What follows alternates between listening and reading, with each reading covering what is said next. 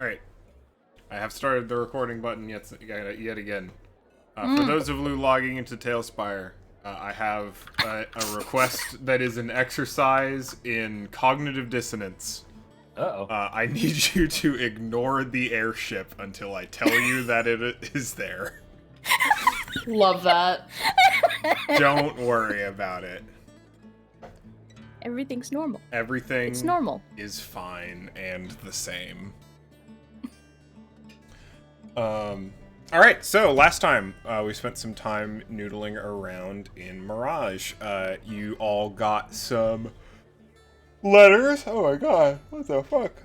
You all got some letters and signed up for I gotta remember what I fucking called it. Carthax's fucking post service USPS. Carthax's Arcane Couriers. Ah. You've all signed up so you can and received your obligate little blue lumps of wax and burner and seal to be able to send your own letters should you choose to take part in the service. Additionally, Feihu received a guest in the form of a diplomat from Althra, who after the conversation in the Misty Vale Inn quickly vacated. There's various correspondence back and forth, and as of last night, some of you are now waking up this morning in the Misty Vale Inn. Some of us decided to sit next to the mirror pool and brood all night. But I believe at least 2 out of 4 of us ended up in the Misty Vale Inn this morning. And as per your prior conversation, Pejmina and Hassan's prior conversation with Feihu, you all, as a collective, have been invited to visit Feihu and Zerga in the Horde this morning. And have been invited to make your way down there whenever it is convenient for the lot of you. So, how's everyone doing this morning? Are you still by the Oasis, Zeron, or have you doubled back to the room? Maybe. Maybe. I'm gonna stay here forever. No one can make me move. This is my spot now. You can't see me if I don't move. Sometimes you just want to be a broody little boy, you know? Well, stay For on 12 your own. hours. On your For own 12, side. it's fine. For 12 It's okay. full hours It's fine. in the middle of the desert. No Sometimes you talk me, I angy. sometimes you just go on a walk into the desert and don't come back, you know? And you just don't come back. Just don't come back. Just the cigarettes call to you, and Exactly. Exactly. It's time to write an indie film, you know? For real. Oh my god. But at Really least good. Pejmina and Hassan, I believe, wake up in the Misty Vale Inn's Yes. upper suite as light from the morning sun begins to stream in through the open windows. Yeah, I think Peshmina wakes up, sees that only half of them are there, and is like, "What is going on?" She's actually gonna shoot a message to both Loka and Zeron, like, "Are you okay?"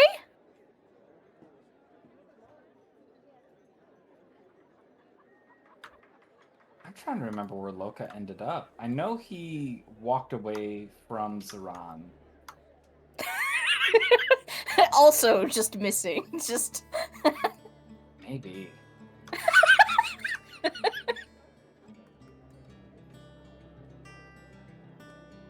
Loka's just like out. No, I way think out in the. I think he would have gone back. Would have ended Oh, up okay. in the tavern. Then, Yeah. in that case, just Zeron then. Like, everything all right? I think it takes a second for him to respond, just because I think he was just so zoned out for like a few hours of just staring at his own reflection. that like takes him a second. That I think he almost like panics and almost falls in just like at the suddenness. Just stops, collects. I'm all right. Okay. We were invited to Feihu's Horde today. Just so you know.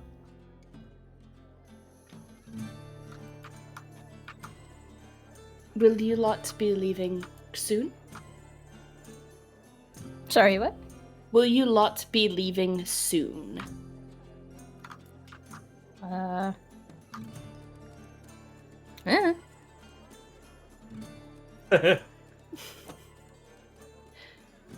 Maybe within like an hour?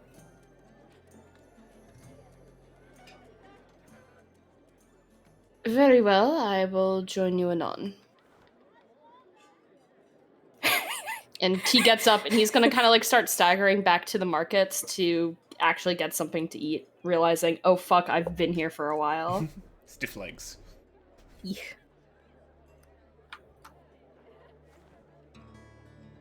No, Jason at this point will sort of just stir, I guess, and wake up and just, Jesus. There's that? one of us missing. Does anyone... There's one of us missing.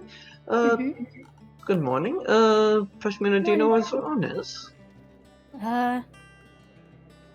No. He says he's okay though, so. Well, that's good, at the very least. They were acting strangely last night. Whatever. Chmina's makes a face.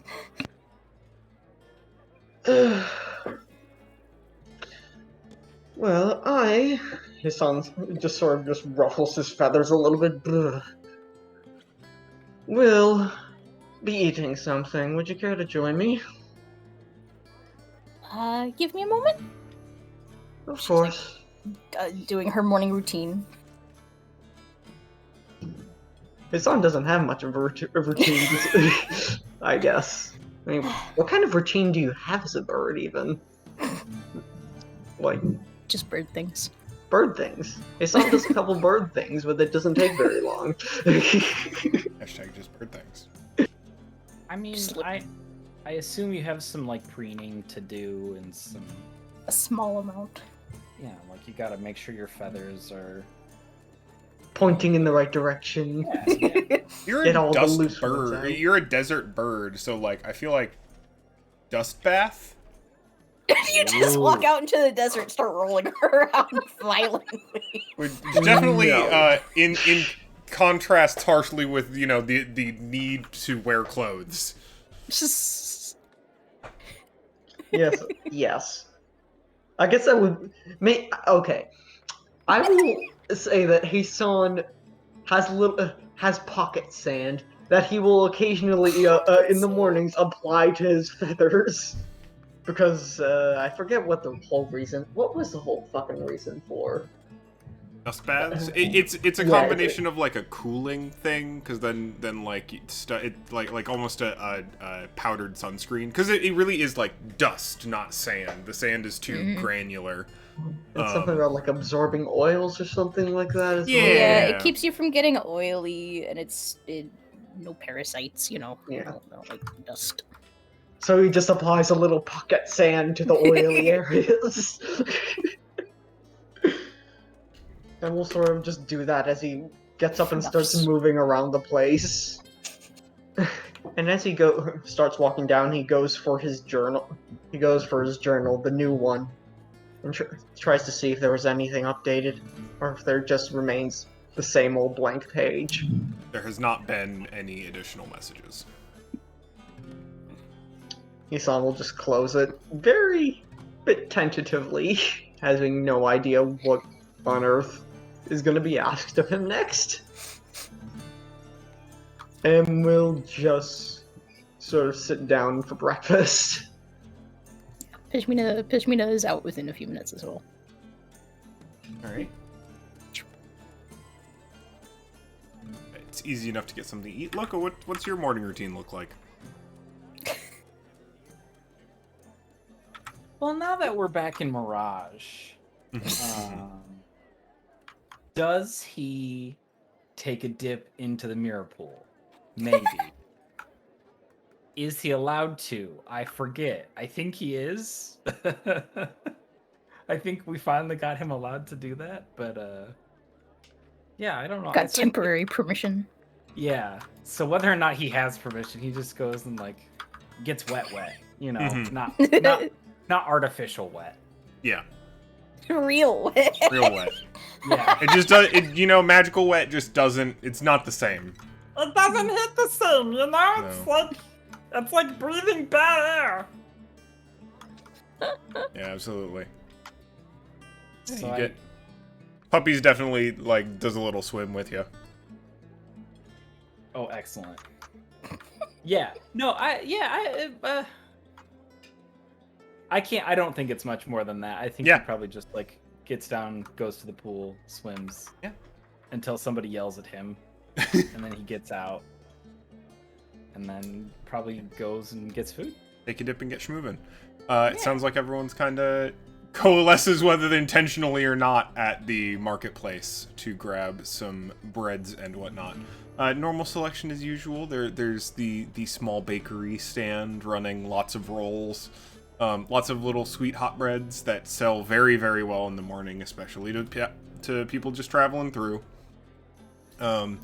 The market as a whole and Althra this morning Mirage this morning is quite busy. It seems like another merchant train actually rolled in last night, so most of the local businesses are very much up and at 'em to try and get the business while there is business here. Looks to be a merchant train of wool traders, specifically. Not quite like mercantile good, or not quite like fabrics or fabric goods, but like raw materials. Doing their rounds. And they've got coin to spend, and they got coin to spend on foods and things, so they do. Bread. Carbs. Where were these clothes traders coming from? They're on the like annual merchant train, so they're just running the trade routes through the Phasia. Coming from the north or from the west? They're coming from the west. So they should be hitting Althron next. Wait. Or they're coming from the east, because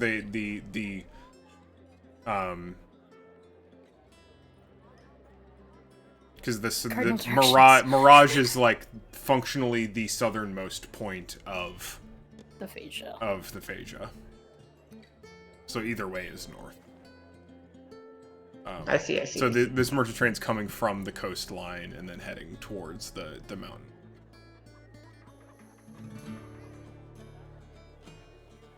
Haston will briefly ask one of them, essentially just pull them aside, say, good morning there. Oh, and we'll just morning. sort of like, speaking in Orin, and we'll say, my apologies, but I am a traveling scholar and was hoping you would be able to answer a question or two for me.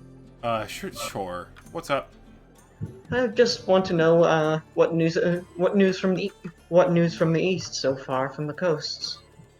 Not really news, just the usual merchant train thing, you know? We're picking up wool, selling wool. It's the same amount, maybe a little bit more than last year. So, like, that's nice. Really? Nothing from the north? Nothing particularly really? Nothing interesting?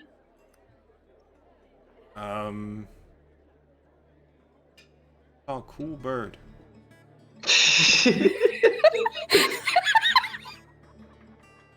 Very, blue. Oh. Well, Bresson just sort of waits a moment, just looks at them in silence, jots down, cool blue bird.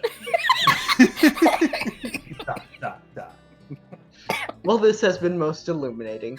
Thank you very much. Of course. Anytime.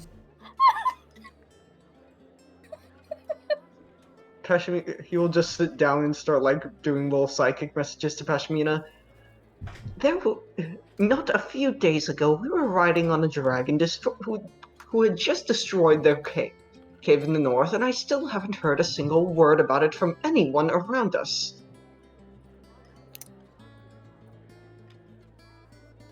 Go ahead and make an insight check. Yes. Oh shit! I don't even have D&D Beyond pulled up. Shit. What's Sleepy going Wednesday. on? Sleepy Wednesday. Everyone's got a case of the Wednesdays.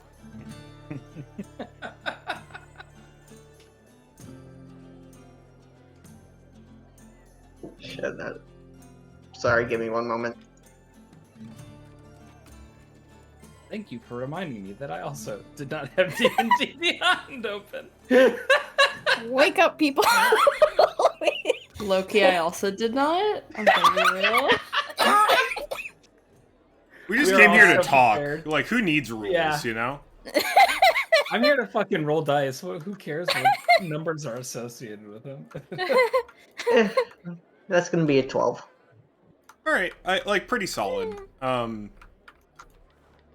Just like as a core, it's kind of thinking through that and kind of how people have been reacting to it in general.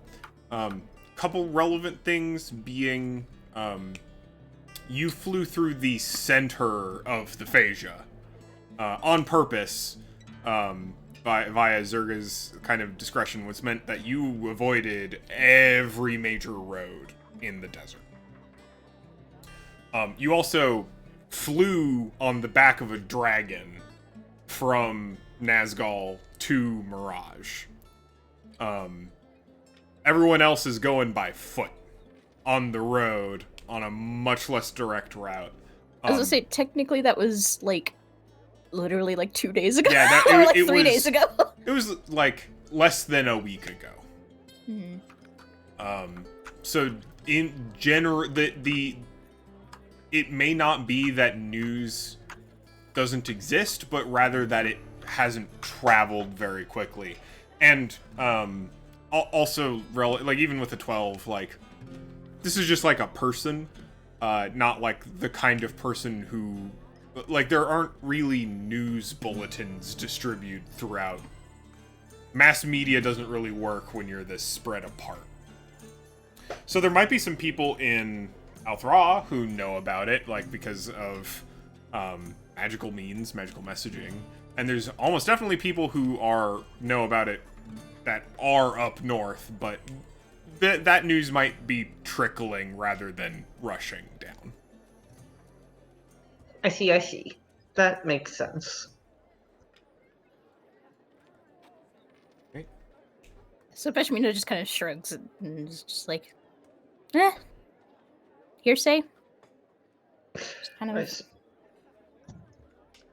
I suppose, but the minute it hits, there's not a dragon in the Phasia. It's not exactly news that you just ignore. It's going to have Some to people change might not even believe something. it, though. I suppose not, but doesn't it feel like perhaps just like the perfect excuse to say, bring another village under protection? Oh, there's a dragon about. We must expand. I'm trying to figure out what possible grounds there would be for annexation at this point. I'm trying to think of what the Thronian family would possibly use against the good matron. I can't even pretend to begin to fathom. Just does a motion, like, over her head. Yes, me neither. God, that just reminds me. The Thronian family's... Their entire city is absolutely bonkers confusing. I had a colleague, who I had the unfortunate, luck to have shared a class with many times while I was growing up, named Jorah, who is absolutely obsessed with them. Would not stop bugging me about this family of who's with who's with who's dating who, and this is actual court important stuff in the court, and who's getting married, and it's all utterly asinine and confusing. I cannot keep up with that city. Yeah, I guess she just kind of like waves a hand dismissively and it's just like, I don't really get all that stuff.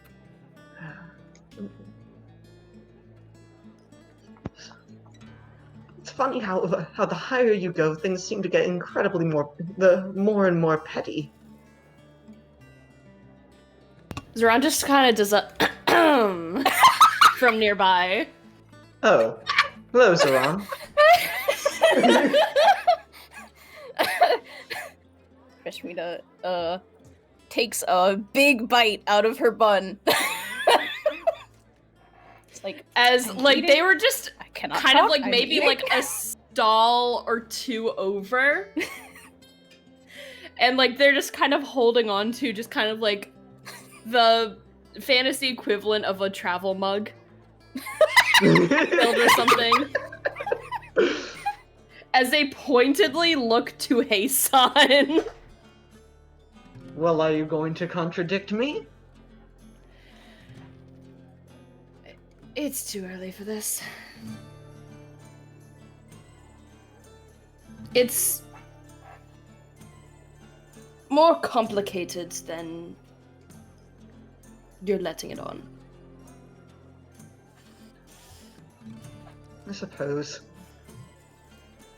There are truths, but it is a lot more than just that.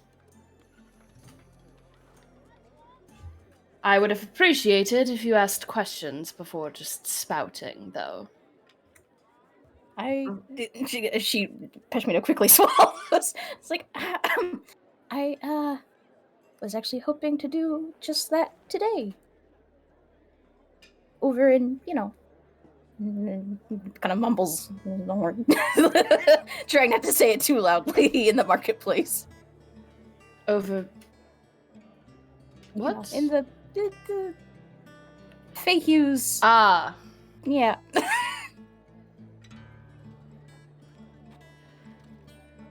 Of course. And takes a few steps closer to the group. Loka was just here, wasn't he? Starts looking around. You see Loka just bothering some poor vendor. Oh no. I love how determined you are to be a nightmare customer to every single person in this tiny, tiny town. Look. That's all I got. It's not much, but it's honest work. Yeah.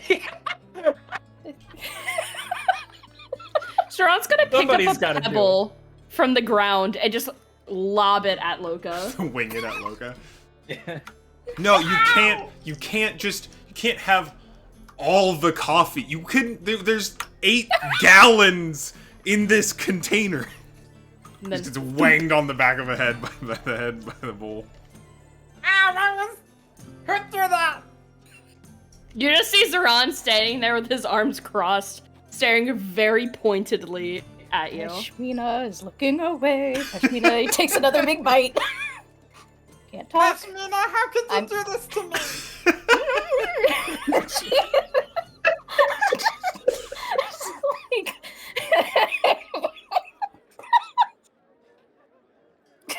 You can't even defend herself. Love that.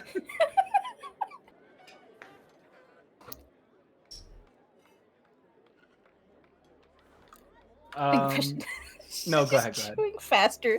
Just like she keeps eating to avoid confrontation, gets pulled in, then has to like chew faster to like defend herself. Like All right, please don't choke on whatever you're eating. Sorry, Take a that's also second. just me. I like. Just 0 for 2. 0 for 2 on eating to get out of talking. Shit. I'm fine. Everything being my misgivings and complaints about the conniptions about the machinations of high society aside, are you doing all right, Zoran? Never better. Oh, Why do you look so cross right now? Looks back to Loka. Just holds out the travel mug towards him. Just take this, please. Oh, yes! Thank you. Loka is once again caffeinated. Yeah.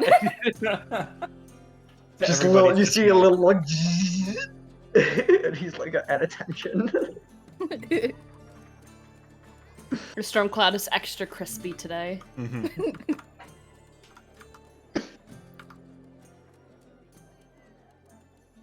All right. Seeing as we're all assembled to the place. Yeah, let's go. Oh, just one second. Zoran's gonna buy a few, like, pastries and things to bring to Zerga. Yeah, definitely. Oh. It's like a little goodie basket. Yeah, if you spend, like, 5 copper, you can get a pretty wide variety. Yeah, easy. Sounds good. Yeah, you have a little, and it comes in a little, yeah, like a little, like, reed woven basket. Oh, free. Like a dozen donuts, but fancier. Nice. Somebody spent a long time making fast.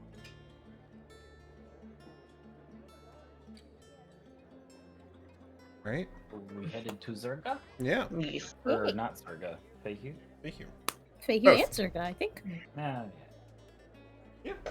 At this point, it is a quick hop and a skip through the desert.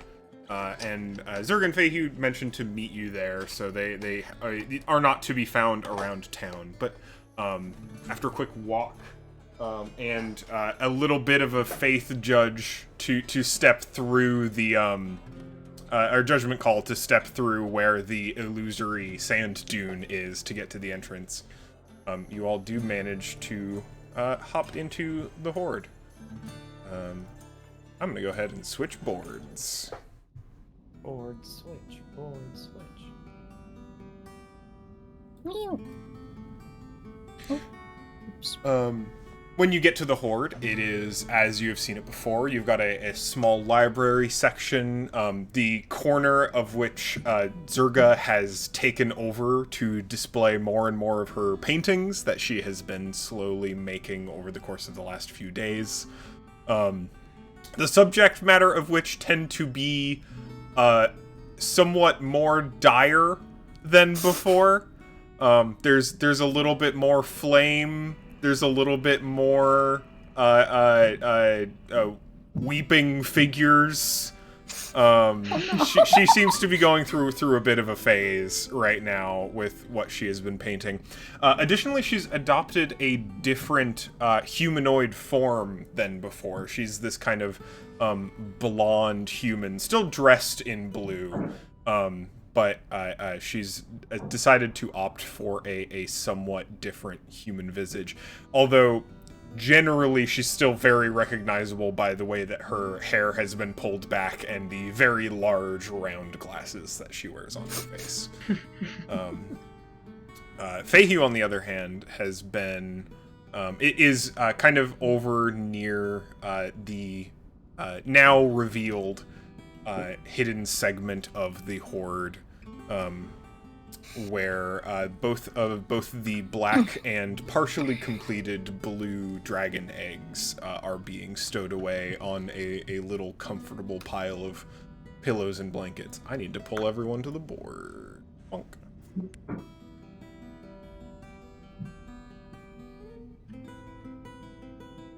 Money everywhere. It is still a hoard. It is hard to understate the fact that there is still quite a lot of wealth in this zone. This is new for us, isn't it? Yeah, this is a new Yeah, board. we've never been on this board. Hannah Very helped cool. kind of sculpt and decorate some of the stuff around here. The eggies. Eggies.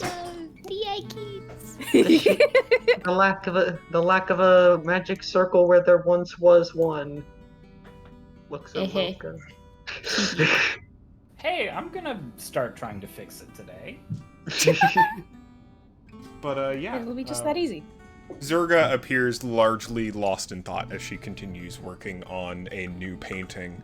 But Feihu sees the lot of you and kind of gives you a wave and tears herself away from the entrance of her little egg chamber, and kind of comes back to all of you and is just like, okay, glad that you all made it through all right. How is your rest? I hope you've had a reasonable day, to not so full of the dangers and the oozes and Astior. Oh no, still plenty of him. Okay, that's fair. He for me, Astior is a sometimes friend. You cannot. I love him dearly, but cannot stay around him for long periods of time. Is that why you're here today? Oh, I'm here because well, partially because I had some things to attend to, some work to do. It's a bit of a down day for me. Nothing particularly prescient going on in Mirage itself, so have some time to work on my projects and stay here with Zurga. Does projects mean egg? Yes. Pejmina looks delighted. I have been keeping an eye on the new one and looking to add a little bit more to mine. So, Do they already have names? Or how are names bequeathed? Presumably, here. Let me bring you show you a little bit more closely, and she kind of I would love to over to the egg chamber. egg. Egg. So, Egg. there's this area with lots of blankets and pillows and whatnot, which is where the 2 eggs have been placed. But nearby is a little bit of a workbench with some crystals. There's lots of what look like forgery tools. There is an amount of heat and whatnot going on here. Some flasks and potions and things.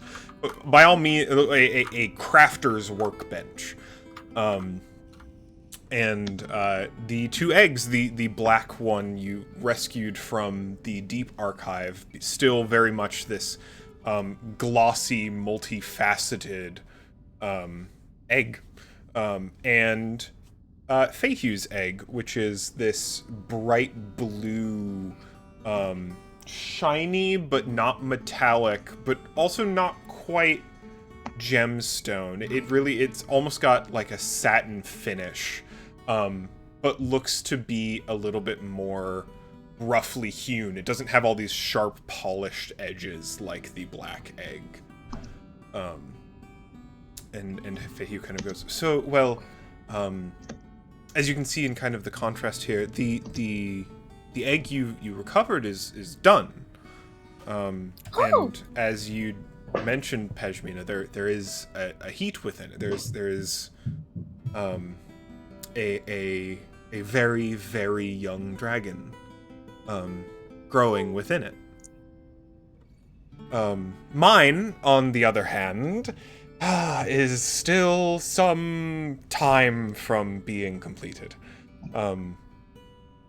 So dragons don't lay eggs. Not like a herd of lizards. We do not have a clutch like snakes. given our connections to material magics in the material plane, we make our eggs. We imbue them, we craft them with our own claws and imbue them with life ourselves. This can be done if one has a partner together frequently, or as I am doing, by yourself, with some support of others. Zerga has helped me a little bit with my egg in its earlier stages, but now I've fully taken it on as my own project.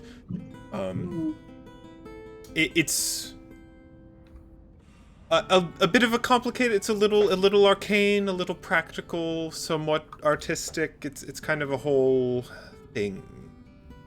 You say you still have some work to do. How long would you say that this work takes?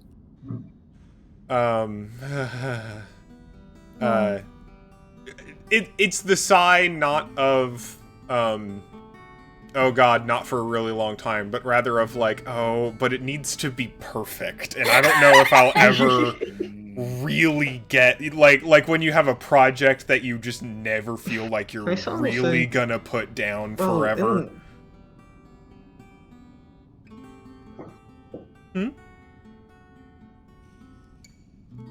You were gonna say something? Say something, Heisan? Heisan will say, well, it is worth noting, Crashmean.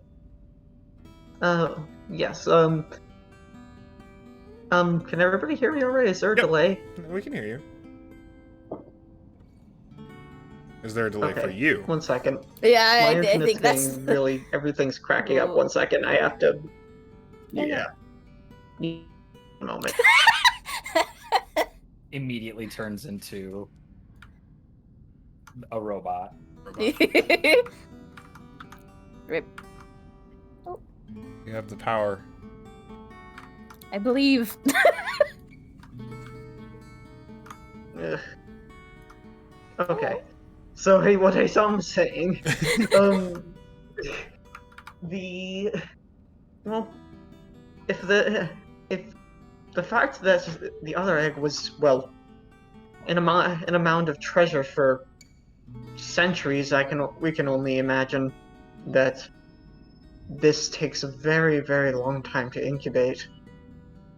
Although, perhaps, with the lack of, I guess, attention, slow its incubation? I believe that would be the... whatever equivalent of incubation it would have? It's not like a traditional egg. They don't hatch on their own. They usually need some level of care and support, and management is the wrong word. But Who? We lost. Yeah, Eli got nerfed again. Oh no. Yeah. Oh. God, my internet keeps going in and out. No. Oh no. Sorry. No, it's alright. It's okay. What is the gist of what the response was to, like, how is this maintained, yada yada yada? Yeah, it's eggs are hatched with the aid and mostly they are hatched by their parents. They're allowed to grow and develop. Typically they are taught, read to, sung to, brought about places, and then when they feel they're ready, they'll start to crack, and then their caretakers will help them out of the egg. No. So, now that the egg is in our care, could it just hatch any day now? There's a real possibility.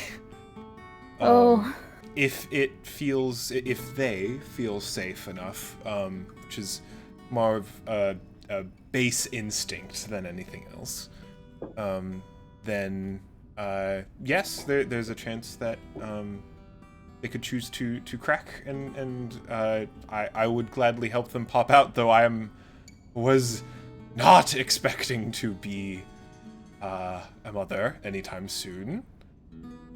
But the Fates have funny plans when you try to formulate your own. But I'm Zerga and I are prepared to do everything within our power should that happen. Though I'm without the presence of the original caretaker. I'm not sure if it will ever happen, but it could. It certainly could. Now, I'll make this really easy for you. You can just tell me when they start to hatch, and then I can take care of them. That way, they can help me turn into a dragon too, right? That would be an adventure for both of you, certainly. Heisan looks at Loka like, no, please no. Well, I don't need a dragon, Loka. Slowly shakes his head. I truly do not doubt your enthusiasm. I doubt the logistics involved.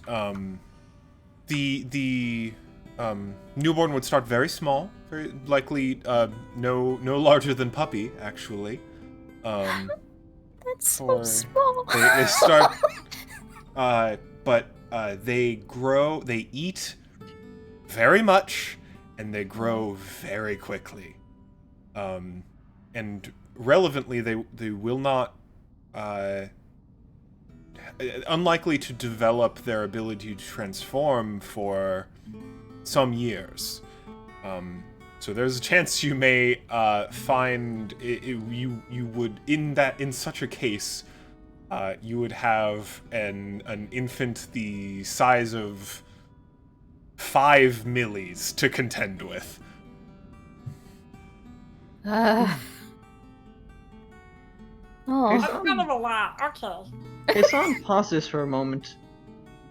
Do you have somewhere to let them roam? I can't imagine them growing up In this little Lord. bitty cave. for so long. We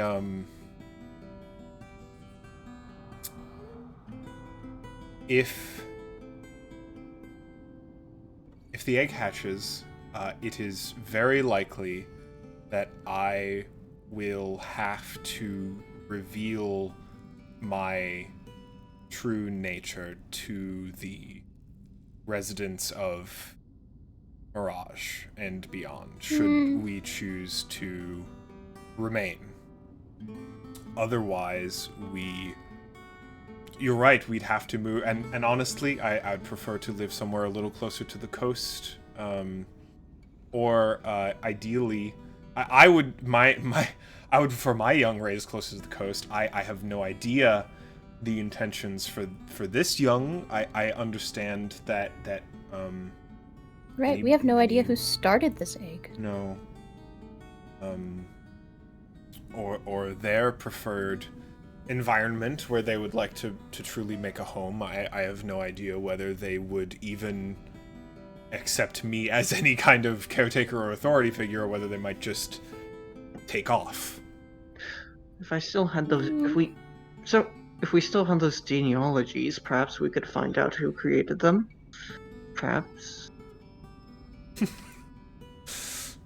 Would they even be in any documentation yet?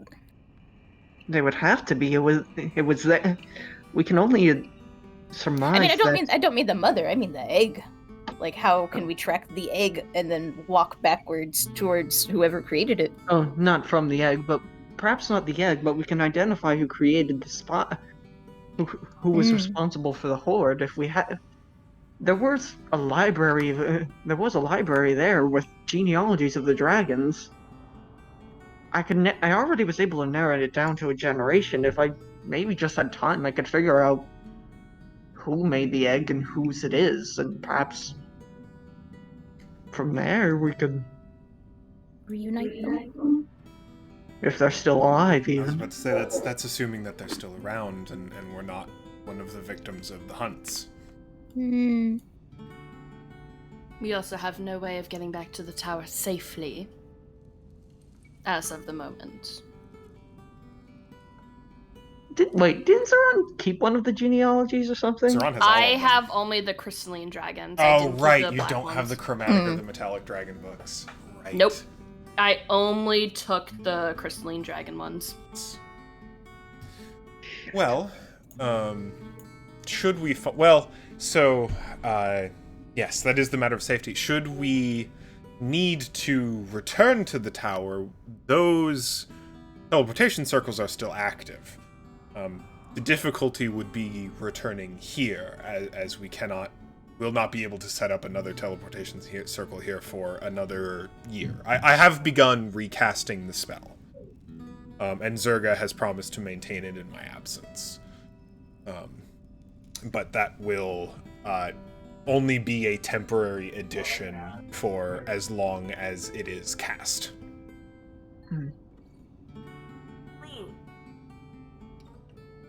Wait, it takes a whole year? Yes. Heisan looks at you like you don't even know what you destroyed. I know what I destroyed. I know what I did. I didn't know how long it was gonna. I figured I could help rebuild it or something, like help paint it on the ground. Or...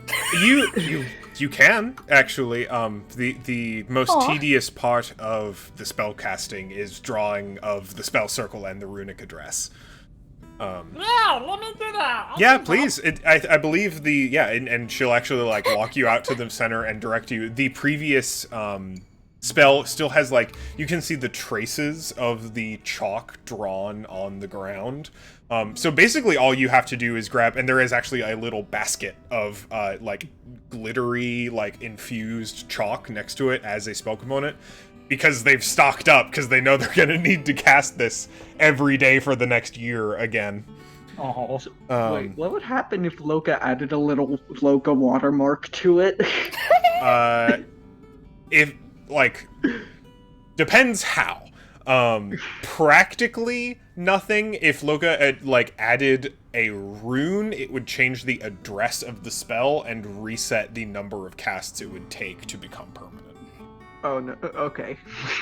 But like, if you just wrote your name next to it, like, then you just write your name in chalk next to the spell sword. That is what you have done in that case. Okay. But yeah, you can absolutely. It's the biggest thing here is you're drawing an intricate circle on the ground in chalk. It's gonna take like 20 minutes, which is not a big deal. It's just that you got to do it every day for a year. Well, wait, you have to redraw the circle? You have to redraw the circle and cast the spell teleportation circle in the same location with the same address every day for a year for it to become permanent. This is why these are generally very rare occurrences. That's why they exist. The fact that there were 2 of them in the Spire of Mox is like really only the case because that was a place of arcane learning, you know? It is a tedious thing to do. And I said a lot of that out of character, but that Zerga explains this to you. or Feihu explains this to you. Yeah, I think what I said is in character as well. Yeah. And then it's topped off with, oh, whoopsie. Heisan just like is rubbing his head in his hands.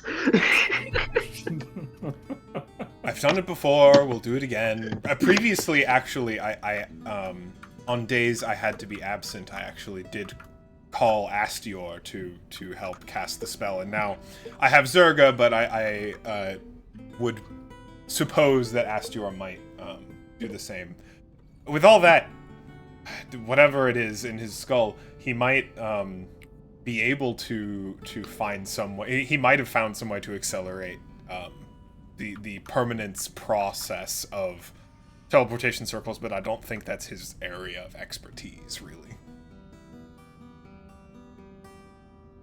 Well, I can, oh god. So I could probably like go and ask him. I'd have to go and talk to him. I could probably go ask him. At your leisure. Like, I have more pressing matters. I wouldn't worry about it too.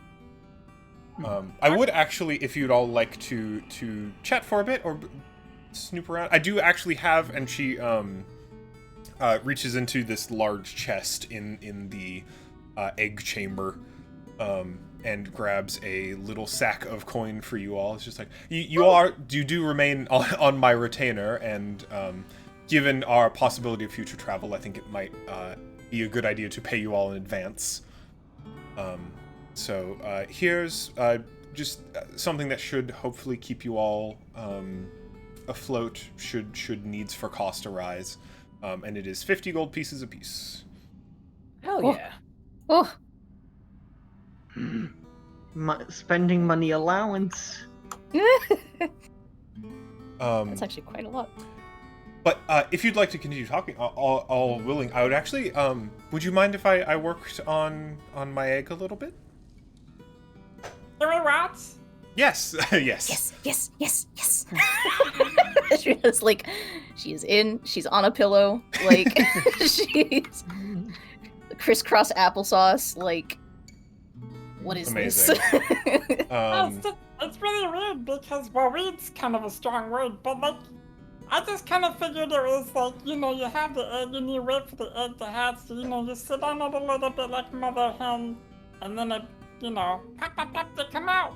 But I'm just so curious what you mean by work on it. This is it's fascinating. Yeah. Here, let me show you then. And she moves over to her workbench. And she's got a plethora of crystals upon it, and she brings her egg, puts it on the bench beside her crystals. And she gets to work. So the bulk of what she's doing is, as you see her work, she pulls out from the drawer in the workbench a set of very delicate gem cutting tools, effectively, and takes portions of these crystals and kind of like very gently, like tink tink tink, cuts them into individual little shards. She has a little wheel that she pumps with a foot pedal that she uses in combination with splashing a little bit of water over it to smooth out the edges on this little piece of crystal. She's kind of like loosely forming it into the shape of a wedge with a bit of a curve on the end of it. And she keeps chipping away at it and putting things. And then she turns to the egg with the little shard of crystal in one hand, and applies it to the side of the egg, and then kind of lets out a like slow, steady breath and mutters something in Draconic under her breath. And you see as the seam between the crystal shard in her hand and the surface of the egg almost melt together, as they fuse together into a single cohesive shape. And once that is placed on the egg, she takes her tools again and begins like shaving little bits of it, like tapping away at it to carve little knocks and lines in the individual bits, and she just keeps working at it like this. Like that's kind of seems like the process. Taking a larger piece of gemstone or crystal, shaping it roughly, applying it to the egg, doing a little bit more shaping on it. It looks like she's working on developing a repeating pattern in the surface of the crystal of the egg that is almost like a rolling wave. Wow. Literally like an art. Like an artisan. Yeah, it's very much a craft. One of the reasons historically we tend to be so focused on goods and treasures and gemstones especially is they are what we use to protect our lines and to continue on. And should one say fumble in their processes, should the art of an egg turn chaotic, would that reflect within the dragon itself? Hard to say. As far as I'm aware, it's not possible to make an egg, to complete an egg even, accidentally.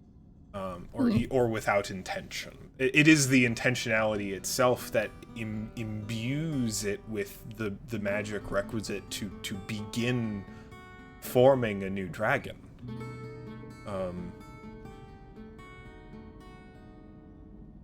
I don't know. I can't say that I've ever heard of someone making a twisted egg simply because the act of creation itself is such a letter of love.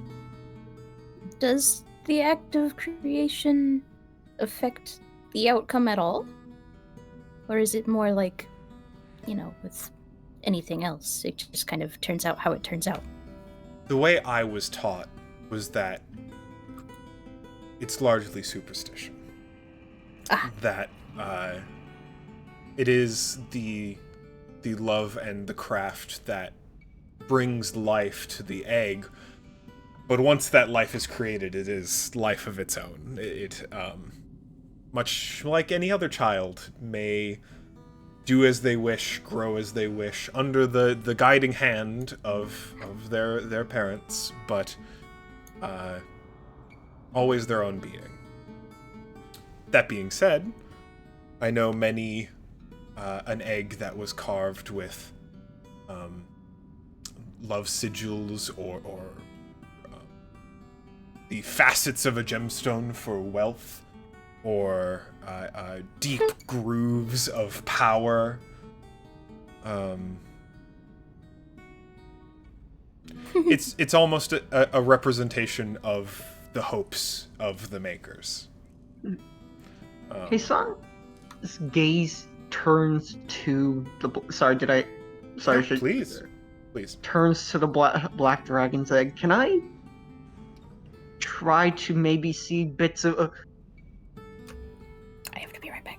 Yeah, try and suss out a little bit of the intentionality behind it in the black dragon's egg. Try to notice little motifs of art. Yeah. Yes. I'm going to tell you just a little bit more about how the egg looks physically, and then if you would like, you can make probably an insight roll. So the black dragon's egg appears to be largely abstract in craft. Unlike the representative or the symbolic, there's a word for that. It appears to be far more abstract. It is shapes. It is strongly cut shapes. Long, deep grooves put into twisting diamonds that are nested into each other, that is almost loosely evocative as scales layered on top of one another. And as those deep shapes kind of nest in each other, and then along the outside of the surface of the egg, they twist into almost a soft point at the top of the go ahead and roll insight. And Zoran, if you're interested, you may roll insight with advantage. Yep, I'm definitely gonna. Right. Yes.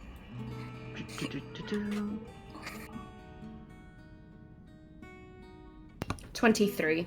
Excellent. 16. Excellent. Kind of as Zerga mentioned, Hassan, this is indicative of, even in the abstract, it feels like power. And not just power, there is a delicate intentionality to the way that this is carved that indicates whoever made it was really putting a lot of themselves into this egg from the perspective of creating a flawless work out of technically difficult means. This is not, these, though not representative, or not even like capital D detailed,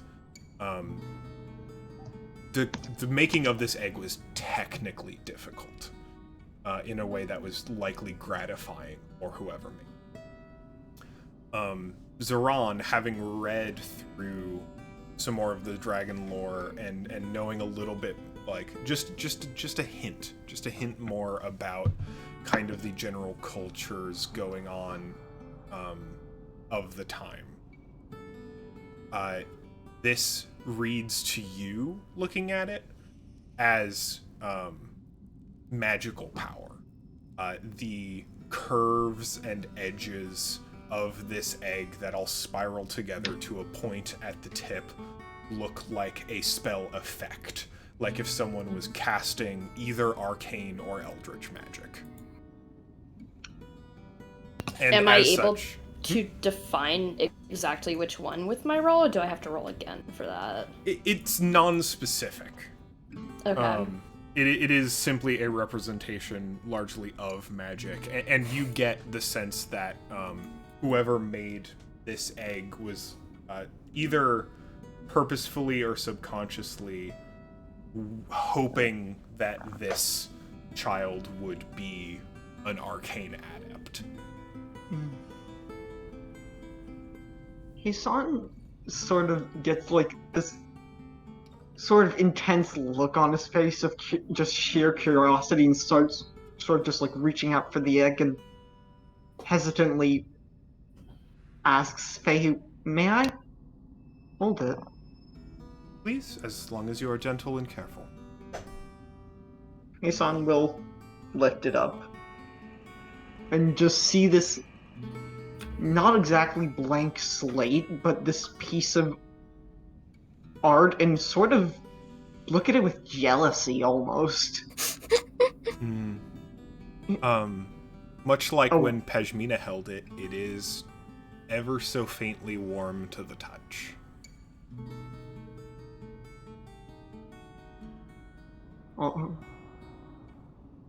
To simply be able to create something. Except not so simply. Seems rather intricate. Faye, you said some sing to their eggs, correct?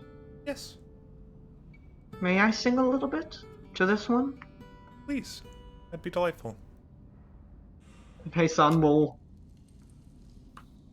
lift up his voice and let out a very slow whistle, going like something like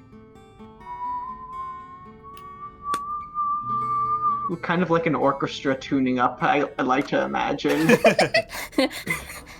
Which is honestly one of my favorite. Just one of my Finding favorite. his key. Finding the right note. Honestly, though, that's one of my favorite sounds. Good. And then it kind of turns into this little bit of sort of like Orin folk music as he begins to sing, I guess, that little portion of the Song of Creation that he does know. Yeah, absolutely. Go ahead and roll a performance check. Weird question. Can I give myself bardic inspiration on this? Are you allowed to? I don't know if I have ever heard of someone trying to give themselves. If you bardic want inspiration. assistance, Peshmina will try and harmonize with you. Ooh. Yeah. She's not much of a singer. That's not the main, but she is musically like, she has enough exposure. Bardic inspiration does define a creature other than you. But Pejmina is helping, so you'll have advantage. Oh, oops. That was the wrong roll. Wrong dice. That is not a perception check. Let me try performance. Performance, perception, potato. Ugh. That is not good at all. Just an 11. Just an 11? It's still beautiful. It's still a nice song.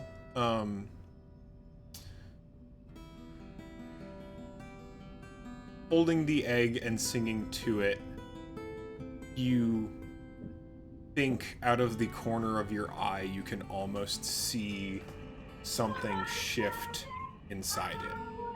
As if it were very, very dark glass. Wow.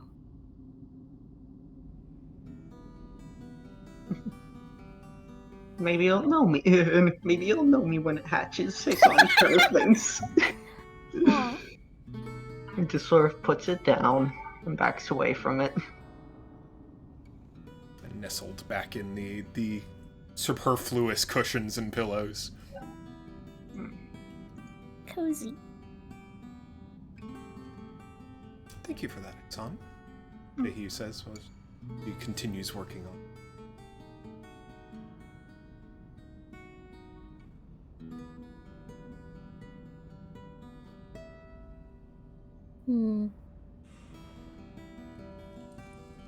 Oh, I don't want to interrupt your work, but I do.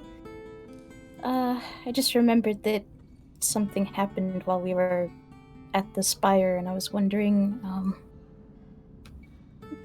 if you could check on something for me? Sure, if it's within my ability. Well, I showed you the meteor hammer before, right? Yes. You said that you couldn't really see into it like other magical objects, but at the spire, a little bit of the outside chipped off. I was wondering if that made any difference. It might, here. And she kind of presses in the next segment of crystal into her egg and then puts down her little tools. Kind of walks over to inspect. Ashmina holds it up. Zerga holds it for a moment, kind of like rotates it in her hand until she can see the corner that's flaked off, revealing the iron underneath. And she kind of furrows her brow a little bit. Kind of looks up thoughtfully, and she'll actually grab a little bit of the water that she was using to polish her gemstones, pours just a little bit of it onto the corner that is iron, and kind of grabs a heavy rag and like rubs it thoroughly. And she kind of holds it back out to you, and you can see a little bit of a pattern carved into the iron that was hidden underneath the gold. It looks like etchings. It doesn't quite look like language, but there's certainly etchings underneath it that denote some kind of arcane pattern. What in the world? She's gonna roll Arcana.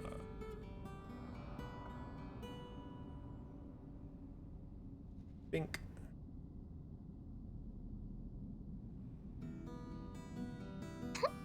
Arcana is pretty good. Where they are. Oh no! What the heck? Whoa, that's so sad. Can Heisan try to assist? Because Heisan is also you may interested in do it hacking yourself. Oh, okay. She just kind of looks at it and her brow furrows, and she goes, I could have sworn I've seen something like this before. But it's just not coming to me. Well, thanks for trying. Mm-hmm. Only Maybe 12. if the alchemist in town might be able to tell you. So she's always got her eye on arcane bits and baubles. No, she's busy. You don't need to bother her with that.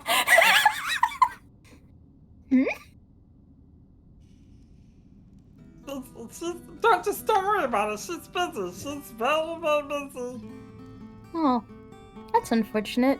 I would really like to know what's going on with this thing. I'm sure you'll figure out in time. Maybe give it like 2 weeks. Hopefully less. 2 weeks is so long. Yeah, you're telling me.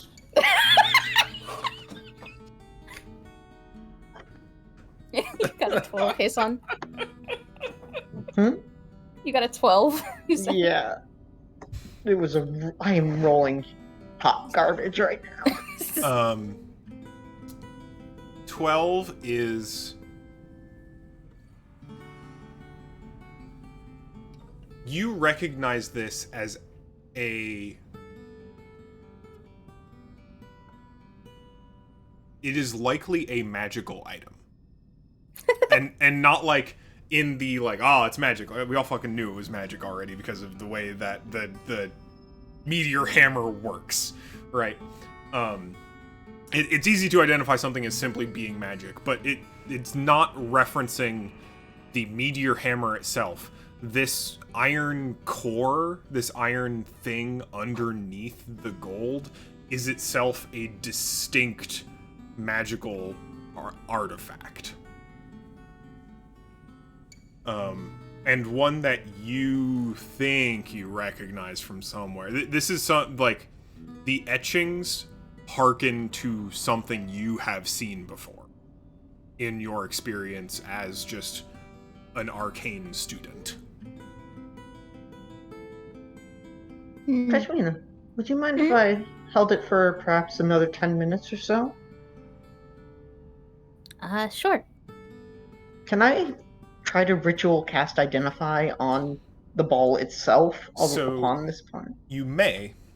I am going to require an additional Arcana check beyond just the Identify. Because if you just cast Identify on the Meteor Hammer, you'll just understand the Meteor Hammer. You're specifically trying to use this spell to, like, dig a little deeper into the specific components of this. And you absolutely can, but I am going to make you roll for it. Alright, let's try the... It is the same spell, but using it in a touch more nuanced way. Alright, let's try this dice and see if it gets me any better. Oh, so much fucking better, 25. 25 is very good. Holy shit. So this is actually a pretty known quantity. This is an item that has been produced and reproduced several times.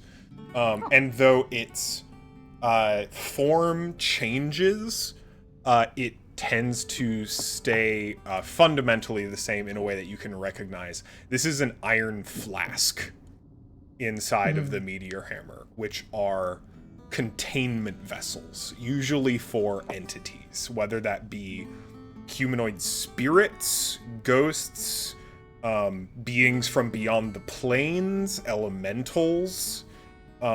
Frequently, they are used to encase or entrap multiplanar beings. Oh.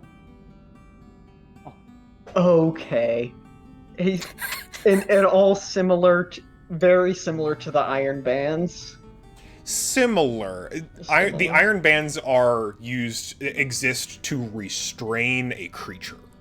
Okay. But iron is used in both cases for the same reasons.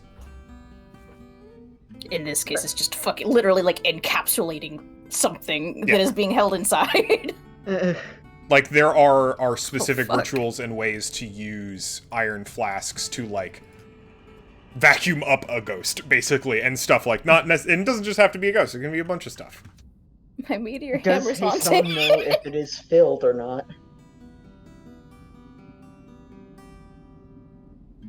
There's no way to tell right now. Hey, son? We'll just furrow his brow and say, that's concerning. What? What's concerning? Oh, I don't like that. Don't. You can't. You always have words. Yes, but you don't. Yes, but that's the thing. Usually I like to think that people would like to hear them, and I'm not sure if you would like to hear them. Would you like to hear them? I think we all like to hear him at this point. Yeah, I'm concerned. Well, Pashmina. He starts pointing out the bits of iron and saying, well, the iron, perhaps what made it seem so similar to me so quickly is that it's the motif of iron, the same motif used in the iron bands of restriction, of, I don't want to say bondage, but of, well, being able to contain or trap. In this, not exactly in a dissimilar way that Zoran's lamp could house could temporarily house a great entity. So is the same as this, but it could be, well, trapped within, bound to it. I have a correction. Oh, sorry. Which is, I have just shared the entry for the Iron Flask in text for voice. If you are interested in the full details, and relevant that this is not an Iron Flask, just shoved in there, it is incorporated into the greater item that is Pashmina's Meteor Hammer. Yeah. There is a line item on the Iron Flask that says, an identify spell reveals that a creature is inside the flask, but the only way to determine the type of creature is to open the flask. The flask is currently occupied. Oh. Oh my god. Oh, okay. Oh, I hate that. Hate that. I Okay. was not wrong. It's haunted. Hammer haunted. Hammer haunted. Heisan will say, there is currently a creature trapped inside this. Well, as a part of this weapon, as a component of it, there is a creature trapped within it. What it is, I cannot tell you, but something was placed into this weapon, Pashmina. Pashmina looks on the extremely disturbed. The circumstances under how this was done, I will leave up to you, but he hands it back. I don't know. You start to hand it back, and she just leans away from you. What do you mean? There's what? It's part of the component. The part that was etched out was that we're seeing. You said there's a creature in it? Yes. And trapped within it. And we're not talking about what kind of creature are we talking about?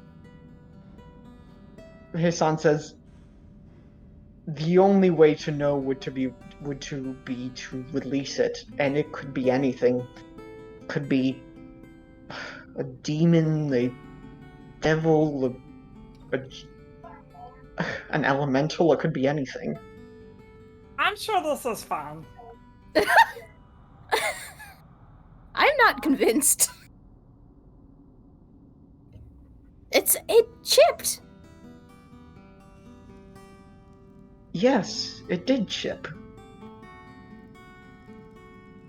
Perhaps with too much wear and tear, it would break. And whatever's inside would be released.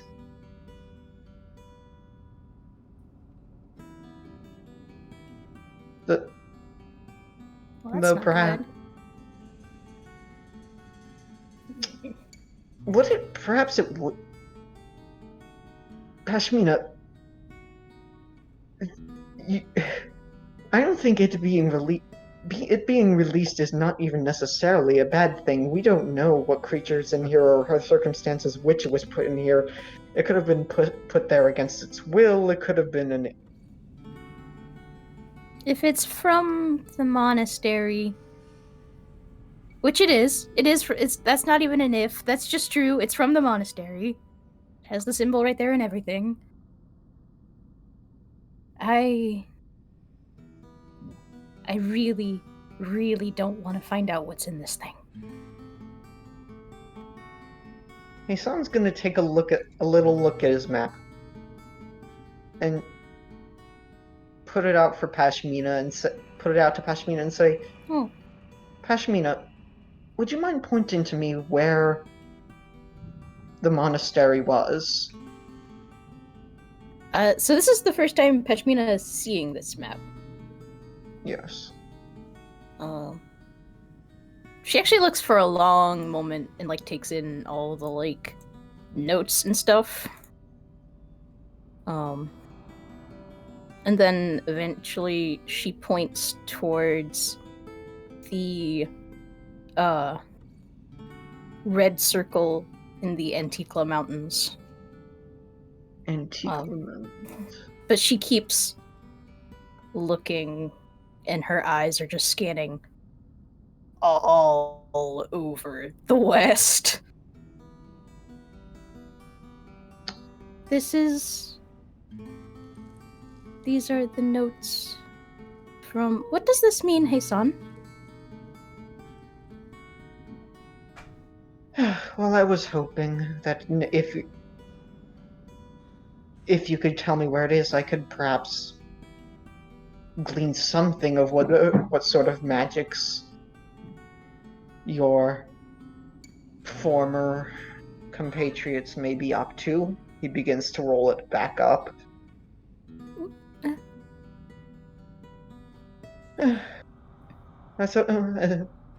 Although, I guess what the fluctuations of I suppose magical energy are not necessarily indicative of what created your weapon, though. The fact that there is a pool of negative energy in the what is that? Antiqua? In the Antiqua Mountains. Perhaps it's indicative of something. Heisan? Yes? What school of magic summons demons? 1 second, Eli has to look that up. Conjuration. Okay, yeah. Conjuration, so it's Daytona. a complete yeah, sorry. I've zoomed around and I've come back with an answer. It is he would say he said completely neutral. It would not. His brows just furrow. Meaning it would not output much negative, or it would not draw in anything as much, or really put out much either.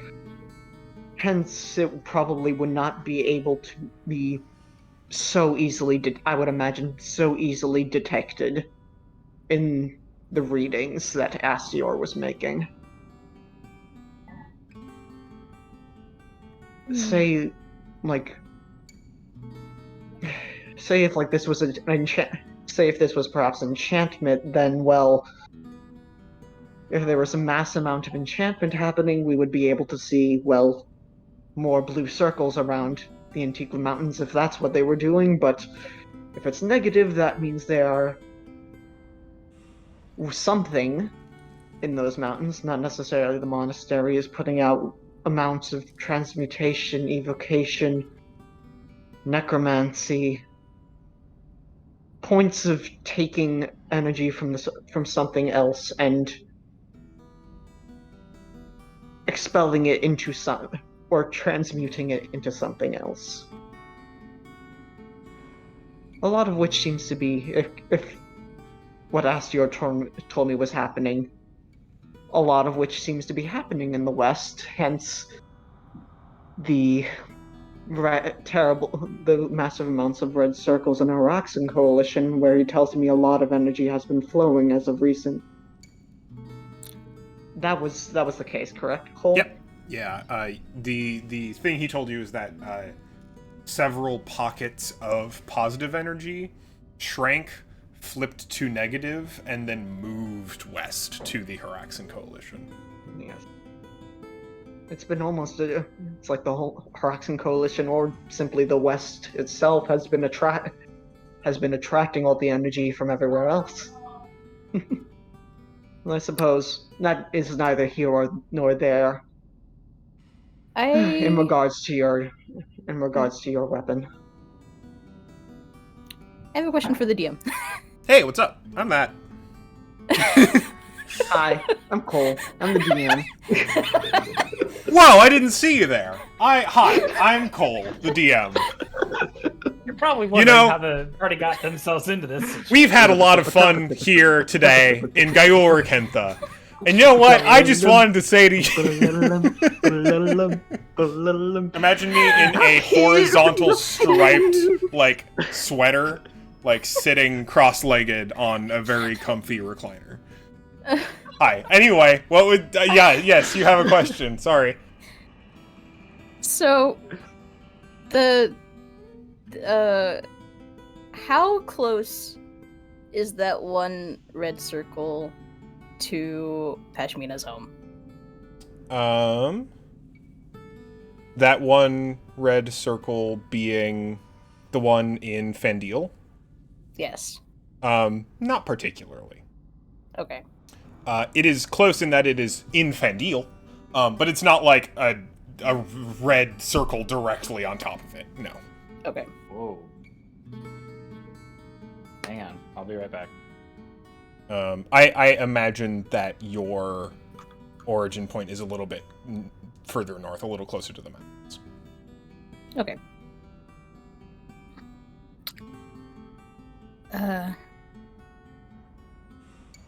Pashmina, still looking a bit perturbed, stands up. She does not take the meteor hammer back from you. Says, I have a letter to write. And just starts walking away. Hassan just sort of sits with the weapon, I guess, and doesn't exactly know what to do with it.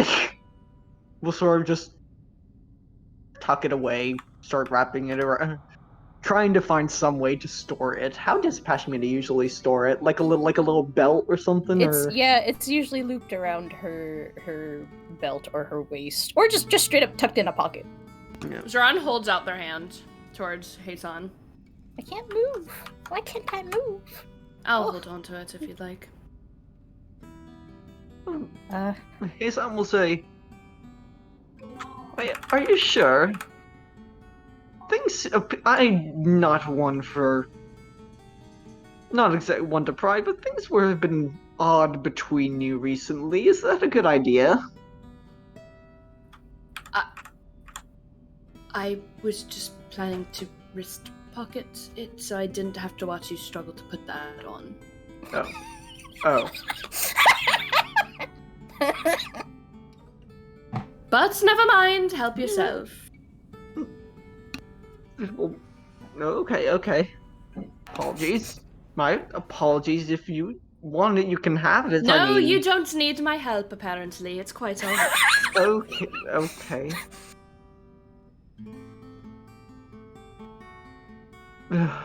Whatever. Hassan just starts trying to wrap it like a little whip, I guess. The way you would loop something around is what... Like Zoran's pointedly not looking at Hassan, but they look amused. It sounds like, fuck, how do I keep fucking up these interactions? Unfortunate. Pashmina, are you gonna go write a letter right here? Yeah, I would like to think that she just has the necessary stuff with her. I don't think it's that It's hard the to abstract carry it around. adventuring pack, you know? Yeah, exactly. She immediately starts to setting up to write the letter. It's extremely short. It's to Tanya. Again. And all it says is Dear Tanya, I know I just wrote, but please do not go to the Haraxan Coalition. She says, please try an arrow again, or just come back to the east.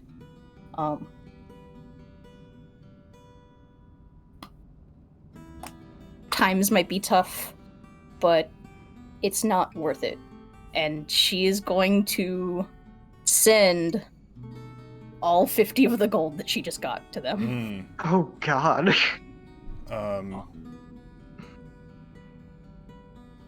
I would like you to make a persuasion check with advantage.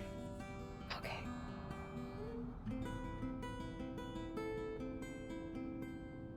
I beg.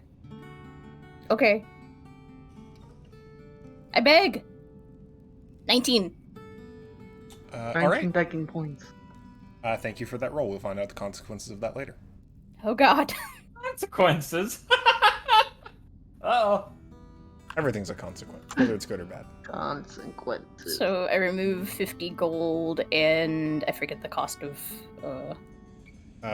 50 gold. It's let me check what I wrote. A quantity per additional pound, I believe. It's per weight. how many pounds? It's no cost at of packages weighing under 1 pound. Reasonable supplementary cost for deliveries exceeding these requirements. 50 gold is probably like 3 pounds. Gold coins are fairly small, even if they are gold. I'm gonna say 3 pounds. No one ever do the math on that again ever. Okay. To try and find out how many the weight of a single gold piece. It doesn't matter. I'm saying that this package is 3 pounds. Okay. It incurs a cost when you send. How are you packaging? Are you just like putting the letter in the bag, in the little bag of 50 gold? Yeah, probably. That's probably the best way to do it. Awesome. And then you put like the little wax seal like on the leather drawstring of the pouch. I guess I could put like a ribbon. And that Either would way, kind of, as long as the stamp ends up on the pouch. Yeah. Yeah, you stamp it, and then after the seal is done, you feel the spell. You can feel this little whoof of arcane energy. You have cast a spell with the assistance of this seal, and a little collection box pops up in front of you and its lid just like yeet, open. And there's it's accompanied by a little note that says, to send this package weighing 3.101 pounds, please deposit 2 silver. 2 silver. Okay. She will do so. You put a couple little silver coins, and the latch goes like click, and then the whole thing disappears in a little puff of blue smoke and glitter. She gives a big sigh. It's just like, that was a lot of money. And then slowly just like rejoins the group again. Try not to step over the magic circle. Don't scuff that chalk. No. I'm sure Luca's working very hard. I don't know if I've done it yet, to be honest. Oh. Because we were by the egg, and then y'all started talking, and I think he probably just hung around. And... Up to you if you would like to have done it already or want to continue doing it very slow. I like to imagine that you keep getting bored and like hopping back into and out of conversation, so like a third of the chalk is done and like one of the runes. But up to you. I don't think he's touched it at all. Okay, excellent. I think before he leaves, he will make a point to do it, though. Gotcha. Yep. Then yeah, none of it is done. You're back in? Comes back. She looks a little glum. Feihu at this point is very kind of. It looks like she's kind of gotten into the zone, as far as her crafting goes, and she is inlaying increasingly small and delicate and detailed chips of crystal onto her egg. She does not notice that you are a little. Maybe we should just let you focus. Oh, yeah, sorry. I'm awful host. No, I mean, you wanted time to work on your project. I did. I'd appreciate that. But please don't hesitate to pop in, and if you have anything to ask. Could I get a table full of perception checks? Ooh, you got it. Let's see. Oh, we're rolling good today. Hello, 18. I have done the unthinkable and sent one of my dice to the D&D Beyond dice to dice jail. No. Abolition starts at home, Eli. I don't know if these dice are treating you much better. And because I have sent someone to jail, apparently karma has come back and given me a 6. Wait, yep, a 6. Dirty 20. Dirty 20. I got a nat 20. Nat 20. Ooh. Yeah. Then Hasan and Loka, or Zoran and Loka. Yeah, the like, I didn't two see of shit. you notice that Feihu's a little bit more absent-minded than usual. Not in a lot of that is very much understandable from the perspective of she's got a task that she cares deeply about. She's got another egg. Zerga's home. Like, she clearly has 1,000,001 things to think about right now. Right. And it helps that she seems glad to have a task at hand to do. But even within that, she seems to trail off a little bit more frequently than usual. And you can tell that a couple of feathers at the very tip of her short little tail have just like a tinge of gray in them. Aww. She's so stressed that she's aging in real time.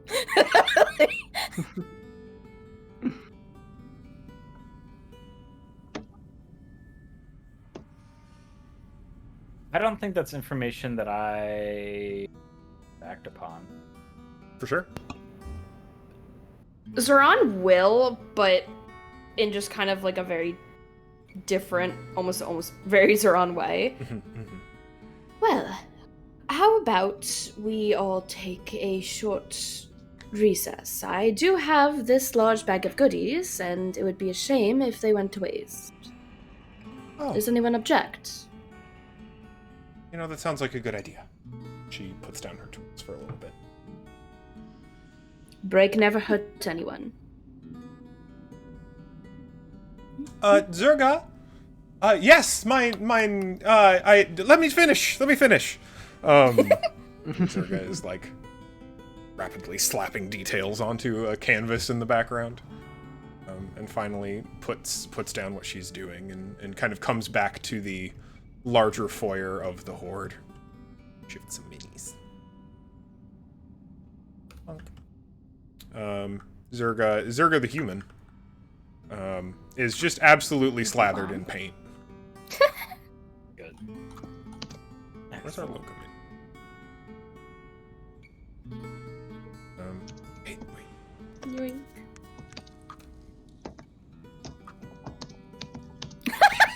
Can we have like a real basket of yeah? Yes. Excellent. And a pie. Beautiful.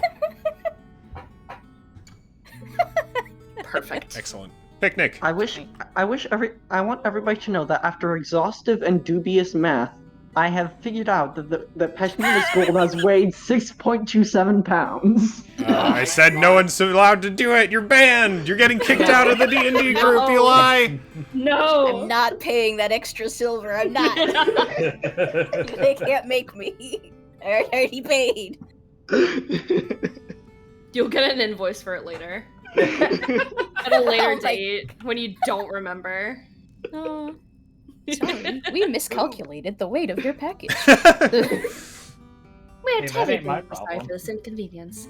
But at this time, you have an overdue balance of 3 silver. Due at your earliest convenience. An automated wizard voice just like reading over. Oh man, someone's made that spell. Absolutely. That like Hello, it's for when like it's a word you put up for when people send you a sending spell and you don't want to hear it. It's literally like an answering message. Hey Merlin, would you please set an alarm for 5 o'clock or something? Merlin. It's called Merlin. I love So that. good. I Alright, well love that's that. canon. Love that. Yes, in 500 grains of sand, the alarm shall go off. Timer started right now. 10,000. 9,999. 9,998. And it just goes. Hatred. Pain, suffering. Everyone has a snack. Yeah. Pie. Or not pie, but There's pie. pie. John brings out some of the pillows from the other room so they all have something to sit on that not Yeah. just the ground. It's nice. The egg is annoyed you have stolen its pillows. Don't worry, Zara will get smited for it later. It's fine. It's fine. We can only hope. Hey, yo?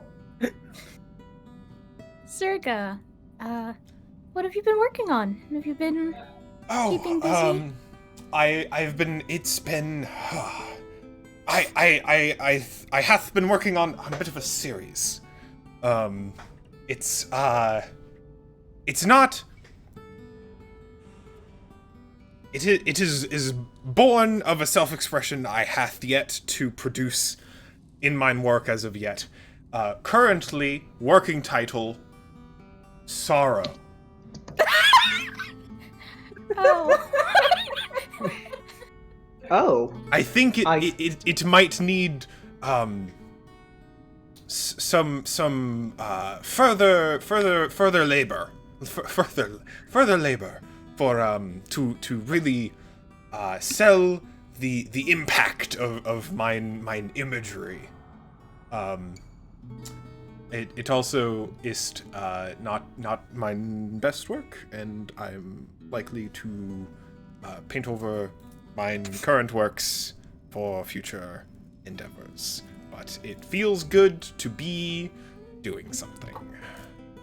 Listen, we don't always dance for performance. Sometimes we dance for just us. That's...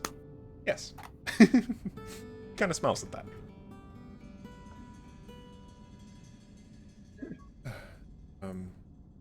Luckily, mine pigments are still running strong. I should not need any new materials for quite some time. How fareth the lot of you?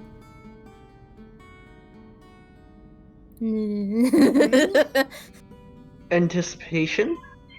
We've mostly been avoiding the whole avoiding the pressing matter, haven't we? Well, not necessarily pressing, but the matter. I know not of what you speak, young feathered one. What is thine tea?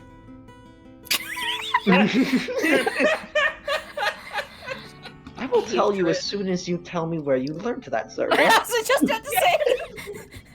Who's been teaching you? Mine associates in the theatrical guild hath taught me that one. Although I know not, I still know not why they spill it. It's thou drinkst the tea. Thou share the tea. Why spill? It doth not make sense. You mean like Onarans or? Primarily. Mine pen yes, that pals. sounds about That's right. that's the kind of thing they would say. Yeah. Ron just laughs and says slay. That's it. Oh my god. Slay? Nay, where? Oh, this is... No, more slang.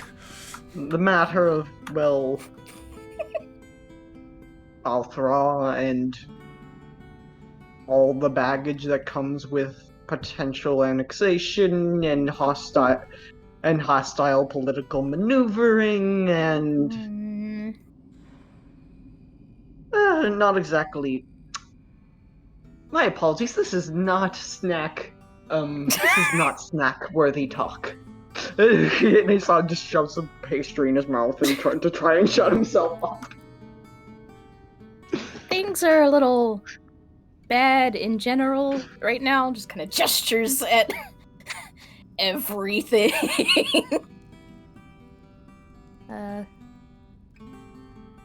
Yeah.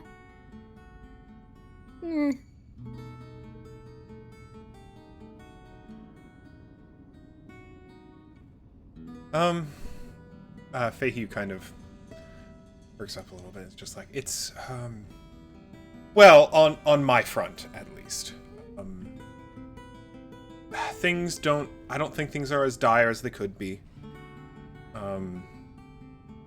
Particularly with the assistance of Carthax's delivery, I have actually been coordinating with other local leaders from the Oasis towns. I mentioned to Pejmina, should they attempt to truly shut us out, trade embargo the Oases, trade embargo Mirage specifically, there is a rumble of standing in solidarity among the Oasis towns, and Althra cannot stand on its own without the trade of the merchants. Getting the Merchant Alliance on our side would be another challenge, but even if we are separate, I doubt we'll be alone. And if the court is so bold as to attempt such an overt power grab against us, there's nothing to stop them from doing it again to others, so... The threat shared is real and not just among ourselves. I suppose it wouldn't be the first attempted imperialist takeover. Yes, but we've survived them before, we'll survive them again. And again, there's something suspicious about the whole ordeal. I suspect some agents, not directly of the royal family in particular, but there may be outside interests at play in the Phasia as a whole. That I can agree on. In all my experience in the desert, never once has the royal court ever done anything quickly, and this would be a first.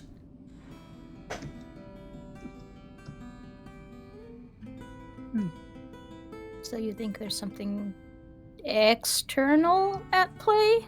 I think there is at least a more nuanced situation than simply desiring our land, or even our strategic position. Thinking it through, largely speaking, if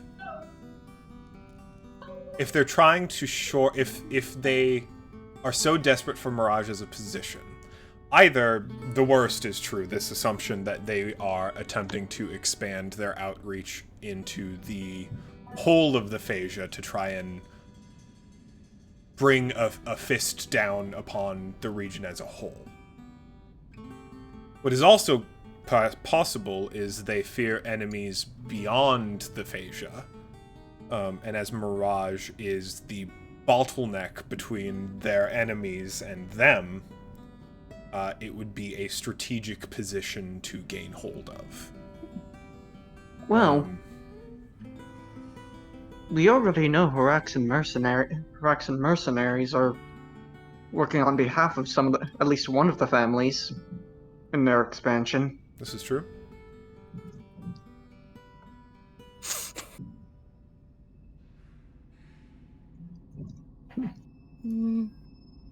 Unfortunately, to say the least.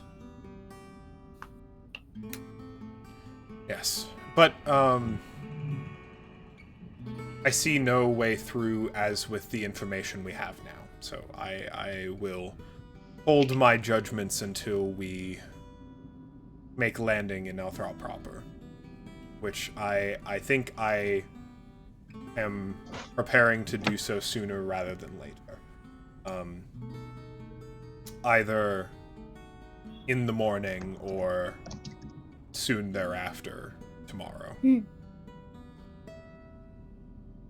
Meant if to you ask all, if we had a date in mind.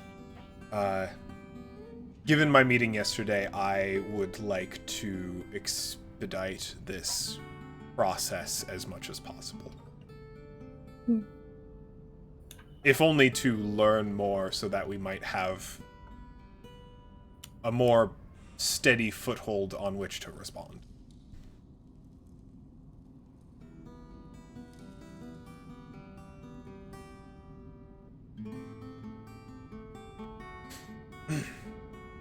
But if that is amenable with all of you, I should like to do as such. So please make any preparations that you will in the meantime. I can be ready whenever. Yeah, it's not like I've got a bunch of stuff I've got to carry along with me. It's just, me and Puppy and, yeah, that's really it. Well, Is Puppy here with us? Oh, absolutely. always. Yay! Puppy is munching half of a roll. Oh, God bless. Don't steal any more rolls. He's not stealing them, I'm just taking them for him. Well, he stole that one time. This is his, but he can't have any more. Aww.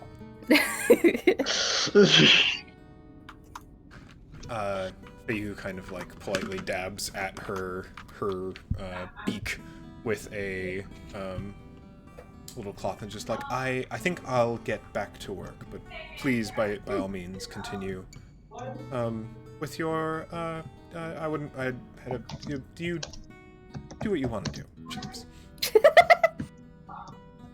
Zerga? Yes? Oh, Okay, yes! it's you and me, babe. We gotta take care of this, okay? Take, what? What are we doing? What's going on? Loka points at the chalk. Oh! Yes, yes. Sure, why not? She hops over. And, yeah, that's what Loka's gonna spend a bit more time with his doing. Absolutely. Go ahead and give me an Arcana check. Not to see if you succeed, just to see how long it takes. Oh, hysterical. Alright, where's my... There it is. Arcana +1. That is an 8. Yeah, it takes like a solid 20 minutes to get this entire circle completely drawn out. You do have to go back and smudge out a couple runes and redraw them. It is an annoying, tedious process. And there's all these lines in the middle that you need to do, and it's the whole circle is 4 body lengths of you. So it is just a bit of a pain. But you get it done. And it is done successfully, and then once you've gotten this whole chalk circle effectively drawn, the Zerga casts the spell Teleportation Circle, which imbues the teleportation circle with power. If anyone was inside of it and they were sending it to an address, they would be teleported, but they are not, and it is not. So you notice the faint outline of the dusting of where you drew the chalk gets a little bit just an iota stronger than it was when you walked in, but largely, as soon as Zerga casts the spell, the chalk that you just drew up dissipates as it's consumed by the spell. That was anticlimactic. Yes, it is a rather long process. It's more exciting when you're in the circle. Okay, let's do it again then. Put me in the circle. I'm not sure thou shouldst disappear without thine companions. Oh, so I like actually get teleported then. Yes. Oh. Okay, when you said it was more exciting, I just kind of figured it was like a... No, I don't know. it does look identical. Though thou wouldst be hurtling through time and space in the space between planes for a microsecond, which is, to mine ears, more exciting. No, that sounds really fun. Let's do it. I'll come back though, right? No. Oh god, okay, never mind. Unless thou canst cast the spell, which I dost believe you do not. Not what? Precisely.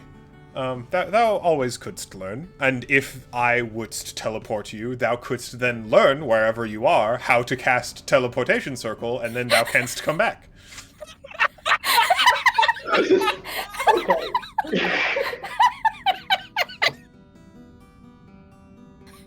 Holy shit! We get separated from Luca forever. That felt like the biggest, like, I will do this just to get you the fuck out of here. Zerga's just being helpful. She's just letting you know what can happen. Giving you all the options. Holy shit.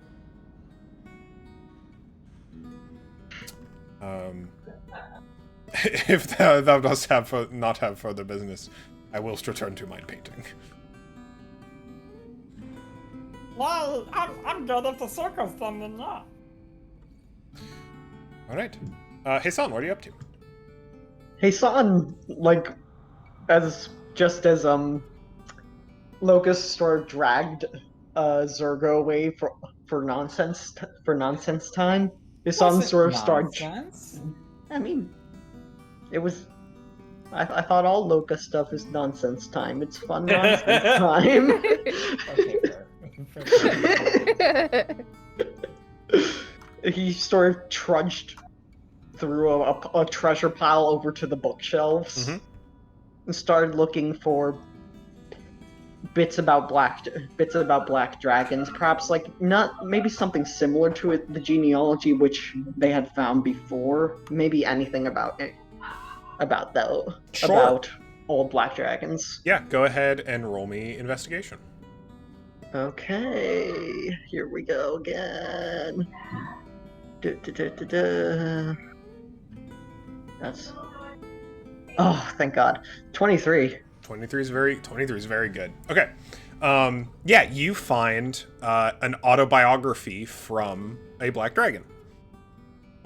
Which is one of the particular sections I noted before that Zerga seems to collect tomes primarily from draconic authors. Fehyu, I'm so sorry. No, it's okay. I don't know why I default to Zerga. They're practically twins. I think it's the consonants. It It's just just like the It feels sounds. good to say. Fehyu collects books primarily by draconic authors, especially just books of interest or rare books in particular. And a lot of that means autobiography, either ghostwritten or through a scribe, typically. But yeah, you find an account from a black dragon, one in particular who does a lot of crafting of their own. There is a portion of it where they talk about crafting their own egg with their two partners. Hassan is trying to, I guess, start constructing his own little genealogy through this dragon and who they are related to, and try to, I guess, suss out who these individual dragons are, and maybe start trying to piece together who might have been the dragon that, well, resided, or the dragons that resided within the Spire of Mox. That's sure. what his end goal is. Although he probably will not get much out of this. Yeah, at all. unfortunately, this is a specific book about a specific dragon and their family. And also, relevantly, this black dragon is not from Rackentha. Yeah. This black dragon is from the other continent. On an investigation of 23, though, you continue looking through the books and through the different shelves, and you find a little section of arcane books, specifically books of arcane study, and you note that one of them in particular looks to be a necromantic journal. Hassan, I guess, as he's putting the other book back, will get a little tempted and just to slip it out and start like flipping through those that journal. So you pick it out. You can see that there is some runes on the cover. It is clearly titled. It looks to be one of a series. It is written in Draconic. There is a seal on the book, keeping it shut.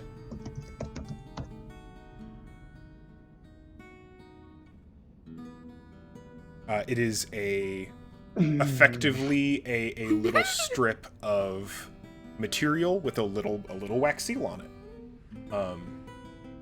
It does not appear to be particularly arcane in nature. Not the book, but the seal. Just from the looks of it. But it does appear to have been intentionally closed. And like most seals on books, it is made to... It is a warning sign more than anything else. Yeah. But it is, like, the only way to open it would be to break that wax, correct? Yes. Yeah.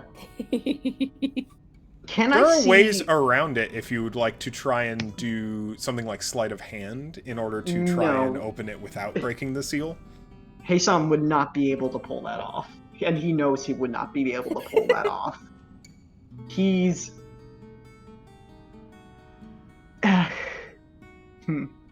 is simply going to... Could he investigate further to try to see any telltale signs of who has used this, or who may have used this? Sure. Like, if Feihu has it, in fact, read it. Yeah, I'm just going to hold on with the 23 investigation instead of making you roll more. Okay. It looks like it has been sealed for a long time. That it's hard to tell in specific with how old most of these books are in general. Years, definitely. Decades, maybe. Centuries, probably not. As far as how long it's been sealed. It looks older than the seal. It looks like the seal was put on after the fact. And on 23 investigation, you can tell that a couple other of the books in this section appear to be journals authored by the same hand. Several of which are not sealed. I would like to read one of the not sealed journals then. Absolutely. It's very technical.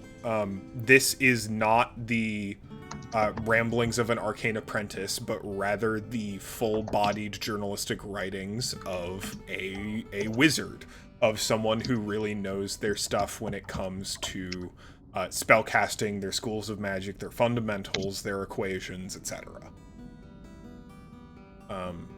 Which would imply that the contents of the necromantic tome are probably more in depth than something like the Patches journal. Oh yeah, I would imagine. So it's really dense. It's really dense. It is pretty dense. It's actually better organized than some of the stuff you read at in the Spire of Mox.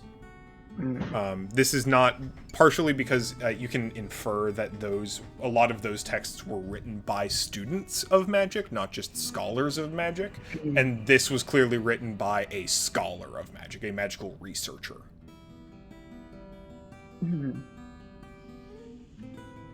What is the name of this author?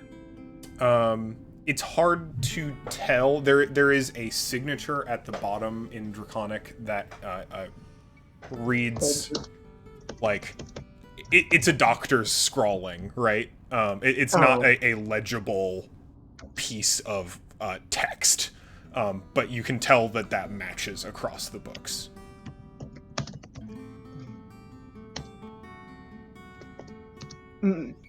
Asan gets a little bit curious, but we'll just put the book back. And I guess that's how long it takes. What he does in the time that Loka is struggling to create the circle, and then talking about Faye about, oh, can I teleport and go through the portals of space time? Yeah. And then shortly therein, you are back. Pejmina and Zoran, you have a little time alone together while the two of them get into mischief. Why'd you phrase it like that, huh? Huh? I'm just saying. Huh? In the Horde, unsupervised. You know, there's gold all around you, forbidden knowledge, and maybe also a statue. Go on a date. Verisimilitude. Kiss each other. No. Hey, yo.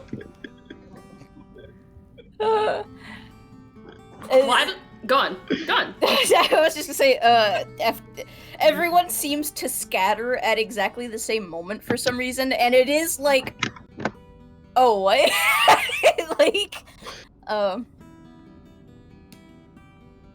okay, everyone just kind of left.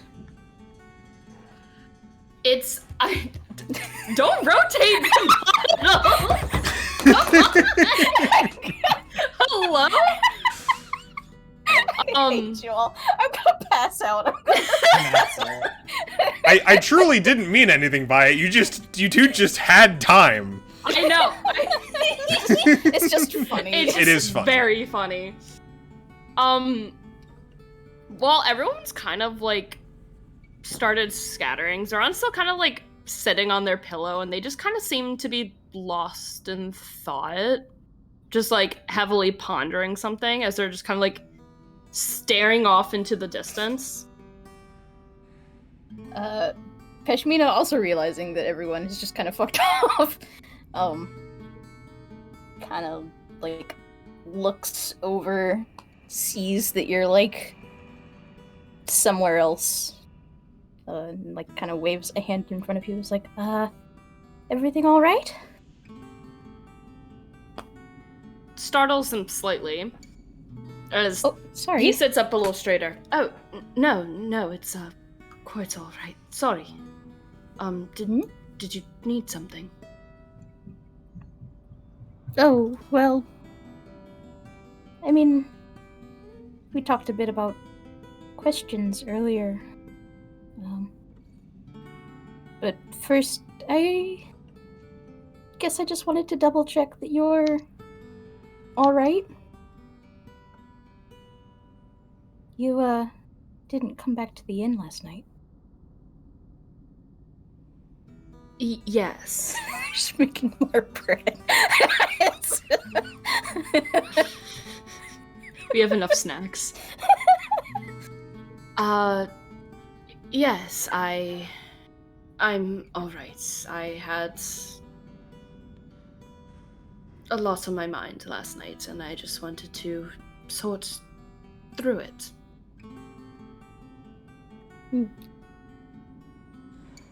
Yeah, I didn't mean to. I'm sorry if I seemed really upset with you. I mean, I was, but it's fine now.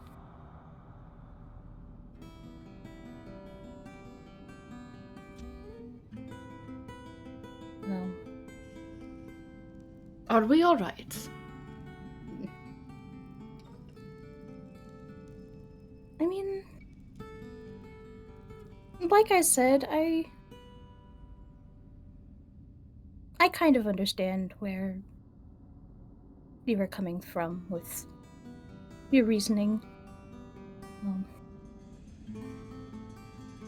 And I guess it just doesn't feel fair to stay angry when I have a lot of shit of my own.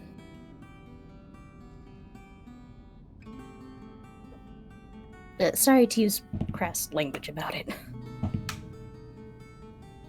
It's quite alright, my lady. I do not blame you for your actions or your feelings. You are free to feel however you wish about me or my actions.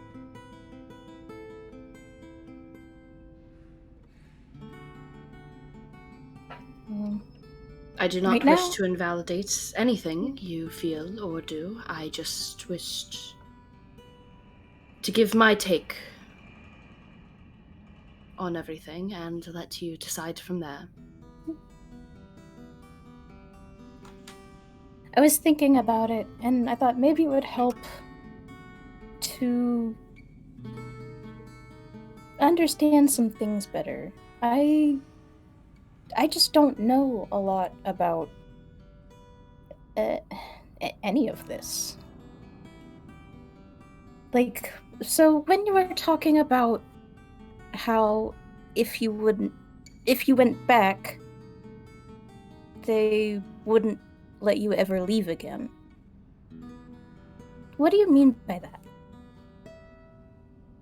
And they have a very, wry smile on their face where it's just kind of you can tell it's already an uncomfortable subject, and they kind of, look down at the ground.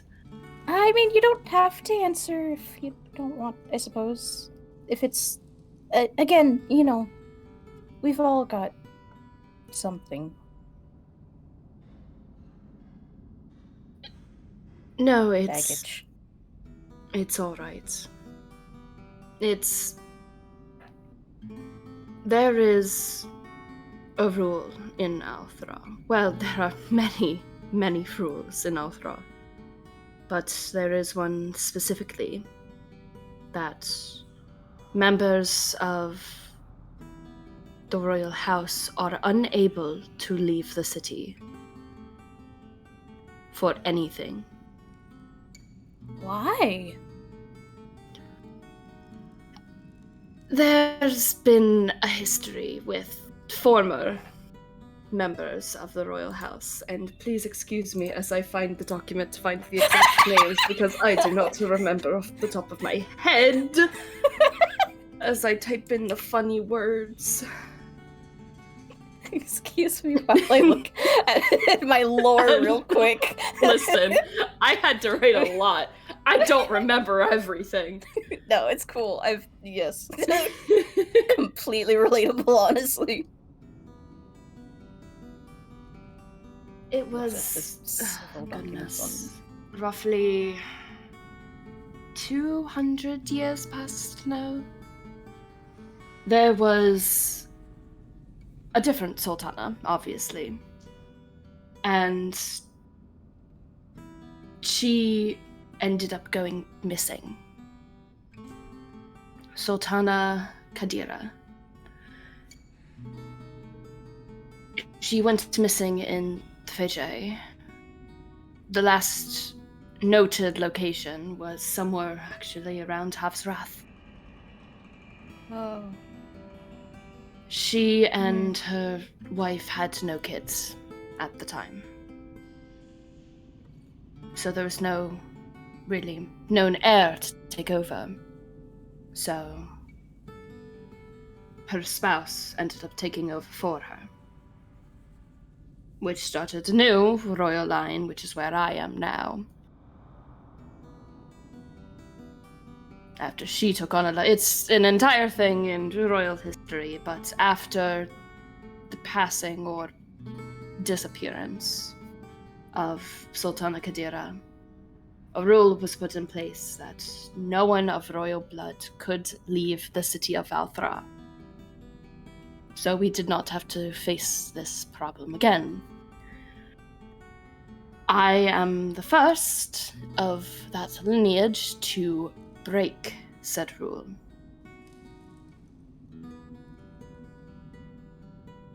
As I know, as soon as I return, they are going to see me as, what is the word? Flight risk? Just a risk to do it again. I can already hear my father chastising me. It's not going to be pretty. I suspect that I will even be confined to my chambers, and that is it. Under constant watchful eye. By my father, my mother, my retainer, and by Lady Cybella herself.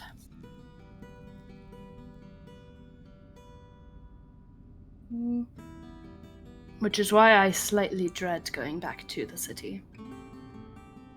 Obviously, there's been a higher price put on my head, and that scares me. More people are going to be looking for me, and if I have the wrong person recognize me, and, well, if I'm turned in, that's the end of Zoran the Extravagant, isn't it? Sorry if this seems... Again, this stuff... I don't know a lot. But can't you just... Could you just stop being the prince?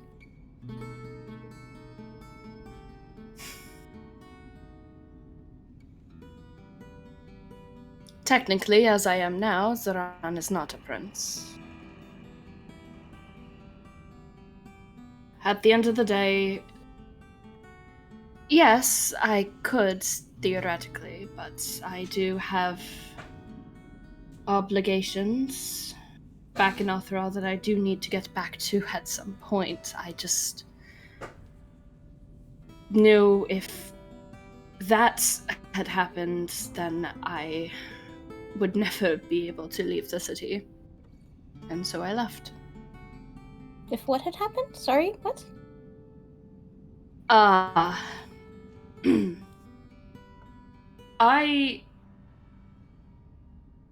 may have run away from Althra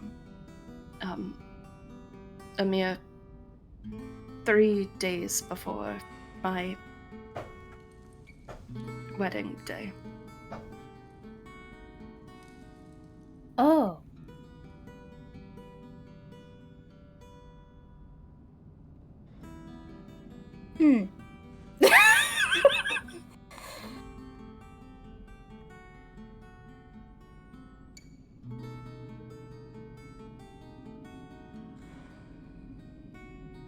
It's very complicated at the moment. I am betrothed to another, and one day I do have to go back and fulfill that duty of mine for my family's sake. Kashmina kind of like scrunches her nose. Duty. You describe it so... Do you not like her?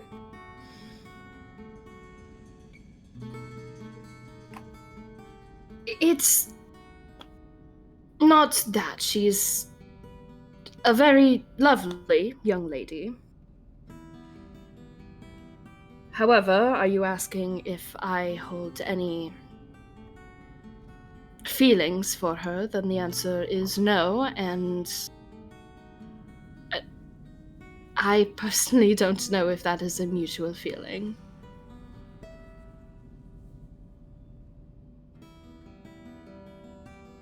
I mean... I don't want to seem like insensitive or anything. It's just... You can speak your mind around me. Where I'm from, it doesn't really... You marry who you marry because you want to. And it's not... It doesn't have to be one person forever. It's... whatever makes you happy in the moment.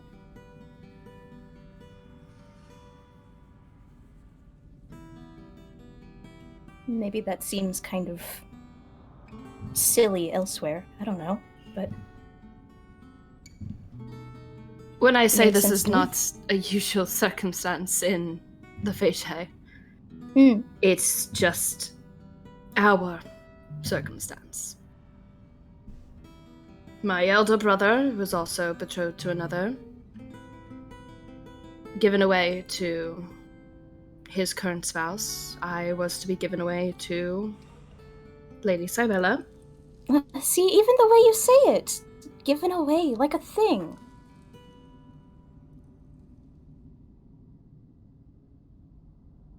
It's a little sad.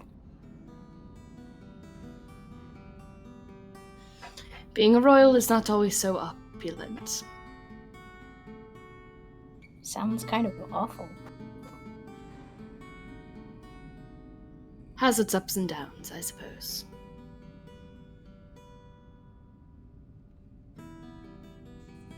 What about the lady? Does she like you?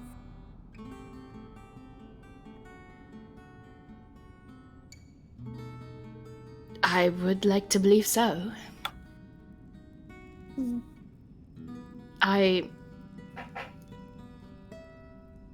She's a very complicated woman. And I do appreciate it when she speaks her mind.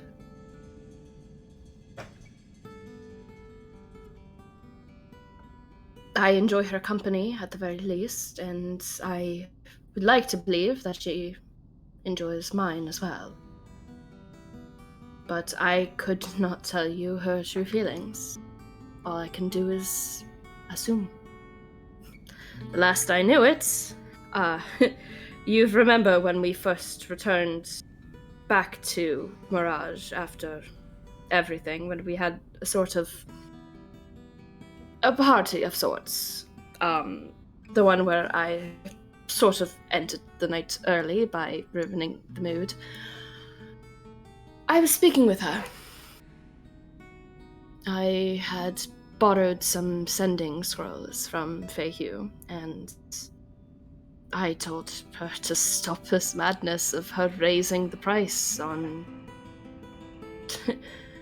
the bounty on my head, and it just devolved. She's angry at me, and I do not blame her.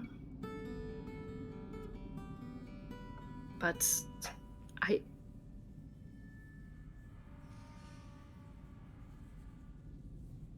someone wouldn't do something like that and put out a bounty of so much for someone they don't care about, right? Pashmina just kind of grimaces. I have people looking for me, and I don't think they have the best of intentions, so... But that's just me.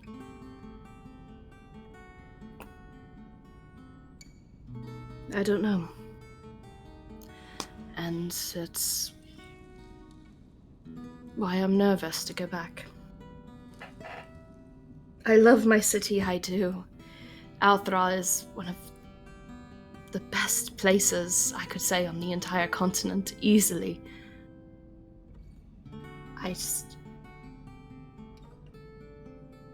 There's something very draining about the idea of going back. Yet I know I have to. There's a part of me nagging in the back of my head that's just playing out a fairy tale. Like I'm just a kid playing pretend. And that I'm afraid that I'm going to wake up and I will be back in my chambers in the royal palace. And this will have all been a dream. This is my biggest nightmare.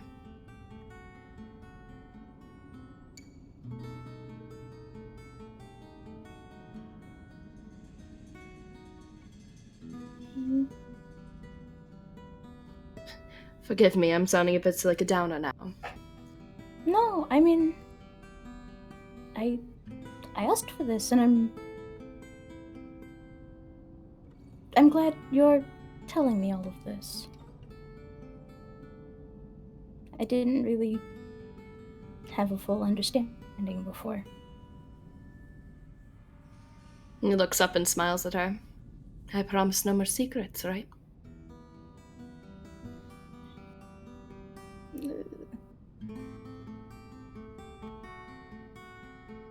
You know what? Yeah. No more secrets.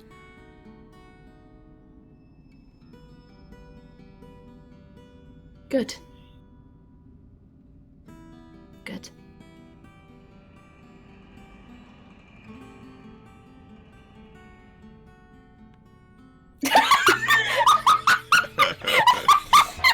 Abrupt mini slide in.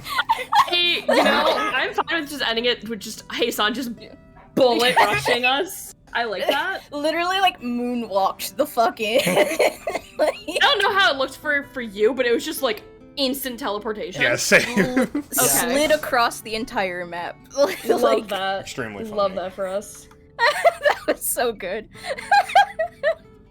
Hey, That all was you incredible. cool kids, what you talking about? Hey, what are you talking about? You're sad? Hey, What's going we're on? discussing traumas? Love that. Eli, I hope you're not talking because you're muted if so. Yeah, you're muted right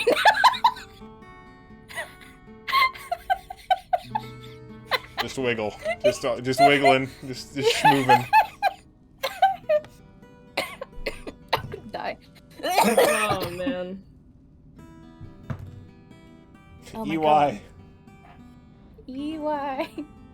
Oh yeah. Oh god, you couldn't hear a word of that. Not yeah, even- I'm not like, even as one. soon as our conversation ends, I'll do it again. Hasan just kind of sort of slides in between, like, excuse me.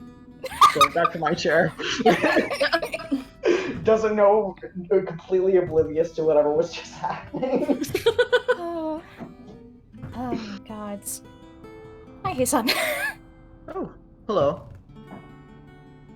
I think Hasan coming back actually completely startles her on that he's just incredibly embarrassed about the entire thing and just kind of like quiets down, like head down, ears down, just kind of looks at the ground.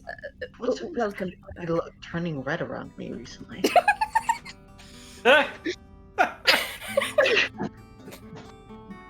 Don't worry about it. What did you find? What have you interesting- got? You've got something there. Fascinating autobiography by someone who was actually was creating eggs with several different partners. Although, Hasan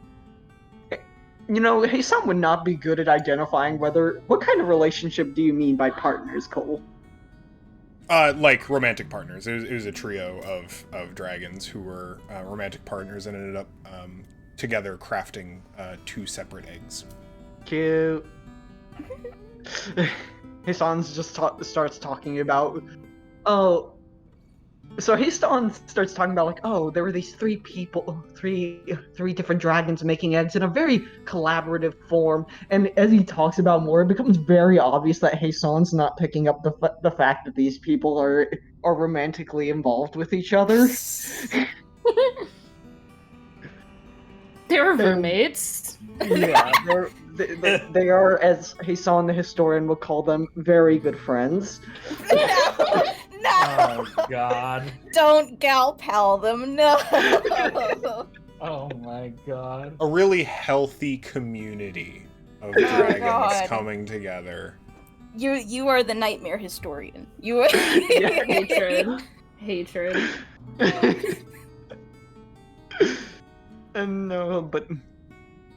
And he said, and some other interesting books there as well, but I'm sure you're not particularly interested in hearing about that, but...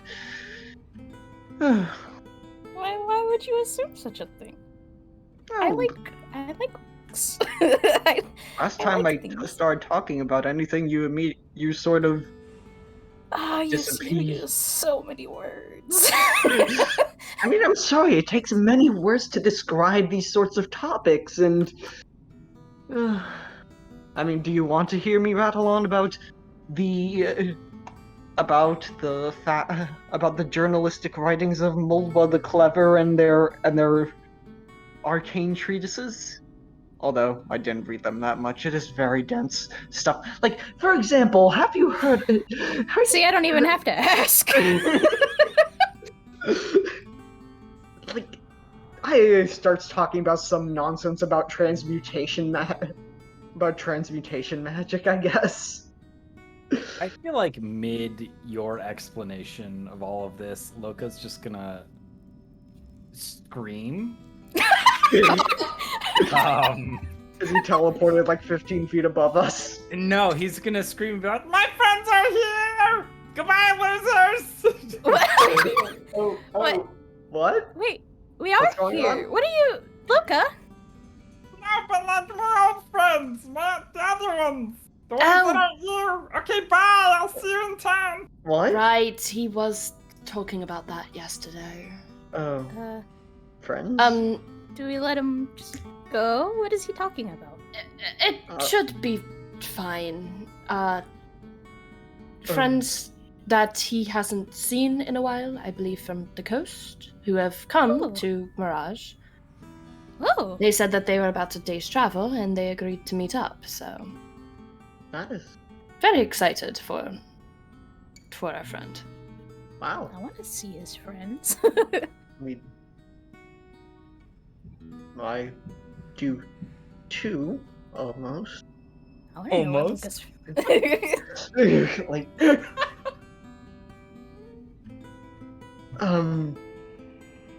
Are we spying? What if we just follow him? I don't think he'll stop us, right? Maybe, but if he sees us, maybe he'll act weird. We have to observe him interacting with other people right now. Think about it. This is the first time we've interacted. Rasmina doesn't think about it. She just goes. Okay. I don't think it's going to be as serious as you think, Keisan, if Loka told me about it yesterday. Yes, but it's just... If you want to go on a spying mission, by all means, you're more than welcome. No, it's only fun if everybody does it. Is that what they taught you in the archives? They taught me a lot of things. Apparently so. All right. Out into the void. We're going to switch out to the other board, and we're going to take a quick 10. Yeah. Quick 5. Do folks need a 10, or is 5 good for folks? 10 would be Five good. should be- 10 would be good? Let's take 10. 10? Yeah, that's cool. Yeah, Gives me I time gotta for my remember- GoPuff to get here. Yeah. I gotta remember who these fucking people are. I have, Love that. I Who have are you notes. people? I have some notes, and I'm going to be asking questions, so... Love that. Yeah, oh god, I'm glad I'm doing this then.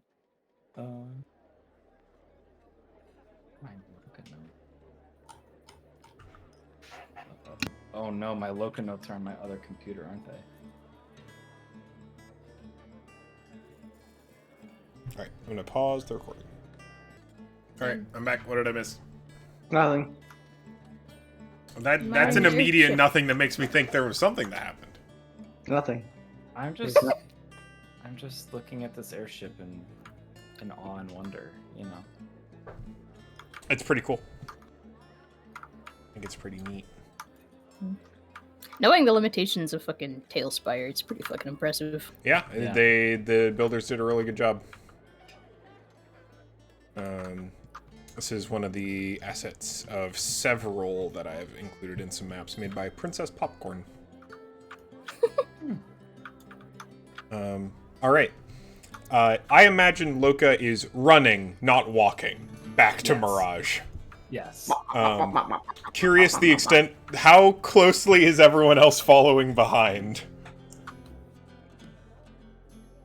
Pashmina's probably like anywhere from like 20 to 30 feet behind. Kind of keeping pace. He's on Yeah. struggling to keep up. Zron's walking. Zron's He's not walking. running. Excellent. So, at your relative paces, as you approach Mirage again, you see a new large fixture, vehicle that has arrived in the sand to the sands of Mirage.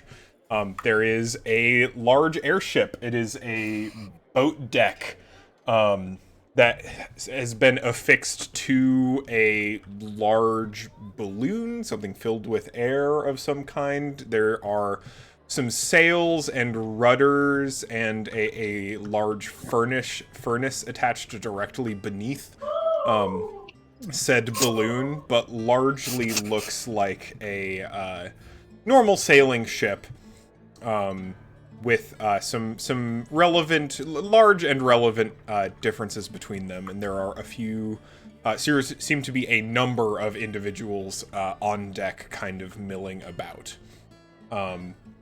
Most of which are completely new to all of you, but two of which Loka is very familiar with.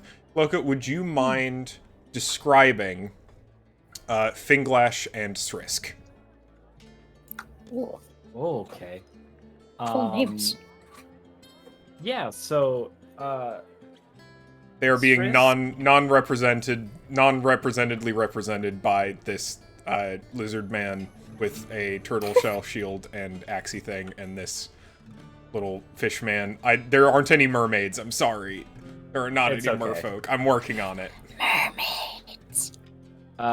Yeah, so Srisk is missing a very specific, which we'll get to maybe eventually.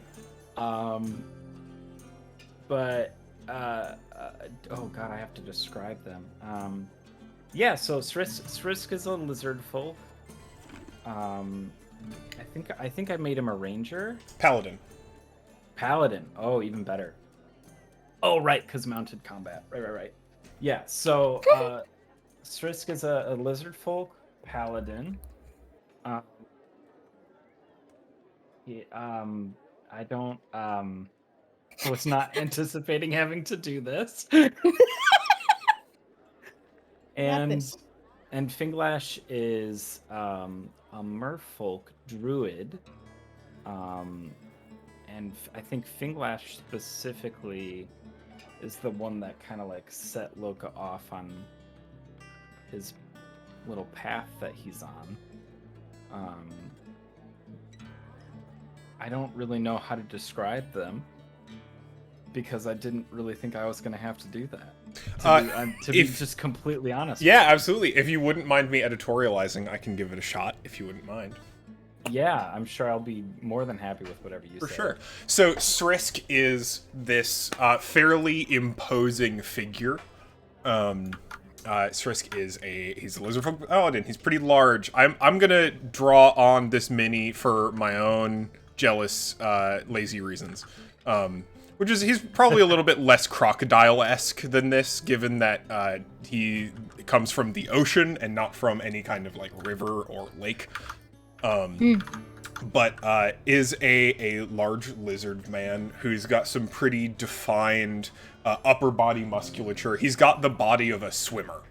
The kind of person who's like big, but surprisingly fast, more than they are very strong. Lithe.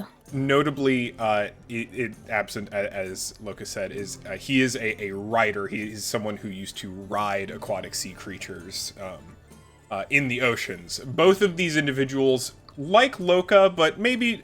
No, like Loka, are very...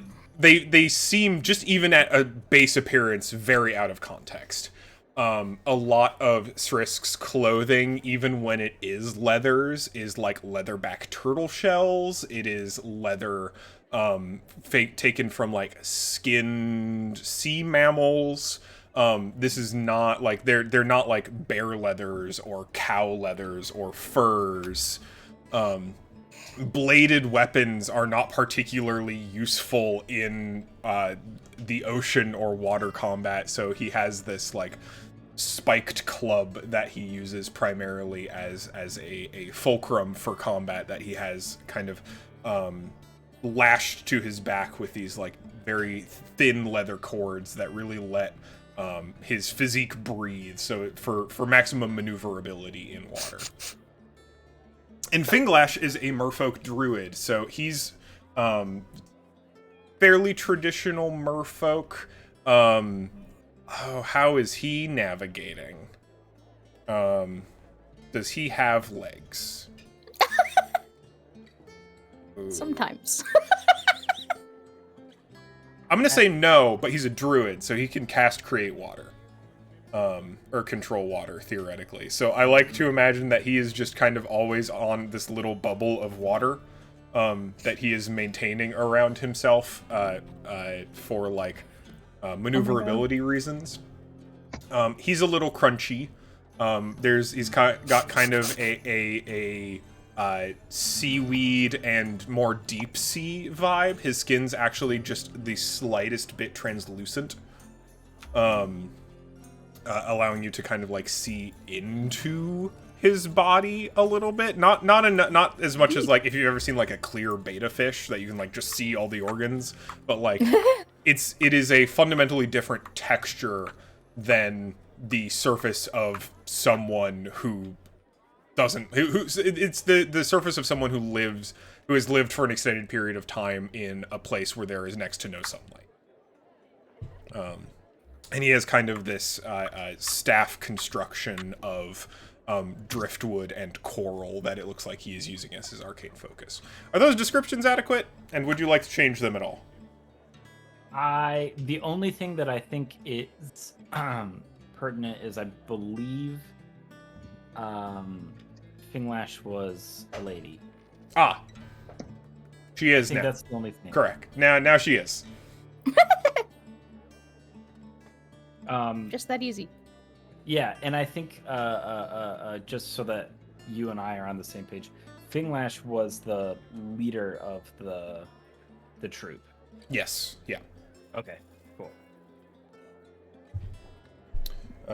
They both like see you kind of flip-flopping your way across the desert.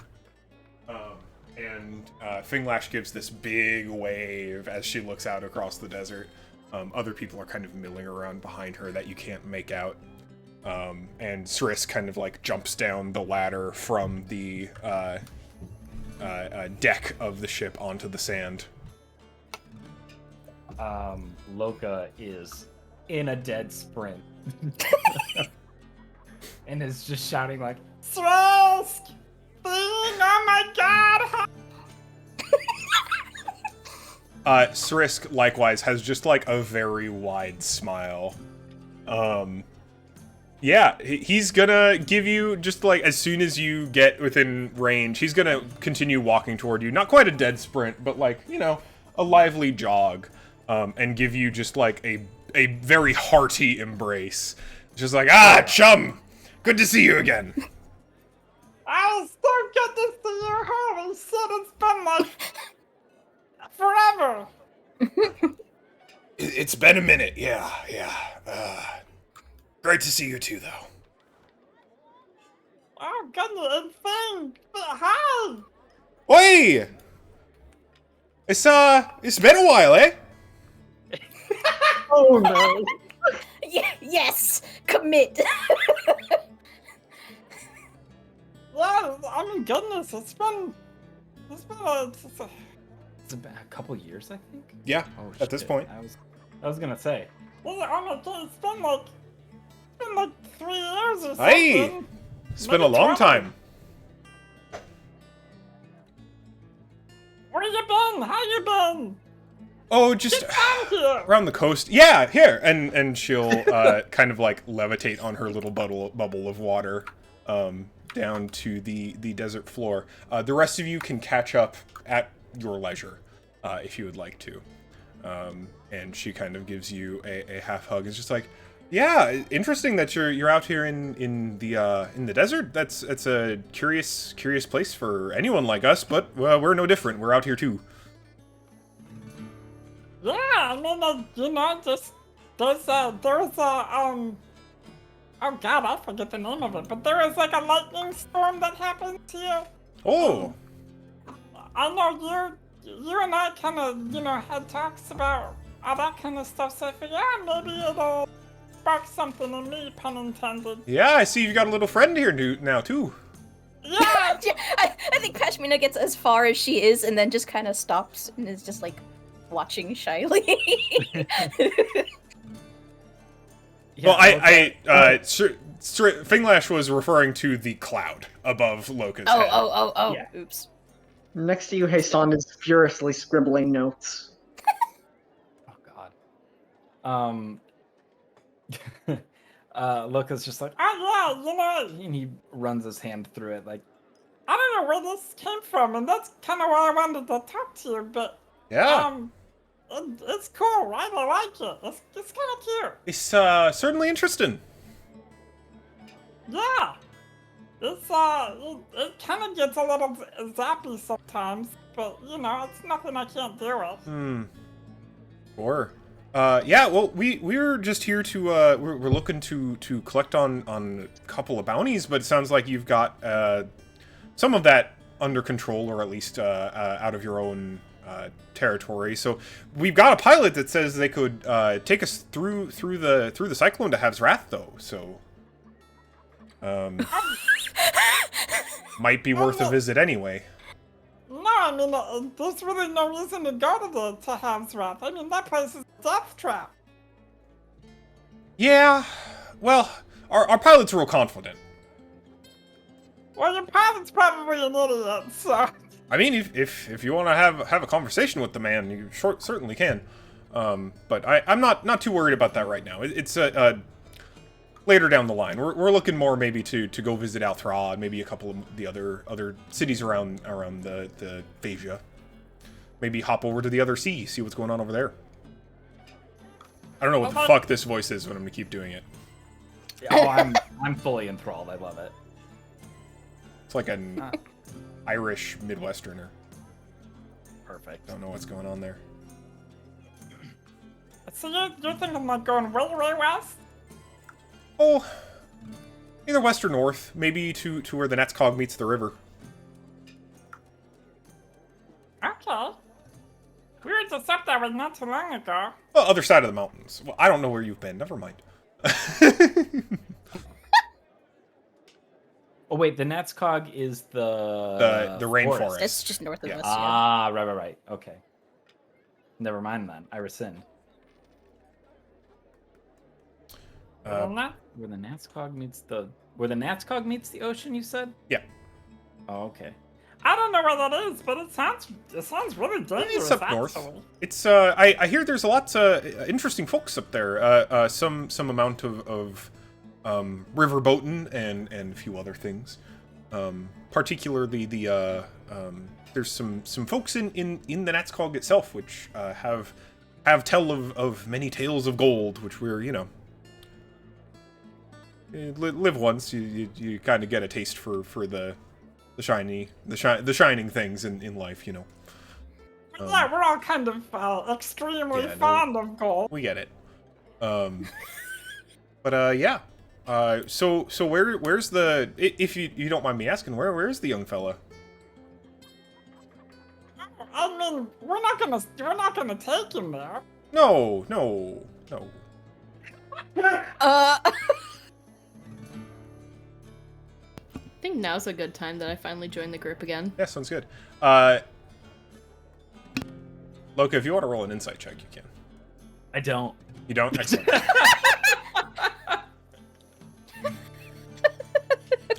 He's too excited. He doesn't care.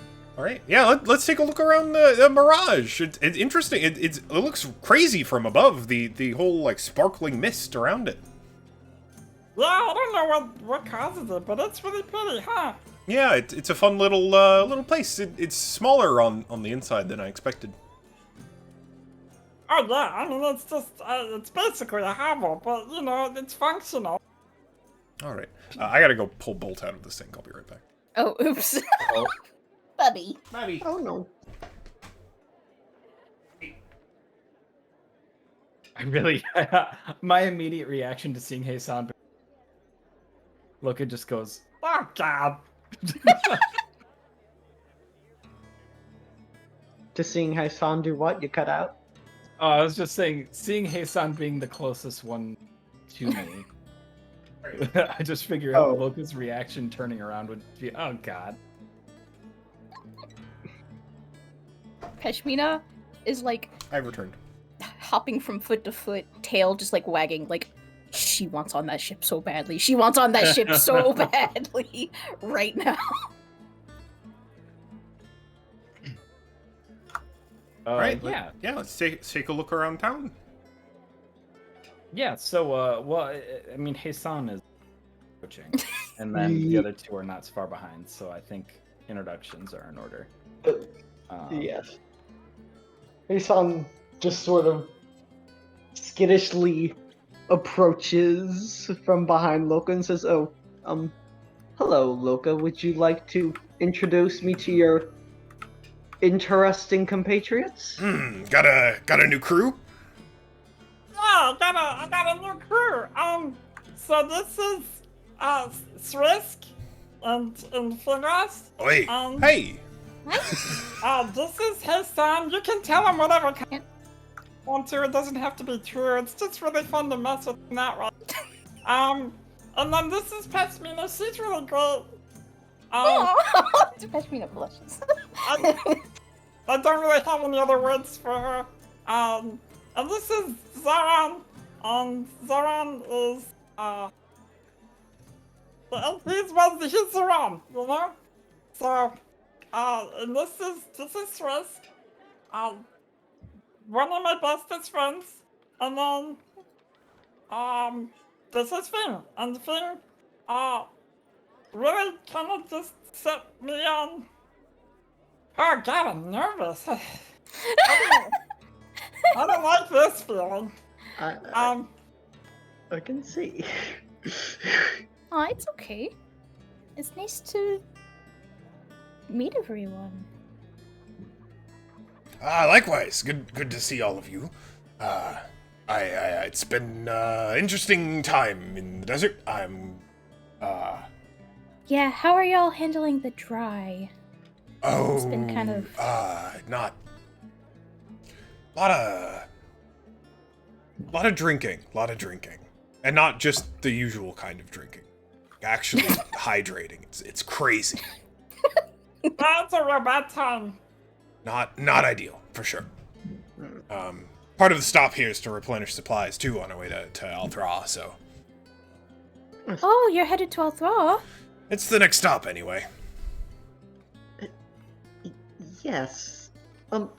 I apologize. Did I hear something about Havswrath and being able to enter Havswrath and perhaps navigating Havswrath on a pilot? Sure. Our initial sorry. What's the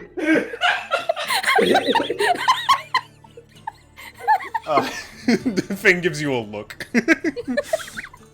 Like should I is this a person I should shut up around, or is this a person I should say things around? Kind of look. Oh, right. Oh, shit. Oh, my God. I love these people already. And then Loka just kind of winks. Srisk would know what that communicates. I do not. Oh, Loka is basically, if the look was like, do I lie to this person or do I get to say just whatever? It was mostly like, should I be telling these people what our real plans and intentions are? Oh,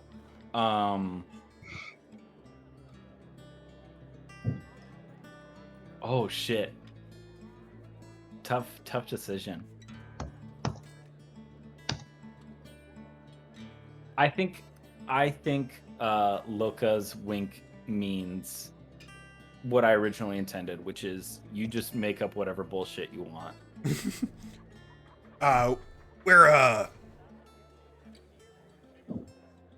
on the tail of some jobs.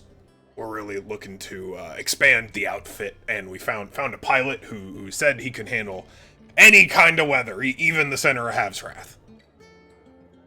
That's some real serious Bold. weather. It's a bold claim, but he's a fucky little guy, so I just I kind of believe him, but I'm not sure how much I do or don't. Just to be clear, his name's Captain Pendulous Hobble. I'm not sure whether or not that in and of itself. Pendulous? Captain Pendulous Hobble. And you see a little gnome with a little lens over one eye and some little tinkering robotic stuff going on with one of his arms pop over the deck of the airship and go, "Someone called!" Yes. Are you the man with the with the illusion that they can somehow go through Havsrath? Ha! 'Tis no illusion, 'tis calculation! Oh my god. Oh, I fucking hate this man already. Calculation? How many calculations? Many, quite a few, close to 5,000 now. Oh my god, would you please, both of you, shut up already? Saran, if this man is telling the truth, then... He's not! Yeah, Yeah, that's kind of what I was thinking, but it's not the first time that Swisk and Thing and I would have, done something very, very dangerous just for fun. Oh, You're you're doing kind it for fun? Oh, all the time. Wow. I love fun. Zeron's inciting this. Go for it. Absolutely inciting.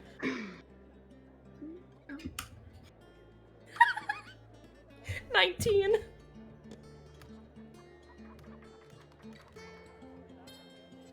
Oh. What? Srisk is normally pretty good at lying.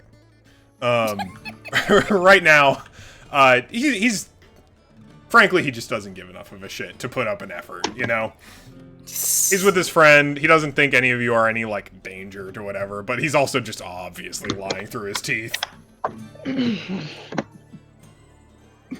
Oh, I absolutely agree. There's nothing more exhilarating than going on a suicide mission through the heart of Hadsrath.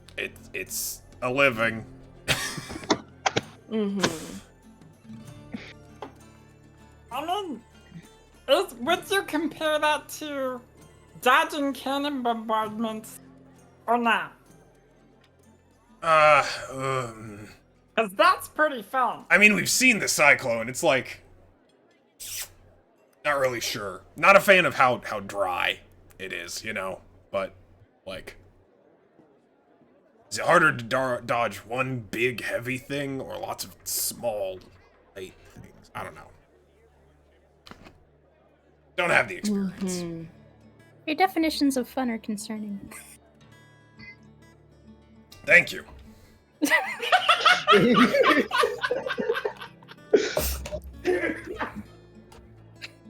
I don't think Zeron cares anymore.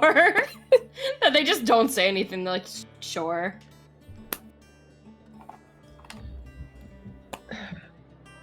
Anywho, oh god. Would you mind showing us around? Oh yeah, sure. Curious Although- what's in the little town. Yeah, sure. I'll give you the I'd say it's a grand tour, but it's a pretty small and short. But I can still give you one. Or And Loka will lead the way. yeah, and they'll Yeah. follow you around town. Before you get too far, Pashmina will kind of lean down and cup a hand around whatever part of your head looks the most like an ear. He goes, "Please tell me we get to go on the ship at some point. Please, please, please, please, please, please, please." We have sending stones. Yeah, but he's right here. We're so excited. Hey, son. Hey, son. Get down. Off the couch. Get down. So, about this calculations. Would Of you course! perhaps show me God. perhaps Oh. a little bit of how I've you got them intend to all written calculate? down. Come. And he, like, ushers you into the captain's quarters. Oh my god. Just ledgers and ledgers of math. I feel like looking at Heisan getting on the boat, immediately Loka's response to you, Pashmina, is just like, I don't know, go for it. It's a toy, I guess. Have fun. Looks to the other two. Permission to board? Captain, mind if we got visitors? And she's like, oh, yeah, sure. What? Yeah. Whoever wants to, I guess. It's open deck for a minute.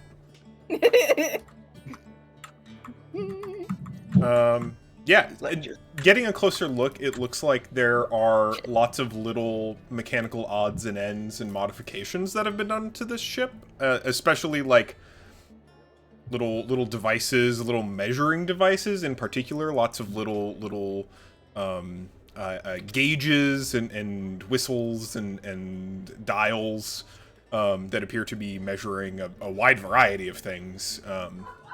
In addition to like some granular controls on and levers and switches and things on the side of this furnace. Unlike the captain, the crew looks a lot less technically inclined. There's just kind of a human ruffian and a big beefy orc man and a halfling that is polishing a crossbow and looking very suspiciously at everyone boarding the ship.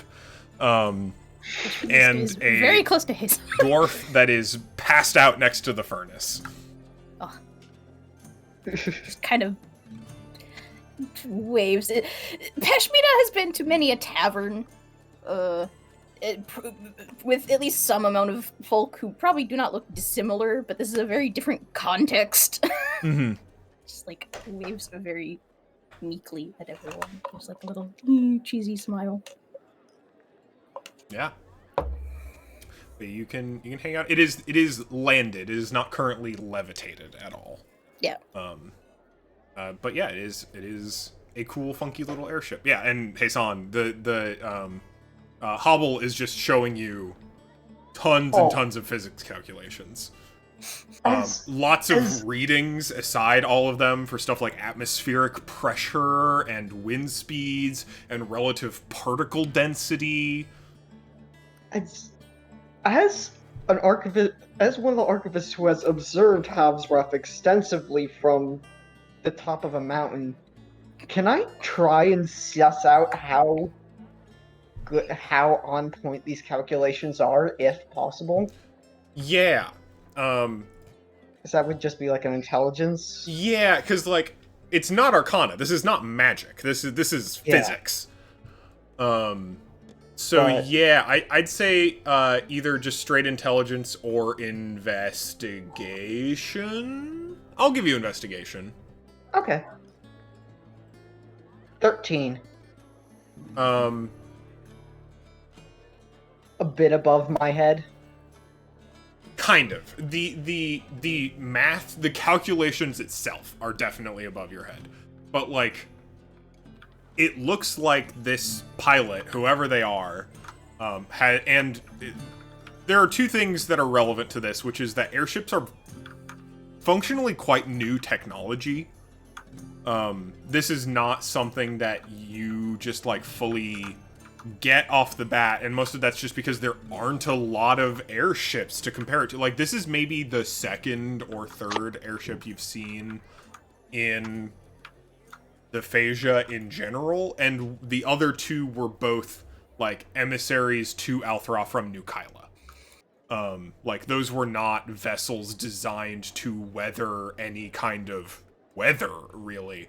This one appears to have been bolstered quite a bit in very specific ways, and the person who's made modifications to them seems very confident in the ability that they'll work. And, like, that is to say, with your investigation, the confidence with which this funky little gnome has in his ship does not seem unfounded if you assume that he has actually considered the ramifications of flying an airship directly into a cyclone. And he's looking over all of this and is...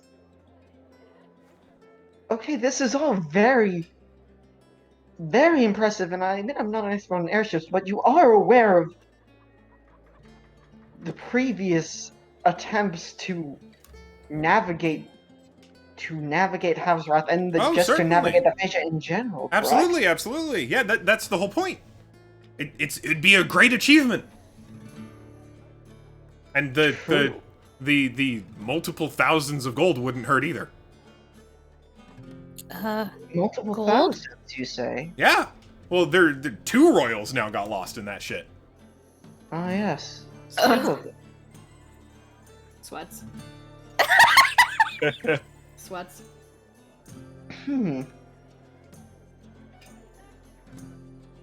What? I could perhaps... What if I could perhaps persuade you to look at something else? And Hisan is gonna pull out the map again and show him the giant this sink of negative magic in the center of the Phasia. I have good and bad news. Yeah? That is Havsrath. Oh. Yeah, that is Yeah, that's where the That's the point. Oh, yeah, sorry. I thought you were like, don't go to Havsrath. Go here. No, No. There What's all this? bits of readings of of arcane energy, ley lines. Ley lines. Perhaps I don't know how familiar you are, but Not center... fairly. I'm more of a practical kind of, the whole magical debiggledy shit goes right over my head. In the center of Havsrath, he points to the giant red circle. There is a massive point of negative energy. And I had heard rumors before of a large, just black abyss towards its center. And shifting shapes around that point. Perhaps, if you may, royals may not be what to look for, but discover the undiscovered. You're thinking. Well, I mean, why not you're both, if you know what I mean? What? I mean, why not both, if you know what I mean? True, but we're all gonna be there. It can't be that big. It's. Look, you dig up a couple of corpses, find I don't know, a big crystal or whatever the magic people do. It'll be an adventure. Magic people do love big crystals. All big crystals. Hisan is willing to dismiss this slight on his profession. And we'll continue, and I guess we'll just sort of say, fair enough, I suppose, but what about the elementals, the ground conditions? Searching would be almost fruitless, wouldn't it? I mean, look, I the gold's great. The gold's what got the crew on board. But like, I'm there to get through the cyclone. If we can get in the cyclone to the center, out the other side, those fucking elitists back over in Kyla they'll see that this design works. It is good for weathering extreme conditions, and then I can patent it and mass produce it, and it'll be great. How very Western. Eastern. Eastern. Kyla. Yeah. And Sam will say, so this ship is a prototype, isn't it? No. Well, kind of. There are prototypes. Most of them are they were retired. But see. this one's great. This one's our 1.0.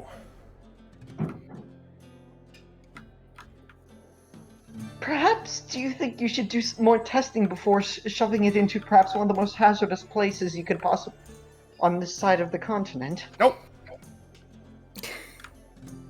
What testing have you done with this one? Flown it through a couple tornadoes. Flew it across the sea, which had its own issues, mostly due to lack of crew. There's an incident with a flock of geese. Oh. There were various wind currents, but it's all been very sturdy so far. Hasn't crashed even once. I see. A flock of geese did it fly into... How is this thing propelled? So it's a combination of the furnace has effectively a steam-driven paddles, but also the sails that it has catch existing wind currents. So it is effectively a sailing airship. The paddles help get kicked off in no wind environments, but that's rare, very rare. It looks like he frequently navigates via the air currents themselves. And the rapidly shifting air currents, that will be fine? Yeah, I got it all mapped out right here. He puts more math in your face. Oh. Well, you will be heading to Althra soon, correct? Yep, on tomorrow. We're just stopping to refuel, because I was told to. And then it's straight to Half's Wrath, or? Yeah, we'll figure it out. How fast can this thing travel? Like 30 knots. I don't know what that means. It's a speed in the air, pretty quick. Well... How far can you get in a day going about as fast as this thing goes? Ooh, I'd say, hard burn whole way. Say, well, here to Althra will probably take about half. Half? So, double that. Oh. Quite fast. It took you on foot with a cart about a day and a half previously. Oh. Okay, that's pretty fast. Well then, Quite fast. I suppose all I can do is wish you luck then. Yeah. Well, if you've got any opportunities, stuff that needs shipped to Althra, we could definitely use the extra money, because, like I said, we're on this is kind of a speculative venture, so the cash flows stopped on the income direction. Nothing I can send, unfortunately. I mean... But perhaps... Hey, yeah. Say... Cargo, crew, passengers, jobbers, whatever. Say, we were to perhaps meet again before you went to Half's Wrath. Would you perhaps be willing to take some small payment as perhaps to save a spot on the ship? Oh, sure. Yeah. How's 2 gold sound? Does that sound alright? Yeah, that'll be great. Yeah. Thank you very much. Yeah, I'll send you a missive. Thank you. And Hasan will fork over that money. Yeah, and it's just for yourself, or you and your buddies. If my buddies, if they wish to, my buddies, quote marks. He's using a term that he does not use. If they so wish to join, I suppose. Sure thing. I know. I'm not sure. But either way, this is just reserving my spot. Perhaps it'll be my treat to myself eventually. To fly through Half's Wrath. What a treat. Yes, but also to discover more things. More of what we didn't discover before. Yeah. Serena just kind of cringes. Well, very well then. You don't mind if we... I don't know. Well, it's getting a little late. I suppose I should be off in that case. Pashmina, did you want to look around the ship more? Pashmina very badly wants to find the highest thing that she's allowed to climb. No one's stopping you. How? Well, Jim. Jungle Jim. I mean, like, as per ship sales, this thing is designed to be climbed. Like if shit breaks down, if like you get a hole in your like ballast in the middle of a flight, you don't get to take a pit stop. You have to go fix it. Like this thing is designed to be clambered upon. Hey, Captain, Yeah. can I climb to the top? Got any pointy bits? Not right now. All right, go for it. Yes! She is immediately, like, whatever rigging there is just Scramble like, up. Yep. Yep. Yeah, I'm going. it is Going up. not hard until you are on top of the balloon. Cool. It is probably, if not definitely, the highest point in Althra. Cool. It's kind of squishy. She's just, yeah. She's Yeah, a gonna little kinda- bouncy. It's your own personal little moon bounce. She's gonna try very hard not to fucking pop this thing, but it's also Reasonable. just like, Any sharp nails and horn. It would take I mean, it looks rugged. Like, if you were trying, it would be difficult to put a hole in it if you were trying. So, you're not in any real danger of breaking it. Unless you attempt to, but... no, she's being careful. Yeah. She also just doesn't want to fucking slip off. Yeah, absolutely. She's content. Loka, you and your companions are continuing through town. Yeah. Where do we want to pick up?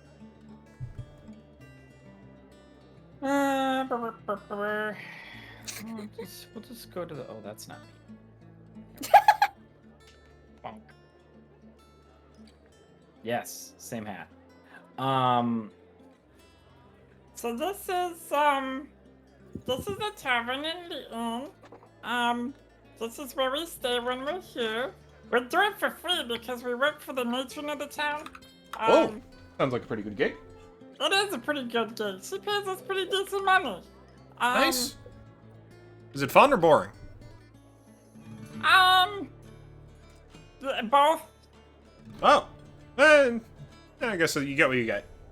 Yeah, pretty much. I mean, we got to go fight somebody named the Patch up north. Oh.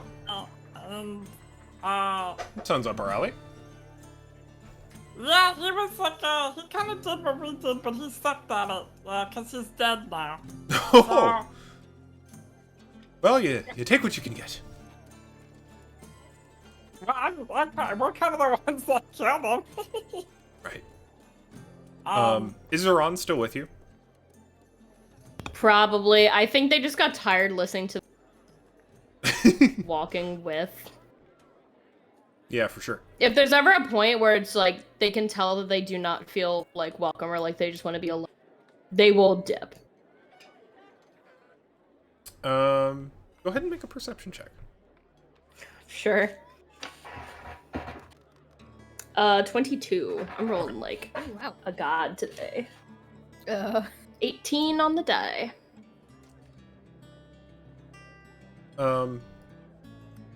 You get the sense that it's like a little awkward. It's like the sensation of hanging out with someone who's hanging out with their friends, but those friends aren't your friends.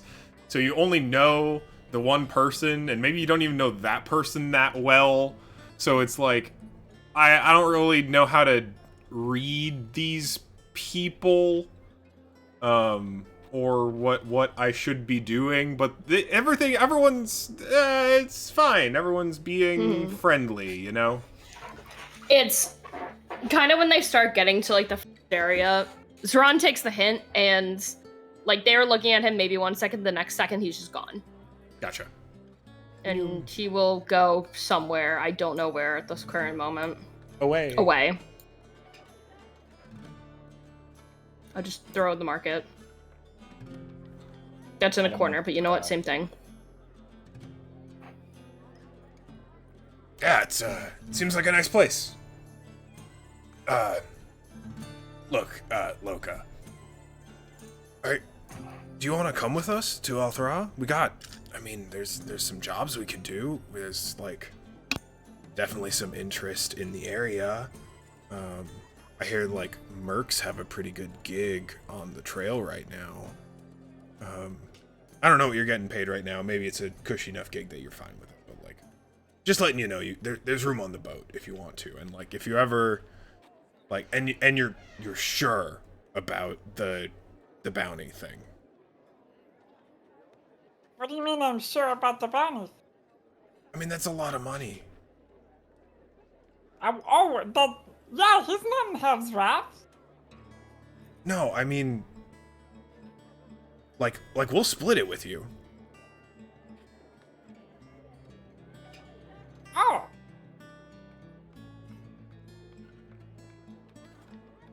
I mean, that's not the reason you came here, is it?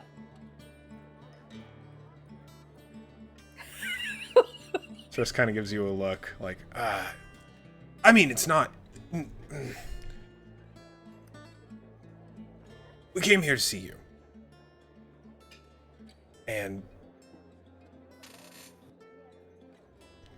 look, the captain's running out of money, and we've got places to be. This has been a pretty long expedition. We got to get all the way back out to the coast, to a coast at least. It really doesn't matter a whole lot. If you don't want us to touch the kid, that's fine. I feel like there's a bot coming after that. No, otherwise we just gotta find other work, and you're welcome to help us with that other work if you want to.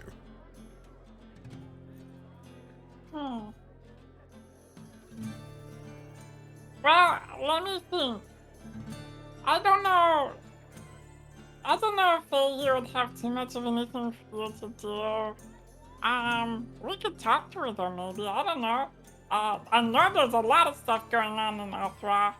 The mercenaries are fine. I don't like the Black Talons. Those people are kind of bad people.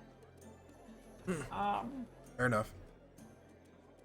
So if you do go and like work there, I'll just still clear those guys because they suck.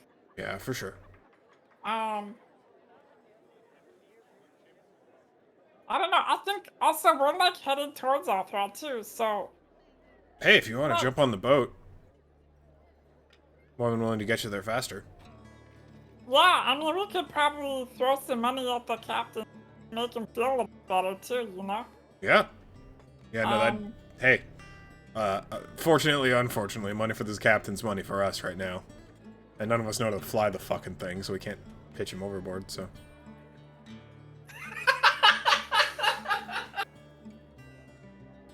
I mean, you know this guy's not gonna be able to fly through Cap's Wrath, right? Like, you know that you're gonna die? Strisk and Fring exchange a look, and it's just like... yeah. I mean, it was always... It's a hell of a gamble, but... now that we know we don't have to, right? Like... Yeah, I like you guys a lot. I really care about you, and I don't want you... Yeah, you know what? Don't do something and die. You know what? We won't. That sounds like a good idea. I think we'll pass on the whole deadly expedition in the name of science thing. Yeah, I mean, he's gonna do it, and he's gonna crash the ship, and even if you get through it, you're gonna crash, and then you're gonna be stuck in the middle of an ender cyclone. No way to leave. Oh boy, that just sounds like a mess. Yeah. Yeah, it does. You got anything good to drink out here? We've had, like, grog for, like, a week. I don't know, let's go find out. Sick. Look, leads them into the thing. Yeah, absolutely. I think at some point, I don't know if Feihu is gonna be around, just because of Yeah, Feihi's largely occupied on her own today. Yeah, that's kind of what I was thinking.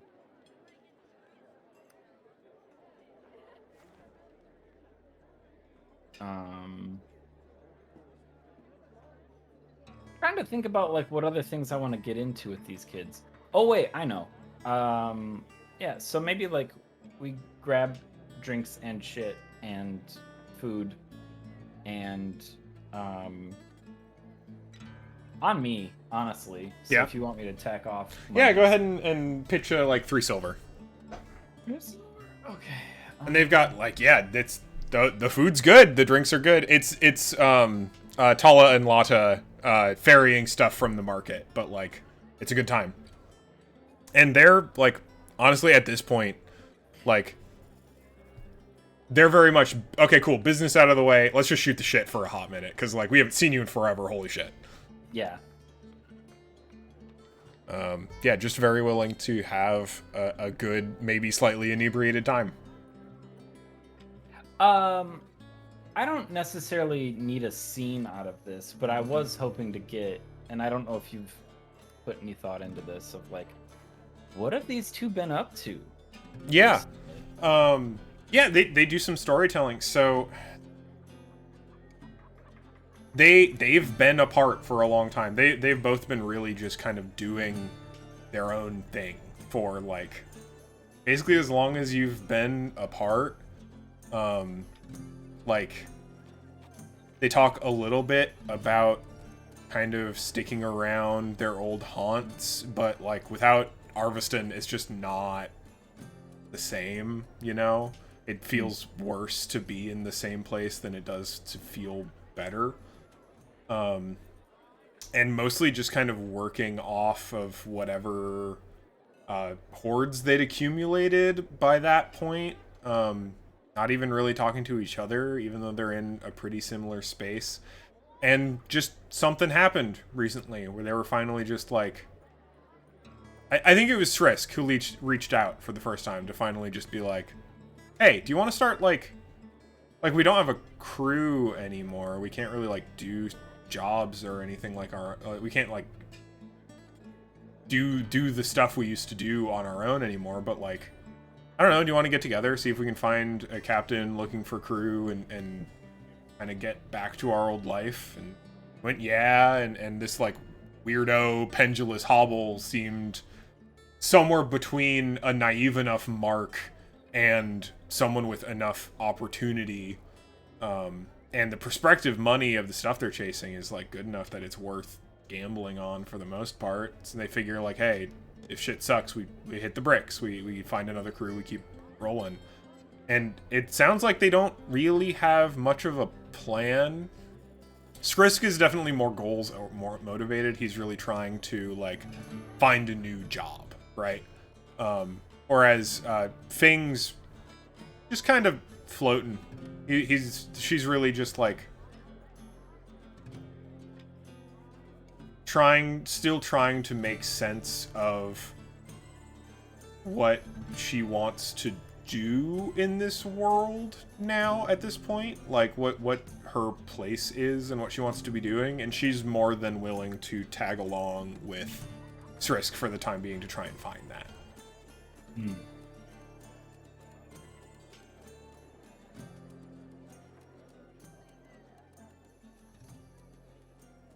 Thinking.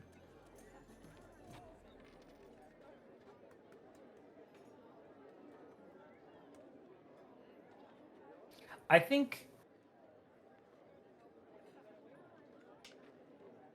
maybe this is better. A better spot to transition into the scene then,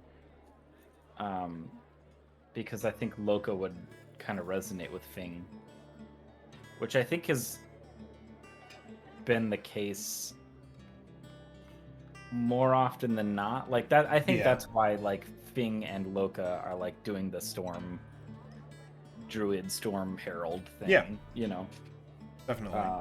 You just kind of vibed in the same way that the other two didn't. Yeah, but it's not like we didn't get along. No. Yeah, I think it just based on in like I know we're not on Stars and Wishes fucking, your idea of fun is concerning, and it's just saying thank you. Like, yeah, that's some Loca fucking energy. Yeah. That's, Yeah, and you were all, like, fucking great friends. It's not Yeah. that you aren't connected to the other two. It's just that, like, you and Fing had connected on that level. On the, like, the storm, the kind of nature magic, the, like, on that kind of spiritual level in a way Yeah. that is not extant in some of the other relationships. Yeah. Yeah, so I think Loco would speak up then with what Fing was saying and just be like, Yeah, I really understand what you're saying, Fing, because I don't know what the hell I'm doing with these guys. Like, they're good people. They're a little weird. I mean, so are we. Like, it's, it's money, it's travel, it's adventure, but,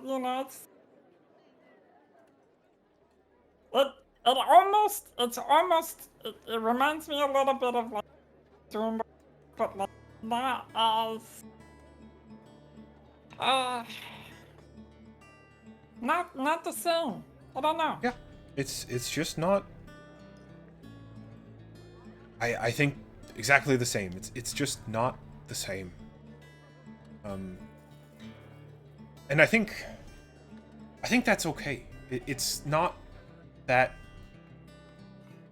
I think when I set out originally, either on my own and with Risk, I really wanted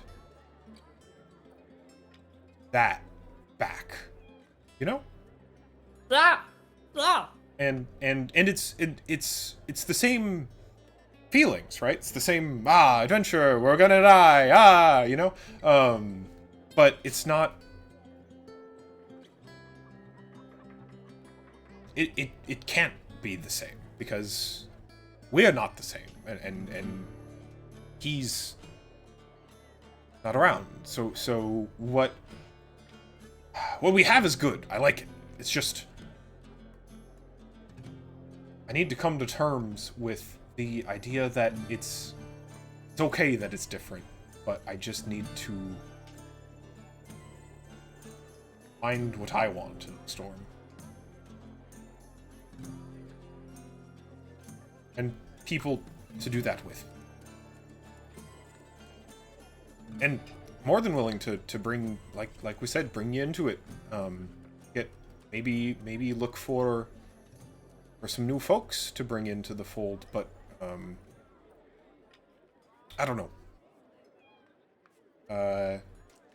You kind of get the sense that Fing's almost not sure if she really wants to stay with Srisk. Like she's clearly super happy to see you, and she's mega chummy with Srisk. Like you are all friends, but I think you get the sense that she's not just like questioning her place in this, but like in the whole ecosystem. Like having one of those like, oh god, is this what I was really meant to do? Because I've been doing it for so long, and stopping now seems like an admission of failure. Like kind of miasmas.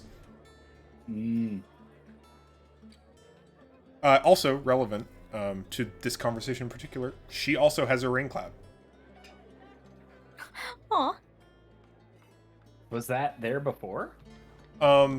It was almost imperceptible, but having this conversation with you now, it has become much more visible. Wait, damn. Yeah. I didn't know you had a rain cloud too. Oh yeah, I thought it'd be interesting. I when I heard you tell about mine and I saw it when you walked up, I thought it was kind of funny. Yeah, I think it's something to do with the elemental magics. It's like your connection to the world. It's just a little fucked up right now, and it looks up and it for Stormcloud like, rumbles a little bit in kind of the same way as yours does. It kind of like gives like the little slightest hint of thunder. I think Loka kind of looks up at his with the same sort of like I think he looks up at the cloud with the same sort of like recognition and sorrow that he sees in Fing.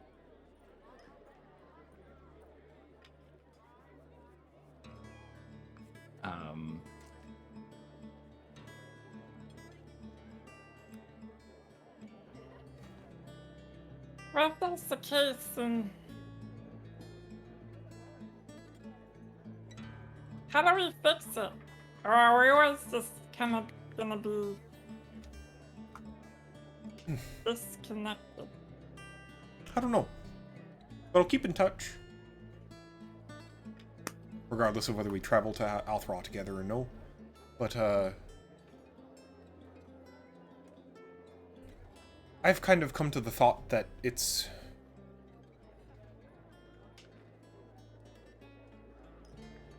okay for now.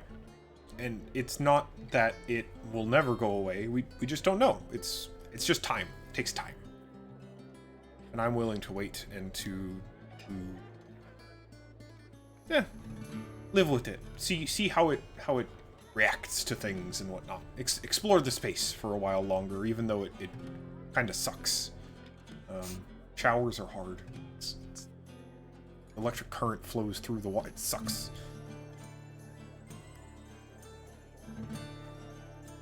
It's interesting that you say that, because I really like the storm. Oh, yeah?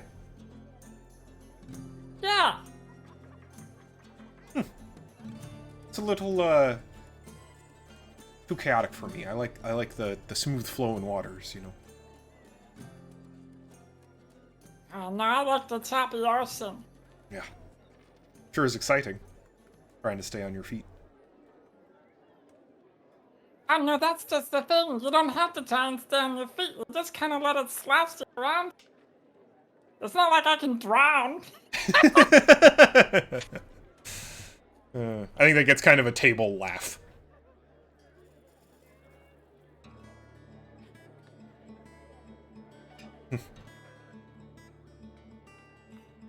We should probably... oh, no, sorry, please. I was just gonna say, I feel like this concerned me. Maybe the same as it did you at the beginning, but I just...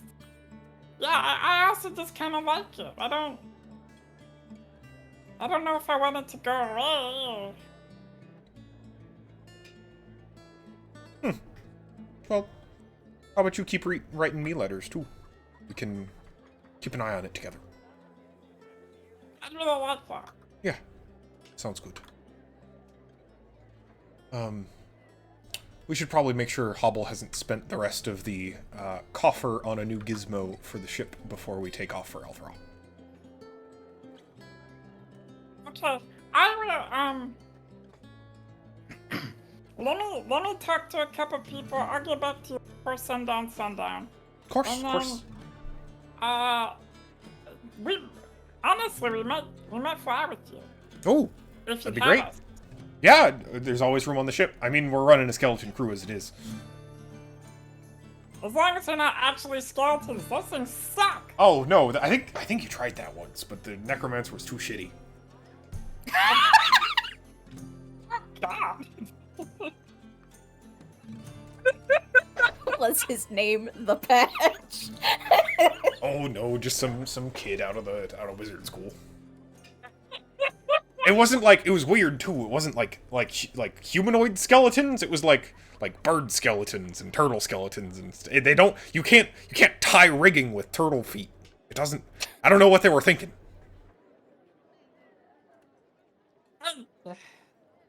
Oh wow, yeah, that's just really stupid. Right? It's so dumb. Oh.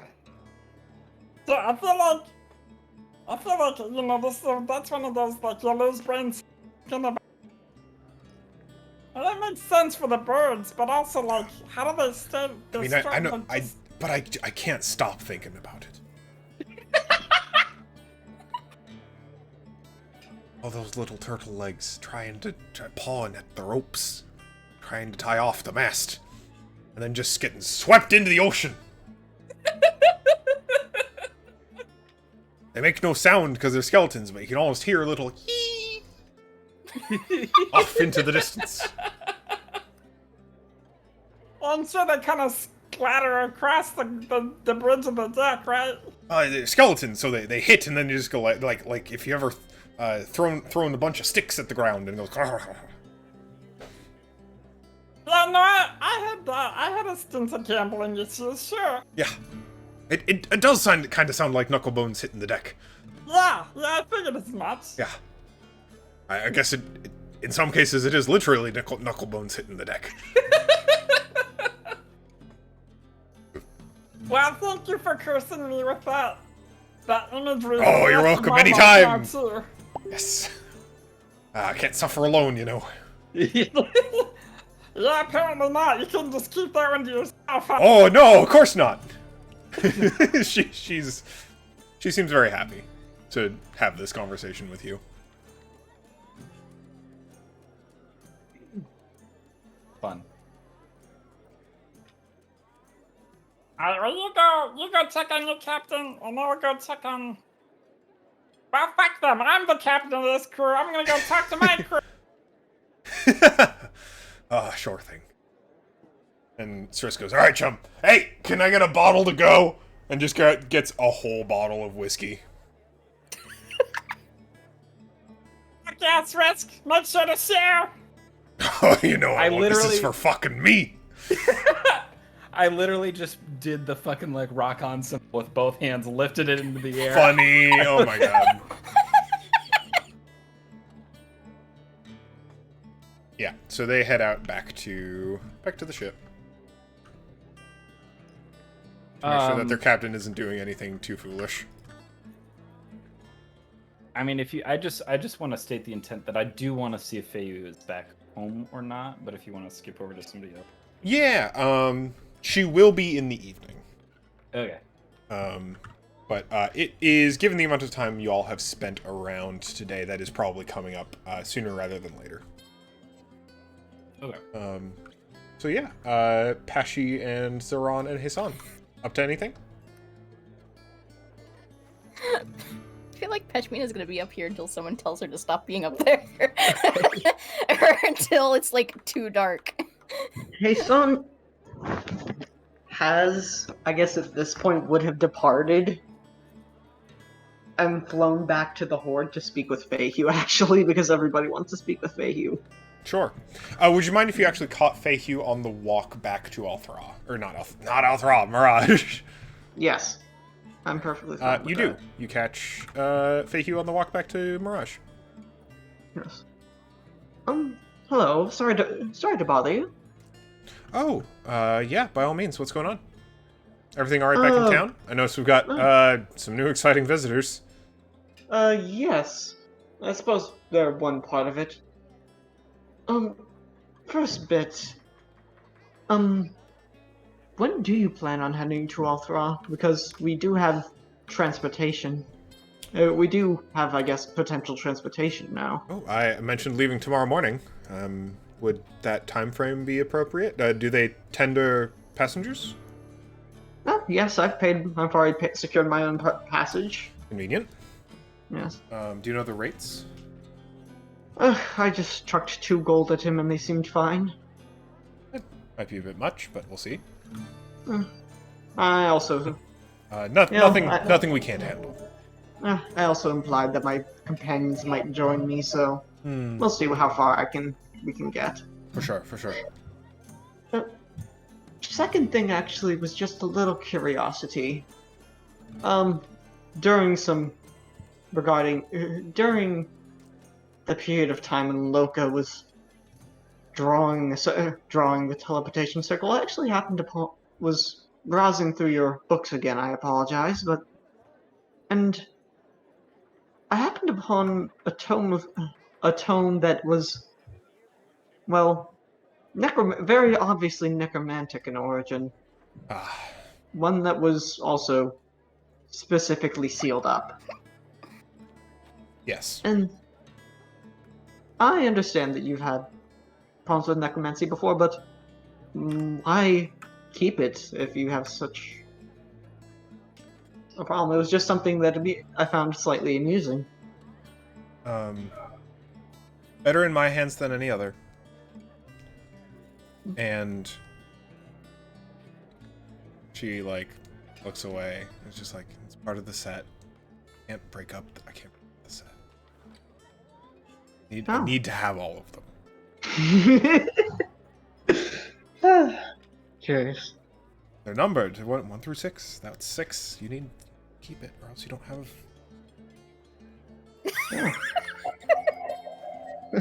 And you never, so you never read it before? Never used it yourself? No. Can I insight that? Sure. Yeah, come on. 22. She is not. Ooh. Oh, she has. Why? What's happening to Feiyu? So she has not used it. Okay. Yeah. And you said So insight? Yeah. She seems even more tired than she did when you talked to her previously in the horde. Yeah. Well, my apology. Well, again, my apologies for bothering. No, it's, I've been away a bit. I understand that folks have business. Yeah. I understand you also must be very tired. Yes. You wouldn't perhaps...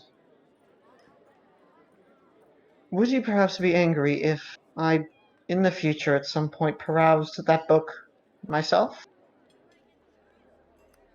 I found his other writings fascinating, and seems You... pointless to leave a collection unread.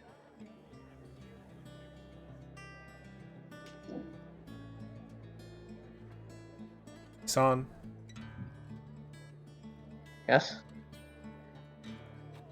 I know better than to fight against a mind as ravenous as yours. But I would be remiss if I did not give you the same warning I have already given you. It is better left unknown. Better left unknown. Only thing it will do is... Like I said, there lies madness. I'll leave it at that. You can make your own decisions. If you wish to break the seal, I will not stop you. I just ask you do not remove it from the horde. I would And never. Replace it when you're done. I would. Then, thank you again for letting me hold the egg earlier. It was satisfying to hold something so... Or perhaps just try to impression something so... Precious? Precious, yes indeed. That was the word. I agree. It's wonderful. Terrifying. Wonderful. I don't know if I'll peruse that book, but you don't mind if I spend a little time reading. Please? Thank you. Sleep well. Oh, I don't know if you sleep. I do. Thank you. And Mason will sort of just make his way to the horde. Yeah. You're gonna do some late night reading? Yeah, a little bit of late. Not enough to get exhaustion. But Yes. hopefully. Loka, you spot Zerga heading back to her home. Not Zerga, Feiyu. God damn it. Yeah. I'll remember the names of my own characters one of these days. It's fine. We all know what you meant this time. This I think Luca's just gonna be hanging outside of her home. Sure. If he sees her coming, he'll just kind of go wait for her. Yeah. She arrives. Ah, Loka. Hi. What, anything I can help you with? How's things been? Today was great. Yeah, I heard you exclaim something about friends. Do you know the crew of this vessel? No, just two of them. Just two of them. I'd say really old friends of mine, but really old is like only a couple. Like 5 or 6, maybe more. That's old friends. Yeah, so I got to see them, and talk to them, and quite likely, I was gonna talk to you, I was gonna talk to my people, but I don't know where they all are. They're all scared of the goddamn wind. So I figure, you know, they say that they've got room for us on the airship. I think if they ask us for money, I'll just take care of it because they're my friends, and that is how they're getting paid. So if you're ready to like make that track, do it in pen. Oh, they didn't tell me. Never mind. Yeah, so if you're prepared to make that track, we can do that. Yes, that would be very convenient. Hassan proposed something very similar. I think it would be a good idea. Tomorrow morning, I think. Yeah, okay, I'll talk to them and make sure that we're all aligned. Don't know where they are, but you know. I feel like my loca voice is all over the place right now. Right, I imagine it's hard to keep up for a long time.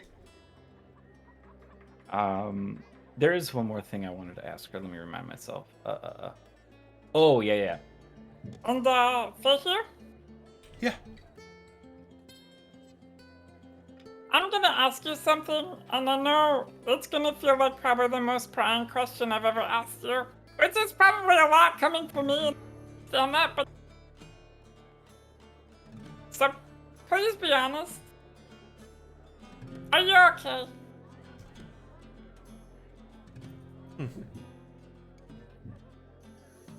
I don't know. I feel weird.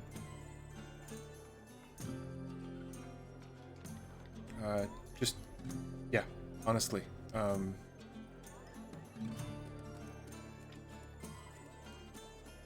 There's a pit in my stomach. I can't tell whether it's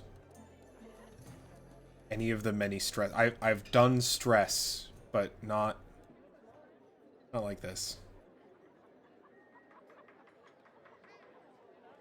Fucking.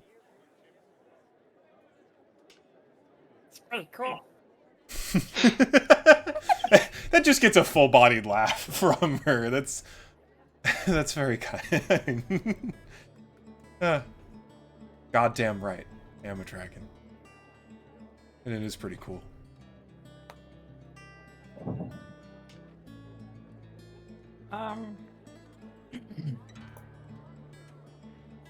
What's so different about now than before? That's the thing. I've dealt with these things before. I've dealt with bureaucratic nonsense. I've dealt with, well, the stresses of the concept of being a parent are new and exciting, but there's no guarantee that is a recent. My egg is far from hatching, and our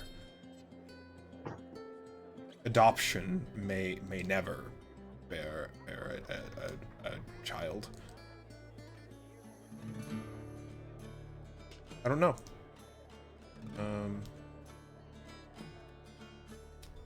Okay. Given this line of questioning, would you mind rolling medicine for me? You know, I was actually going to ask if I could. Please do. Where the fuck did I put my D20? Oh, gone for good. Alright. Please don't fuck me. Okay, thank Christ. 17 plus 5, 22? It's very good. Wow. You notice, like some of the others did, that the tips of some of her feathers are starting to turn gray. and the ones at the very tip of her short tail have begun turning black.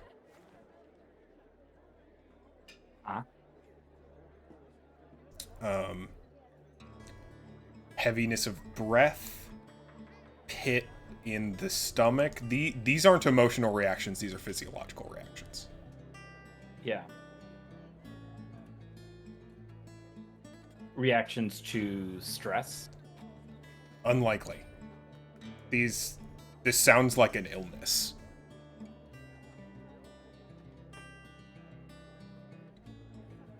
Feihu is the doctor, isn't she? She is.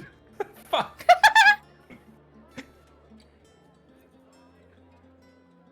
But honestly, like, given, like, before you continue, like, given her combination, your combination of insight and medicine, like,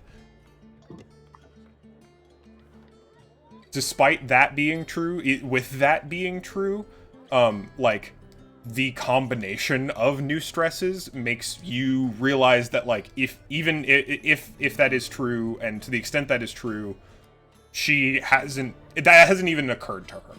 She just thinks she feels bad because bad shit is happening.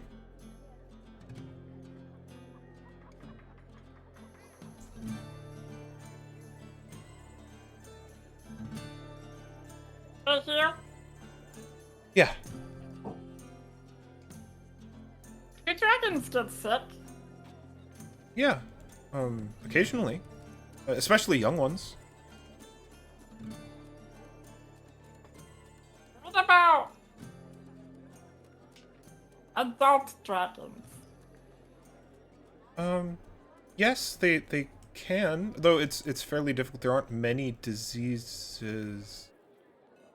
Kind of trails off. Oh. Oh.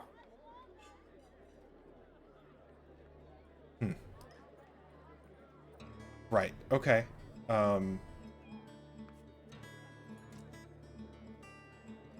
I should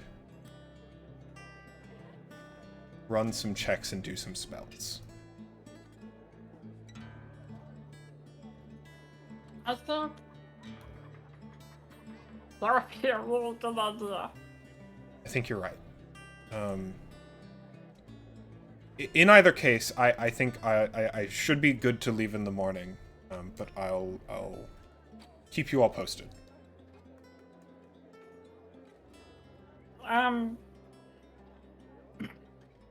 Oh, how do I want to say this?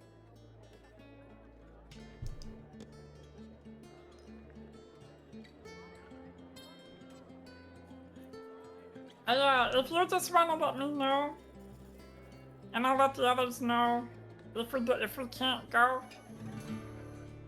But I won't say anything to anybody yet.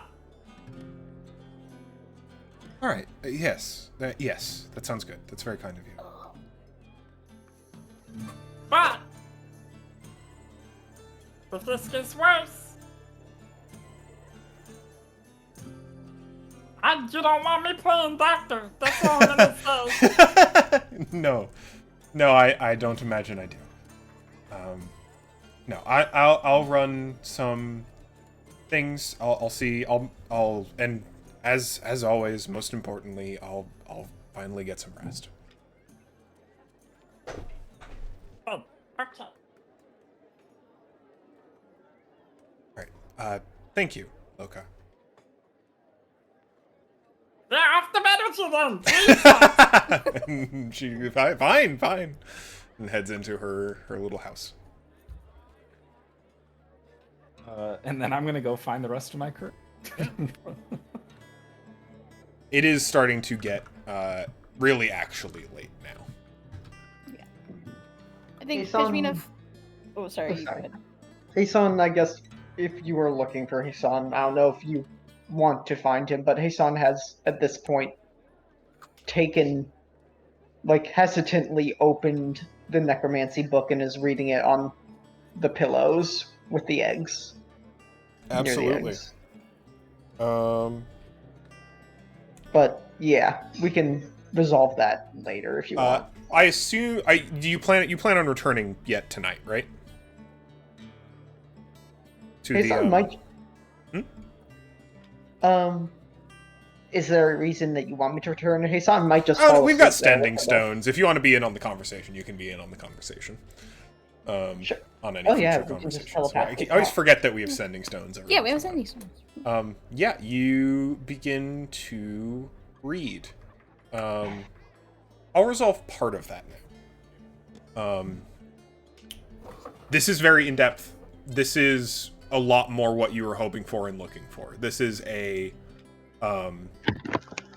instructive and research tome of the not just the practical uses of necromancy, but the philosophies and actual like arcane research behind what necromancy is and does.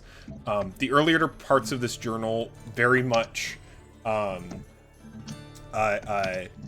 stick to like low level necromancy stuff. Very specifically stuff like I'm just gonna call spells by what they're named in game for a minute, which is like, stuff like Toll the Dead or Spare the Dying, or spells that really have are a manipulation of an individual's life force as a tangible entity and resource. These are usually done positively. In fact, like the author very much notes that there is a extremely close connection between necromancy and life magic, stuff like healing, because it is so intimately tied with not just the body, but the intangible sense of spirit that seems to be extant in most living things. The studies continue and very quickly get much more macabre. How soon can you raise someone from the dead? What are the different techniques used to raise someone from the dead? If people are missing limbs, organs, brains, skin, how does that affect how they come back? Do they have active cognition? Can someone raised from the dead as a skeleton or a corpse remember people they knew in life? If we preserve the brain but maintain a new body, if we mix and match parts from different corpses and raise them, then what then is the effect therein? And it starts intensely down that line of study for very specific, very practical sounding reasons. I would like you to make a wisdom saving throw. Oh, okay. There lies madness. 10. Ooh, that's a spicy roll. That's a Good weird to know. roll. You may continue reading. Oh no. If you continue reading for the remainder of this night until you go to sleep, let me know. That being said, I believe everyone else is probably going to be meeting up in your tavern room. It seems like kind of the meeting place at the end of the day. Yeah, Pashmina, kind of a little while before this would have gotten down and just would have like waved at the crew and been like, "Thanks for letting me on your vessel, bye." They give you a wave back, and the shady-looking halfling like looks up long enough from sharpening a dagger to like raise a hand and then lower it again. Ominous. Well. Yep, Pashmina's on her way back to the tavern. She's like, that was weird and cool and scary.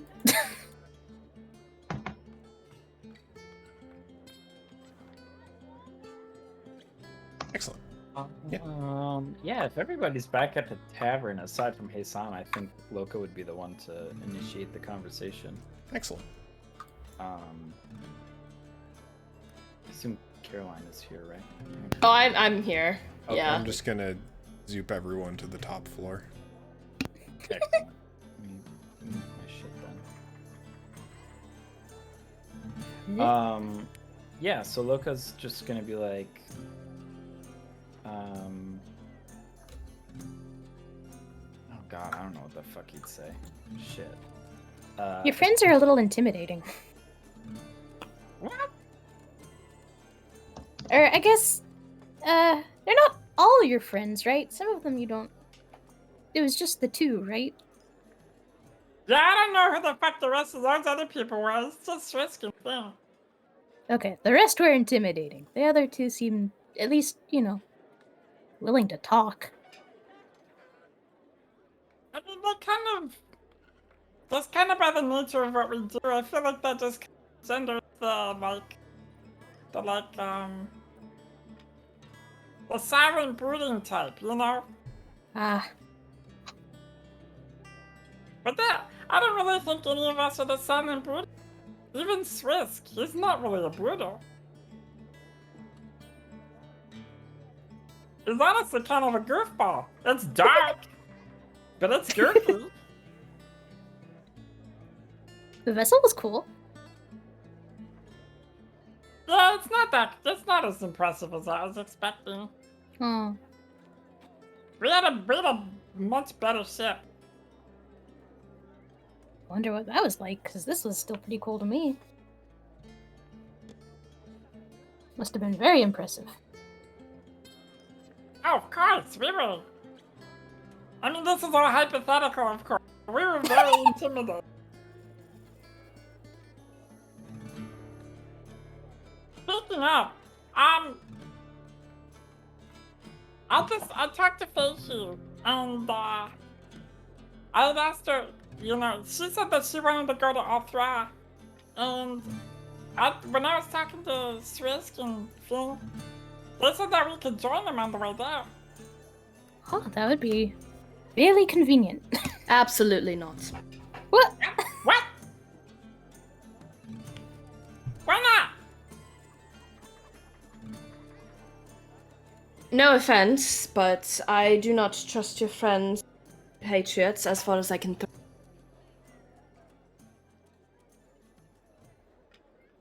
I do not trust their story for a moment. Hmm.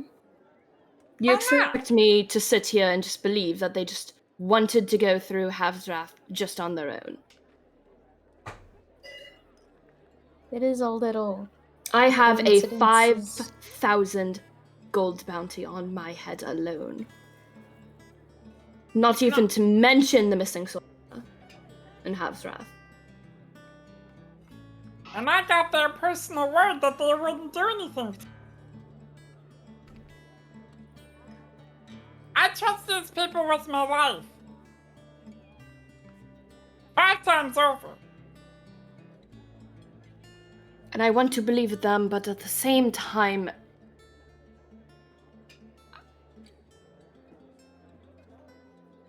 were they actively looking for me? Do you know that? So as far as I can tell, this is what's going on. Swisk is trying to get a crew together because he misses the old times. And Finn's just kind of there, trying to figure her shit out. And they want money. I mean, what does anybody really want? We all want money because it's shiny and it buys us nice things. And so they thought, oh, okay, we got the ship captain just crazy enough to go into the middle of Havs, get us a 5,000 bounty. And I told them not to do it. And they said, why not? And I said, because he's not there anymore. He's here with me. You just actively told someone my location. I trust them with my life. How about so many times do I have to tell you that?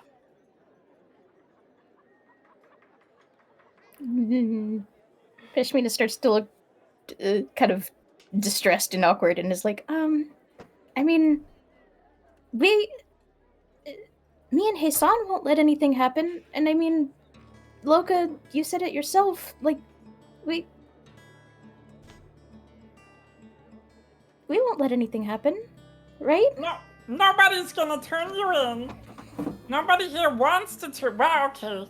Sometimes I do. The money is pretty good. But I'm not gonna. And I'm not gonna let them do it either. They said they would. I'm gonna take them at their word. Because they deserve that much. At least. There's other stuff, there's other jobs to do. You got all the fucking mercenary people in Althra. All sorts of jobs to be done. I mean, you said you mentioned it to Feihu, right? Surely Feihu will compensate them, fairly well, right? No, I didn't tell Feihu that they know who's around it, sorta kinda. Sron looks just distressed.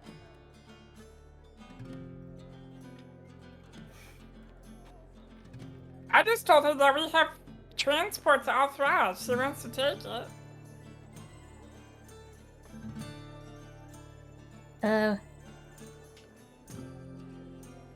Right, that's kind of what I mean, right? Like, you said that you told Feihu about them, so maybe she's interested in paying them for transport?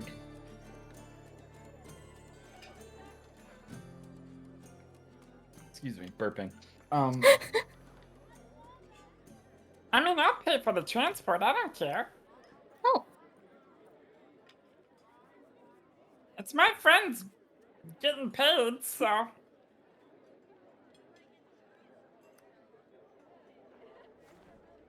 So, maybe if we keep finding stuff for them to do, I mean, if they want to keep.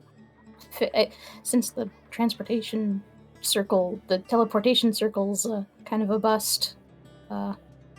And I mean, on the ship I asked how fast it can go, and it can go pretty damn fast. Maybe we have secured some semi-permanent transportation. Just keep paying them. Then they won't need the money.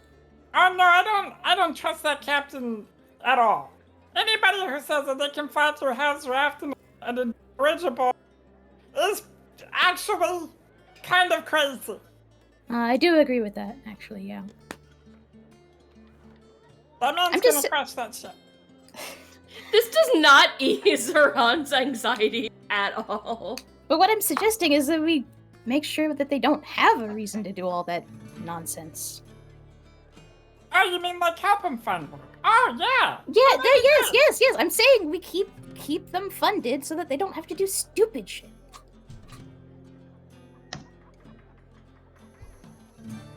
They won't have to. They can just do some normal work.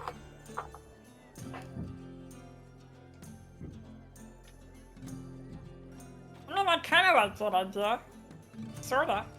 I mean, it's something.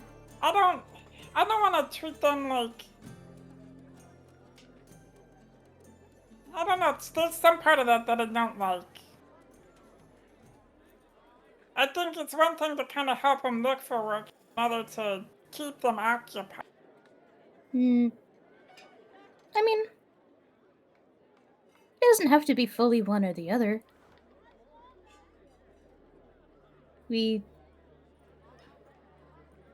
It can be a mutually beneficial thing, and then if there's a time where it's right for them to move on, do their own thing.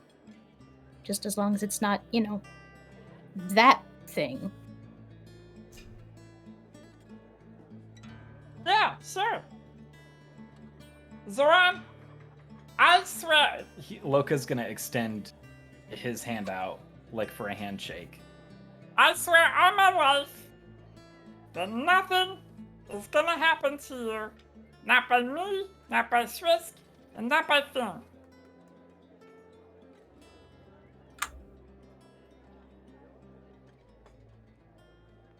And you're sure you and they can talk the other members of the new crew out of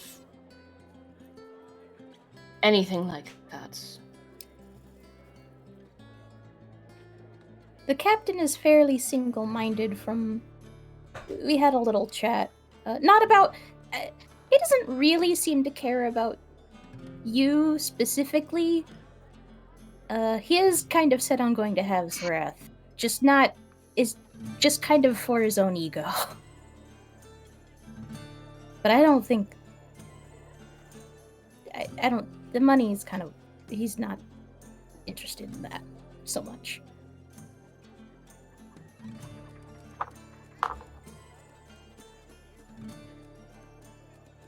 Andron kind of like ponders for a moment and then looks to the extended hand that's just still there.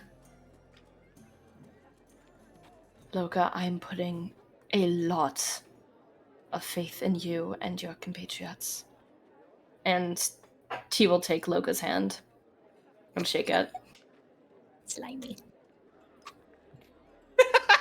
If anything happens that is unsightly, I will curse you for the rest of my time. If anything unsightly happens, I think that just means that you don't see it anymore, right? Zeron takes their hand back.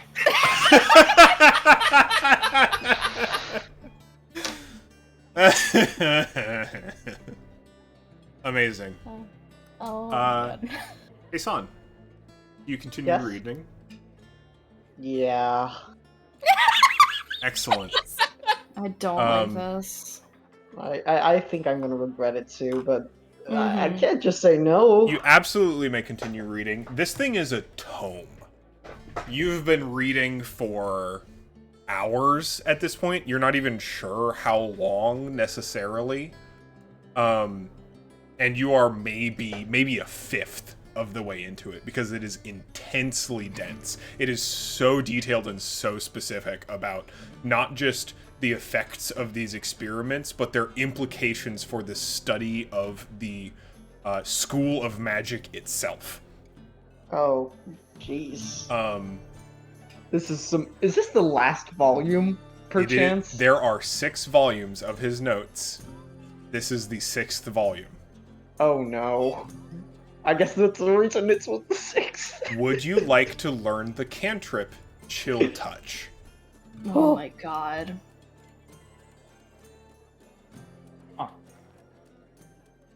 Oh god. Damn. You know what?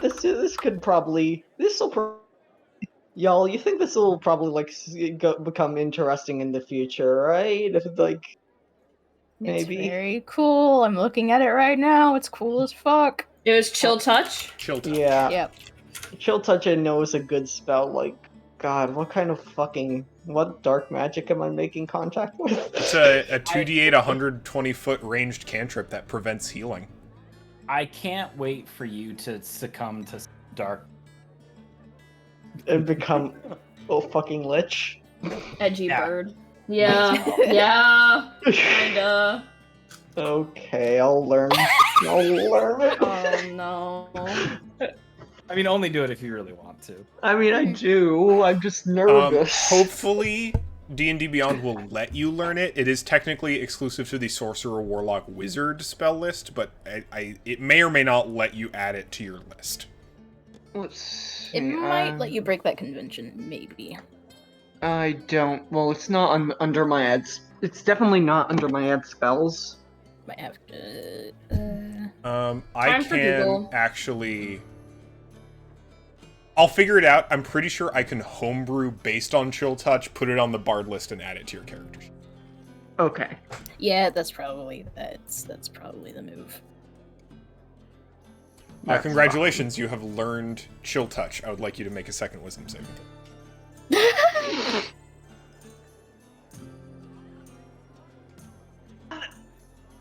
Oh, hey, Son!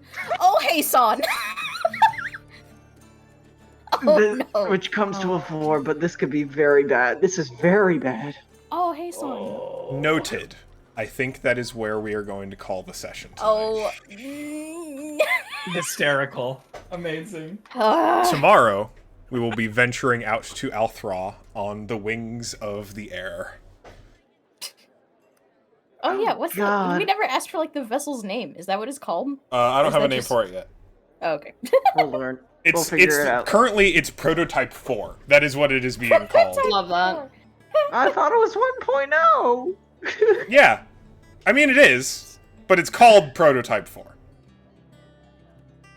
Oh. Don't worry about it too much. Don't worry about it too much. It'll be fine. It'll be fine. It's the 1.0 version of version 4. Exactly. Oh my god. I know exactly what you're saying, Cole. I got it. Oh, for reference for audio, that last was the same. Was a natural 1 plus 3. Oh! By Hassan. Mm-hmm. Yeah. Yeah. Oh, I saw the that. net one. Yeah, I saw that. I saw that in real time. Mm-hmm.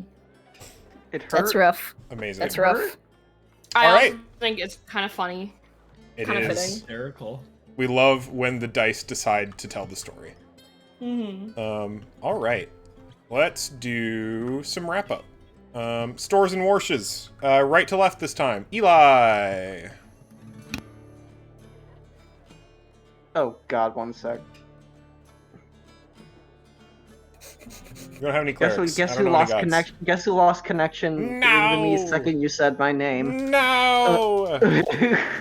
Okay, I'm back. But I'm back. Okay, stars. Very, very fun session. This was. Well, I was kind of floundering last session. This was very, very fun to do. Interacting with new characters was very fun.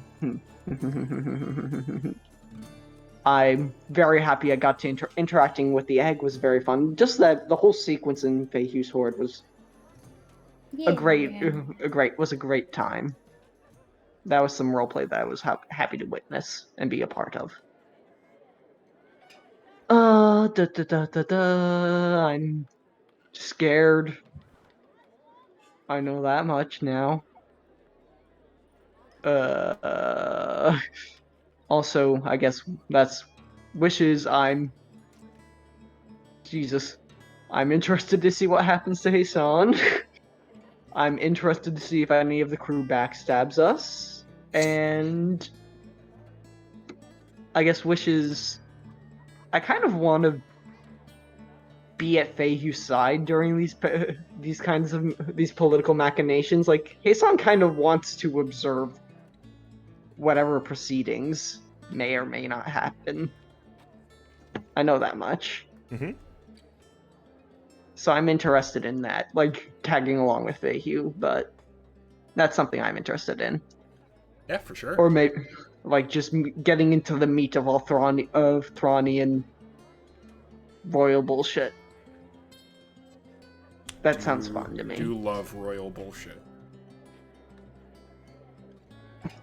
All right, excellent. Matt, stores and warshes. Oh, I mean, this session was a blast. I just kind of every scene had something really, really good in it. Very happy to have interacted with the old crew. That was fun.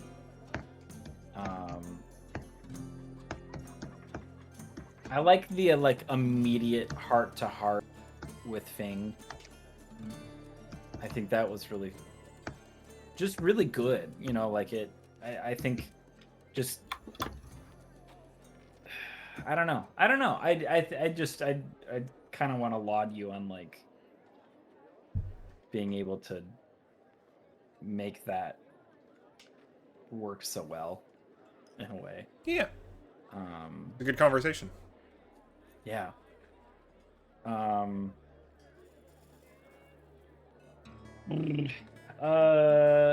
yeah, the other thing too, like the stuff with Feyhu. Glad I got to have that little last chat with her. Yeah. That was Interesting. Yeah, it was interesting. Wishes. Oh God.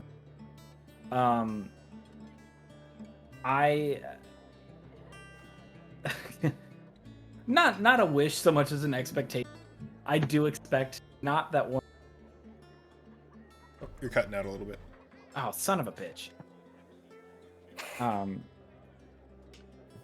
So this is not so much a wish as it is an expectation.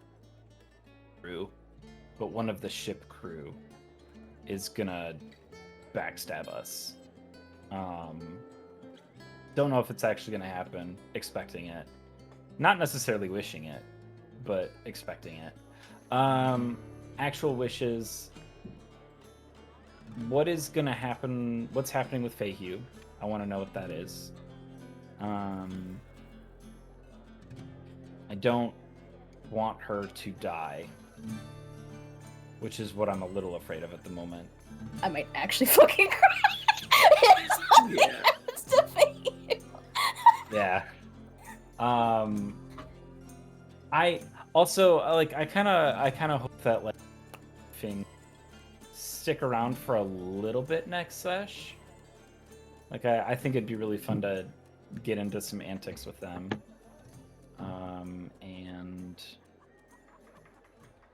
yeah, I can't wait to find out what sort of demonic, black-eyed entity Heisan becomes. That'll be fun. We'll figure that out. Excellent. Oh, me. I have to do this too. I also have to do these things. Yeah. That was super fun. I always get a little nervous around sessions that have a lot of like social stuff going on, but I felt really good about this one because it felt like it had a lot of velocity.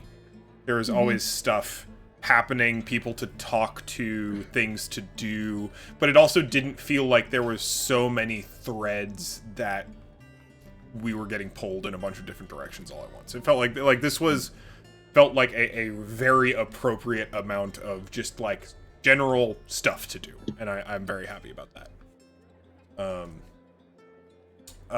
Wishes. I am really excited to see how all of this goes. I'm excited to see the result of actions. Really interesting dice rolls tonight that I'm looking forward to paying off in interesting ways.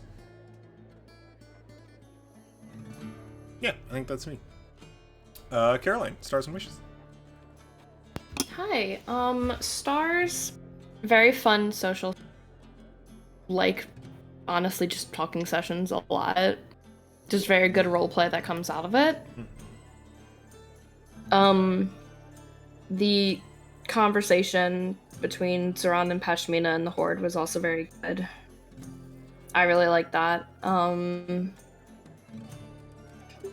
Loka seeing his crew again, or at least the two of them, that was very good. I like the two of them. I think they're interesting, and I'm interested to see more of that. Wishes.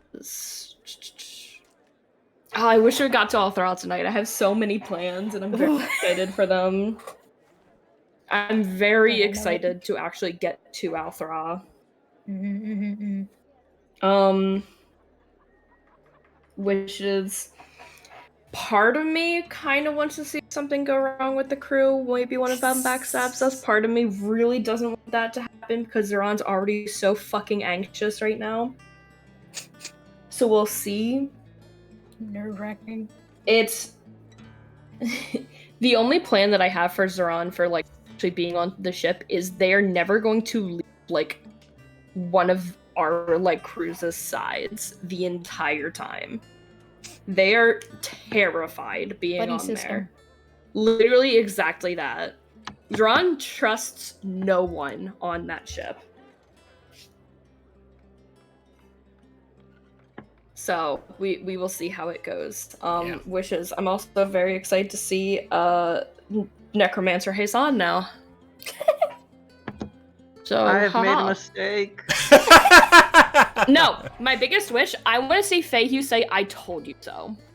That's That's good. gonna That's hurt. really That's all I gonna need. actively Is hurt. Yes. Feihu saying, "I told you so." I think that's the bigger, like, the biggest thing that could happen for Heisan right now. Hey, so Maybe Hassan's gonna become addicted to the necromancy. Maybe that's what the wisdom was about. No, I'm scared of what it's about. Mm-hmm. So, that's me. Excellent. Sorry, I interrupted. No. No, you're good. Hannah Nan. Stars and wishes. Stars. Just another. So good. Such a good session. Just lots of drama. Drama. Yes. Good.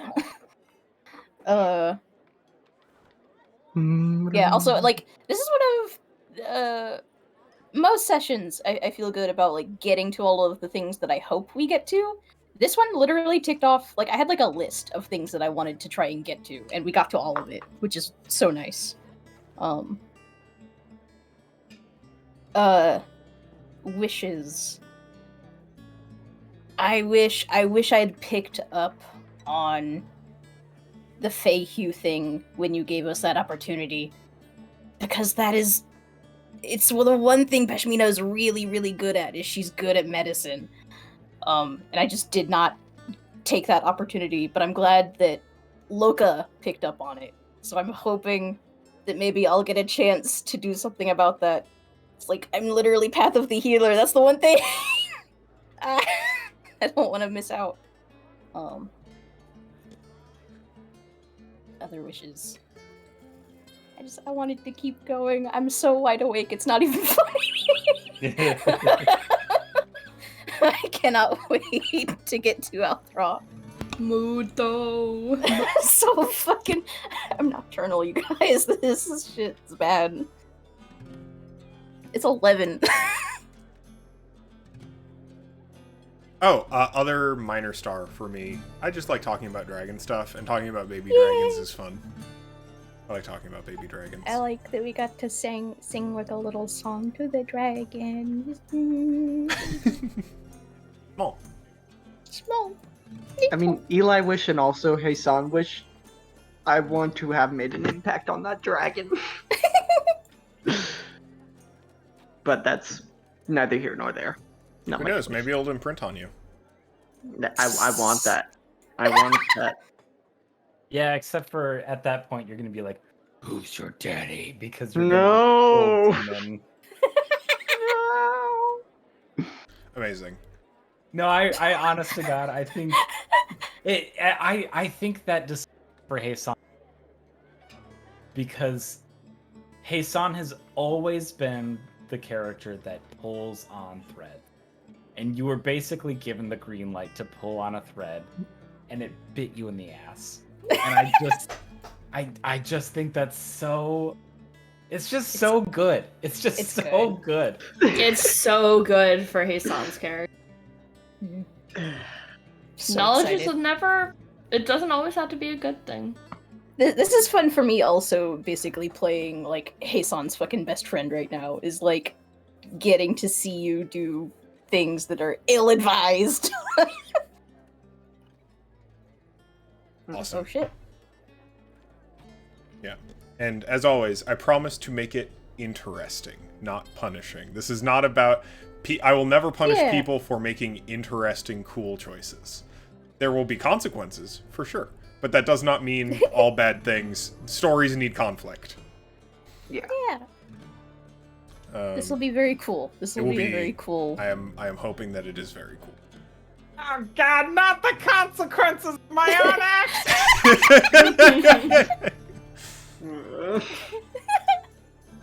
Amazing. All right. It is time to go to bed. Maybe, for some of us. No. Not for me. I'm Yeah. with you. I'm gonna be up for a hot minute. All right. Love y'all. See y'all. Alright, good night.